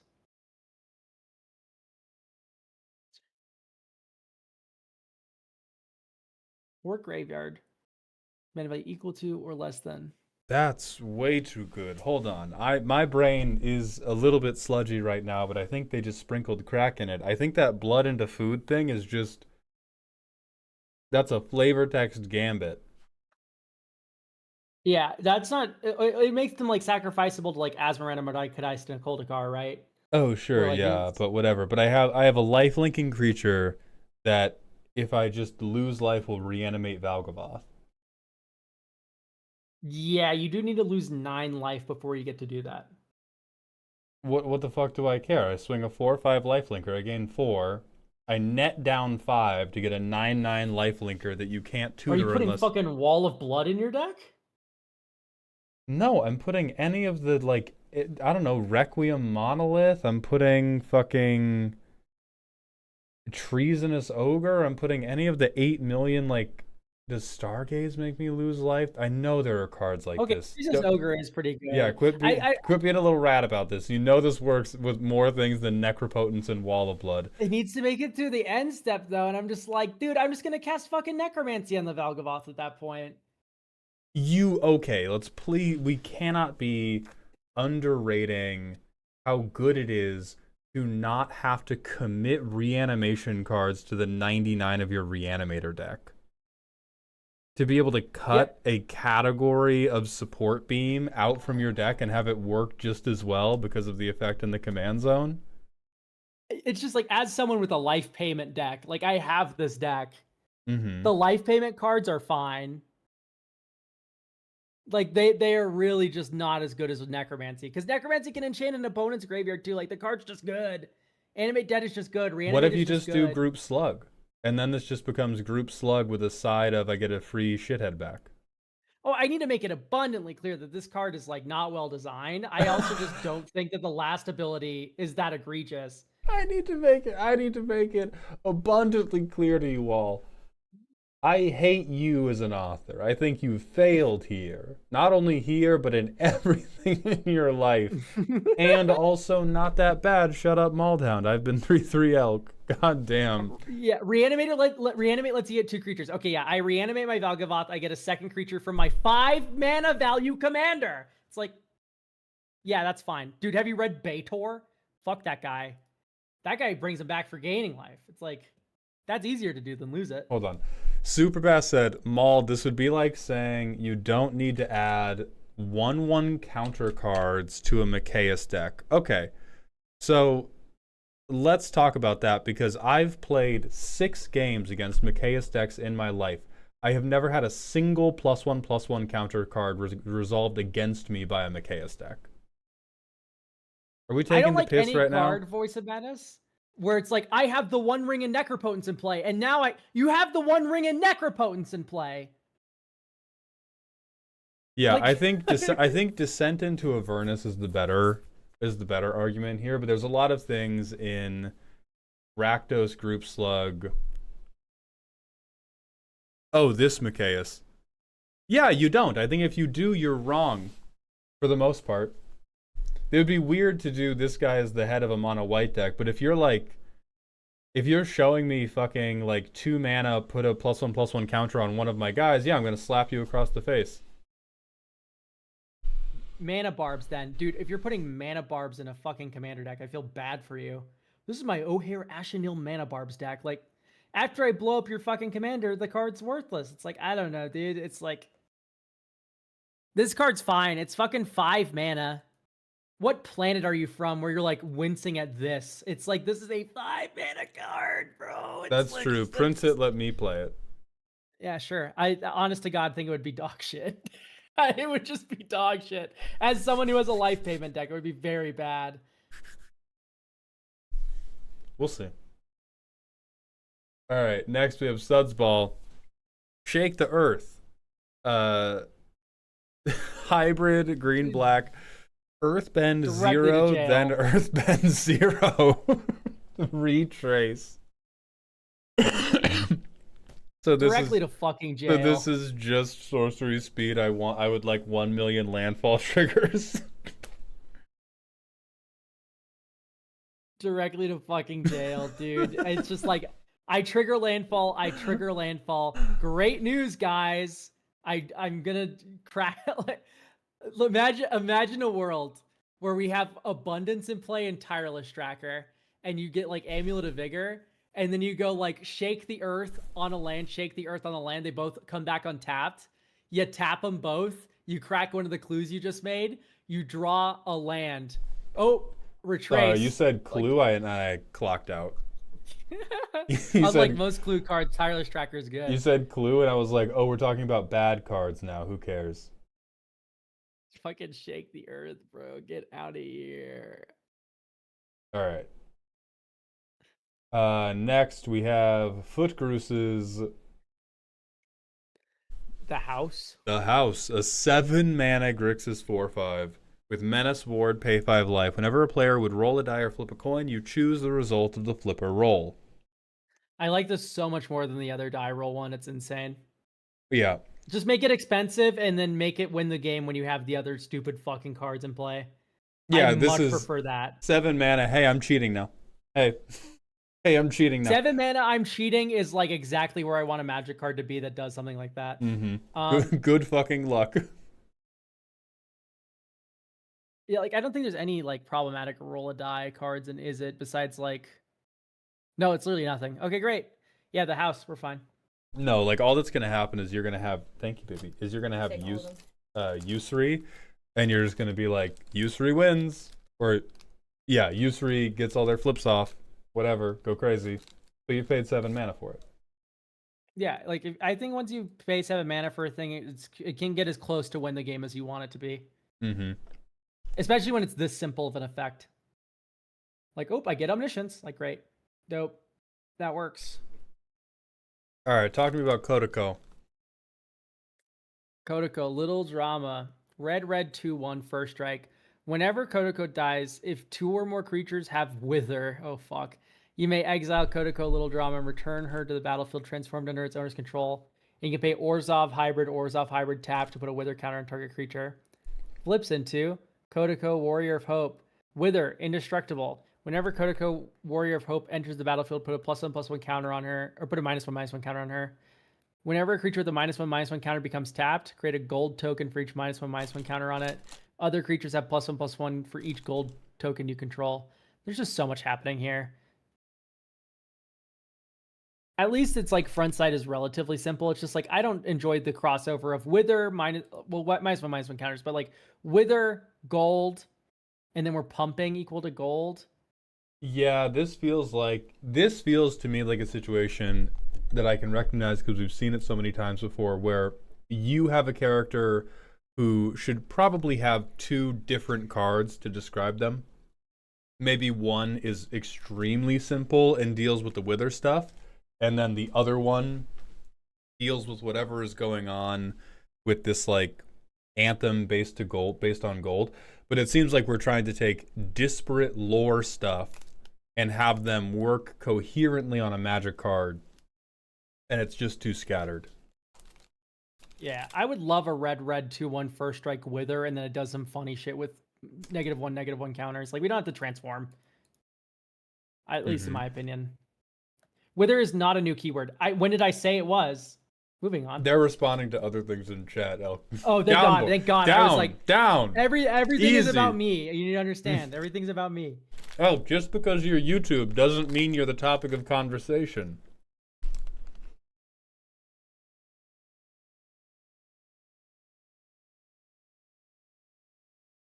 Yeah, so if what you want to make work is her having Wither, you can just do that and she can just hit people. It seems like what you want to make work is probably a season's worth of character arc for this person. Yeah. Slightly off center. Thanks for subbing, by the way. Did you know with Twitch Prime, everyone, you can sub to me, Hound, and not 3/3 Elk.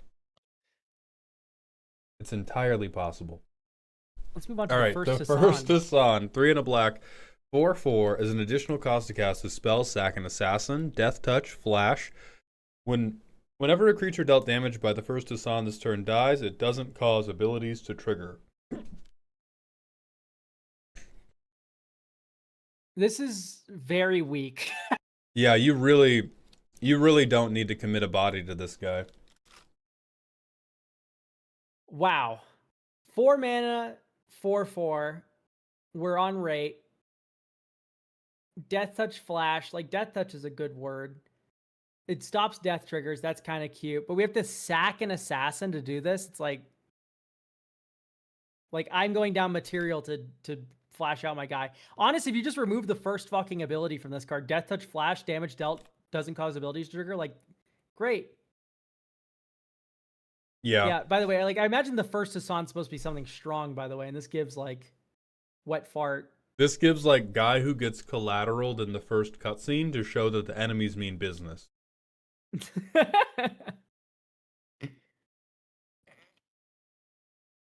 Okay. We have Kandarian here next, right? Mm-hmm. Okay. Frederick Starlit Blade. 1 and a Jeskai for a 2/4 elf human wizard warrior. First strike, vigilance, ward 2. When Frederick deals combat damage to a creature, unattach all equipments and auras and remove all counters from that creature. Okay. Whenever you cause an equipment to unattach, you may destroy it and draw a card. Whenever you cause an aura to unattach. Okay, here's the thing. They just don't fucking block. Right. This is this is for TTRPG, and so this is another, like, we're going from PvE to PvP, and in the tabletop setting you're in, the DM, or whatever version you have of it, is going to keep feeding you equipments and auras to eat, because they understand that's your character's bit, to be a serial, to be a serial pantser. And that's, like, it's fine to be that hyper specific and that reliant on the environment feeding you the appropriate enemy, because you have somebody that's going to be working with you. And Commander, people are working much more against you. And so all that's going to happen is you have a character who's going to say, right, if I'm not playing against a Voltron deck, most of my cards blank. Or I now have to spend a bunch of cards in my 99 to Voltron you, just to trigger my commander, who doesn't even do anything proactive. He just undresses. Like, this is Ken, but his job is pants. This card's just like, you can just equip your Darksteel Axe to another creature. That, you say that like it's not crushingly bad. You say that. Yeah, hang on. Like, we do realize that, like, paying mana for cards is just something that, like, a lot of cards can do, especially fucking Jeskai. So just like, I have 2 creatures, therefore I can move my equipment over, but then you have to destroy it. Yeah, so you need an indestructible equipment with indestructible lightning greaves. You can move them between 2 creatures and draw your whole deck. Like, that's the combo this deck does. And it's just like, is that really the design you wanted? It's like, I can't imagine it. Yeah, the height of my TTRPG OC is he operates a really successful aura shop with Ardennes. And I just move auras back and forth every combat on my turn and make a bunch of treasures. Yeah, like, I think the ways for this to be proactive are literally crushingly narrow. There needs to be more to do that lets you feel like you're moving a game plan forward. And, like, the rules lawyer tricksiness, those can't be the primary way for you to create proactive value. I mean, like, look at Captain America. Like, this is like, that's how you do an unattached matters sort of deck. It's super funny. Like, oh, I unattach his shield because he threw it, and it goes dink, dink, dink. You can deal damage up to 3 target things, and then it goes back. And it's like, that feels cool. I like that unattaching. It's like, what does the unattaching mean here? It's like, it doesn't really mean a lot to me. Well, is he fucking eating the lightning greaves when I move it over and drawing me a card? Like, what the fuck's happening there? Right. It makes sense to me in the context of a TTRPG. Like the flavor I'm getting across is like, oh, this guy is good at fighting people who have blessings or use magical equipment, and then he fucks that up for them, and then he swindles them. That makes sense to me. I just don't think you can port that on a one-to-one basis into Commander and have it be satisfying. Oh yeah, for sure. Why would I equip anything when this guy's gonna just fucking kick me in the teeth for it, you know? Right.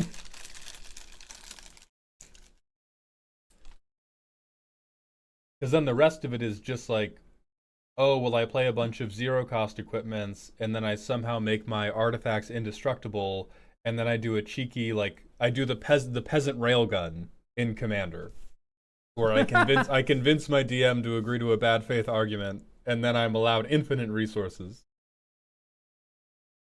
Yeah, Frederick should just say, when this creature enters, you present your bag of rats to the table. And then...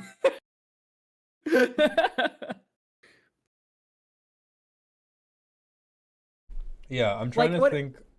It would be cool if this was like protection from creatures with modified creatures. And then at the beginning of combat on your turn, you can like curse someone by attaching an equipment you control to their creature. And you still own it, and you goad it. So like you goad their creature with by putting an equipment or aura on it, and then this permanent here has protection from goaded creatures, and then ship it. Like I don't know, something like that. I like that.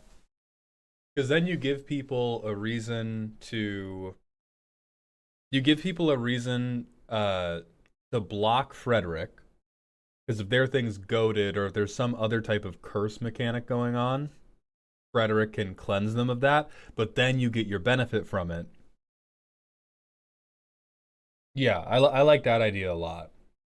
And then I think we can kind of capture that flavor and at least like create an ecosystem in which it is reasonable for this to happen. Aiko, right now we are... Let's see. There's currently 1 slot left on Ko-Fi. And then we always have a $15 a card option if you do not wish to respect the queue, period. Alright, next, Sprigtail, the longest word. This is a 3-mana 3/3. When you cast an instant or sorcery, everybody loses a life. If it's the second time it's resolved, make a food. As long as you have sacrificed a food, you can cast instants and sorceries from your graveyard by foraging in addition to their other costs. If those spells would be put into your graveyard, exile them instead. That seems fair.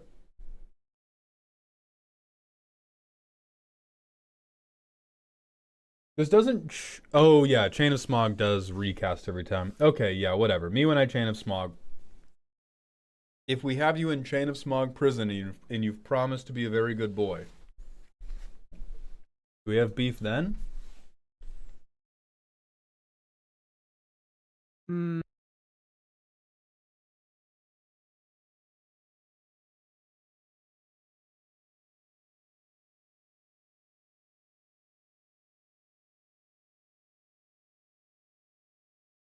So Chain of Smog copies, right? It's not a cast each time. This is a Magecraft. I'm looking. Whenever you cast... oh yeah, it's just copy. Never mind. Yeah, so not even Chain of Smog prison. We're good.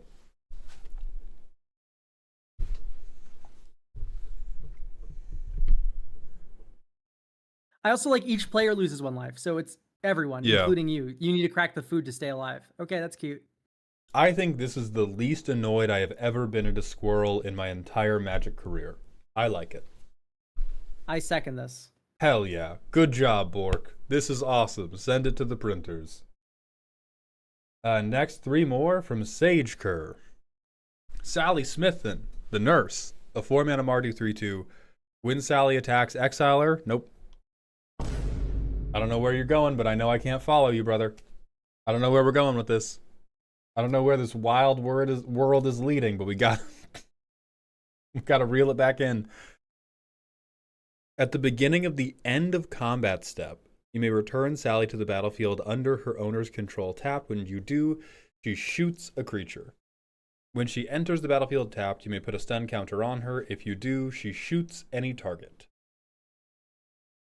So this is 4 mana. You can deal 6 damage Mm-hmm. right away, and then end step you flicker her to Oh, you teleportation need haste circle. somewhere. 4 mana. God forbid you have Arena of Glory in your deck. That card never enters. Okay, the battlefield when it taps. motherfucker. Well, you said just 4 mana, which is demonstrably untrue compared to 4 mana and haste.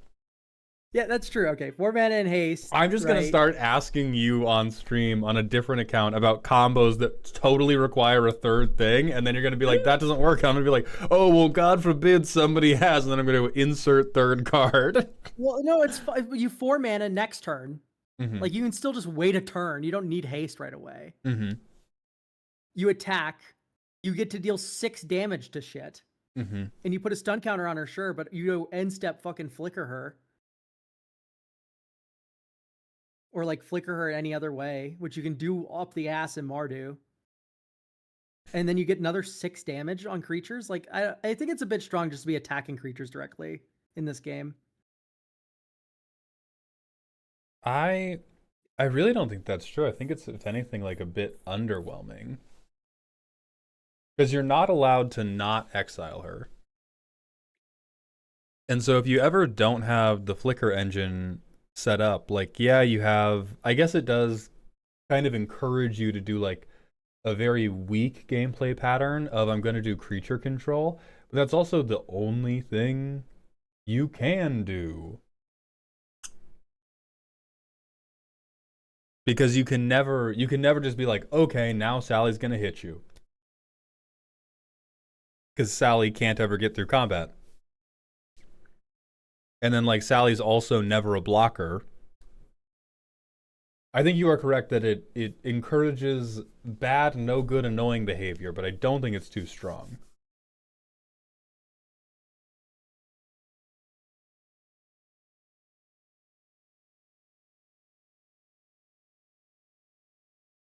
And yeah, the wording on where we're getting Sally back to the battlefield from is crazy. Yeah. Moving on. Yeah. A Nurse's Calling. 1 white, black, red. Whenever a creature is dealt damage and survives, put a pain counter on a Nurse's Calling. At the beginning of each end step, a Nurse's Calling deals damage equal to the number of pain counters on it to each creature that was dealt damage this turn. Oh. So this just makes all like effects that are like deal 1 damage to all opposing things. Mm-hmm. Thermonuclear bombs for those things. I think this has to say, like, this has to have a clause of, like, at the some trigger condition to make you sacrifice itself. Because I think the build-up is tense. But once this gets to, like, 10 pain counters, this just says creatures don't exist anymore. It should resolve. No. Whenever a creature is dealt damage and survive is fine. At the beginning of each end step, remove all pain counters from a Nurse's Calling, and it deals that much damage to each creature that was dealt damage this turn.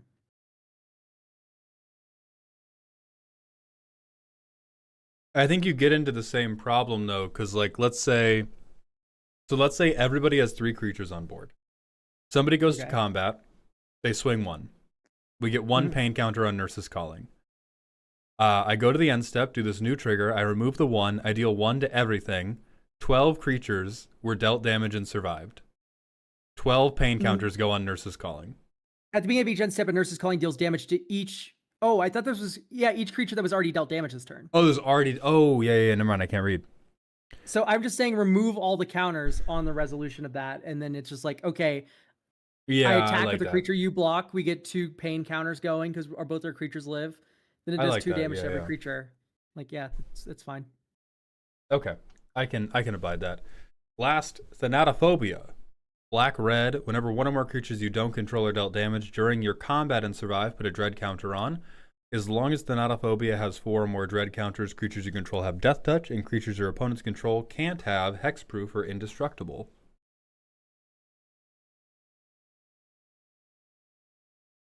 This is not worth a card, I think. Oh. No, creatures you control have death touch. That makes it worth it. Yeah, I thought yeah, it was just like creatures can't have hexproof or indestructible. No, and I'm no, like, no. I wouldn't pay 2 mana for that. Unless it also had something else to do. It's a cuter card to be sure, but I like this one quite a lot. Yeah, that one's fine. All right, and then last but not least from Billy, we have custom commander of an OC. Zen Arcane Apotheosis, a 4-mana Jeskai 4/3 Fox Wizard. Each arcane card in your hand, oh lord, has Splice. The Splice cost is equal to the mana card's cost reduced by 1. The first arcane spell you cast during your turn has Demonstrate. Ooh.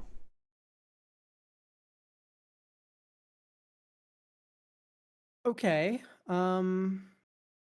So This is fine. I go, oops, all arcane spells. I cast 1, splice every other arcane spell on it, demonstrate, get 2 copies of my spliced monstrosity. It feels like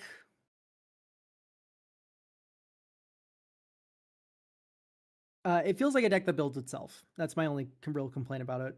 Some people like those kinds of decks though, which is fine. It's just like I put every arcane spell in here. It leaves a little wiggle room, which is something I always don't like in a design. But I also some people like those kinds of designs, so I really don't have a lot to say about this one. It is fine. Yeah, I do think we have avoided making this one too overpowered. I think you would get... I do like the fact, I think a lot about like the mouthfeel of a deck, and I do think you would get a lot of like positive pog moments from your table as you debuted your like newest Lego mashup of all the different arcane effects. Hopefully. I don't know arcane cards deep enough. Like maybe you just go infinite turn 3 and then everybody hates you. But as long as that's not happening, I think this is pretty cute, and I would even let you experiment with like your own custom arcane cards to give it more variability.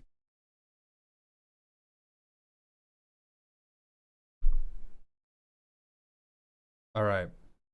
We're now at peace. Are we good to end here, Elk? Oh yeah, I can hardly like think. Elk's just standing despondent, staring into the monitor, just... It's 4 hours and 30 minutes. This is streamer overtime. Yeah, that is true. I told somebody my subathon schedule, or I was like, yeah, I'm streaming 12 hours a day, 8 to 8. And they were like, oh, normal streamer hours? I was like, shut the fuck up, first of all. All right, let's find somebody to raid. I concur. Let's see who's live. Let me pull up Bald Kai for all you fine folk. Oh, a Hound. Wow. Oh. Benjamin Wheeler's live with Cube. I'll stream World of Warcraft for 4 hours. Don't make me. I'm gonna stream. I'm streaming deck. I'm gonna raid Decked Out because Veggie's my guy. Is Decked Out live right now? Yeah, they are. They're 2 hours into. They're doing deck techs. Veggie has still not fixed his lighting. God bless him. Where are you, Decked Out EDH? How many viewers does this fella have? There it is. Yeah, crazy. Anyway, yes. Bye-bye, everyone. Thanks for stopping by. Thank you for being here. I will be live again Saturday at noon. I hope to see you there. Thank you all for being here today. Thank you for the very generous support. I hope you enjoyed the show, and please remember to stay toxic.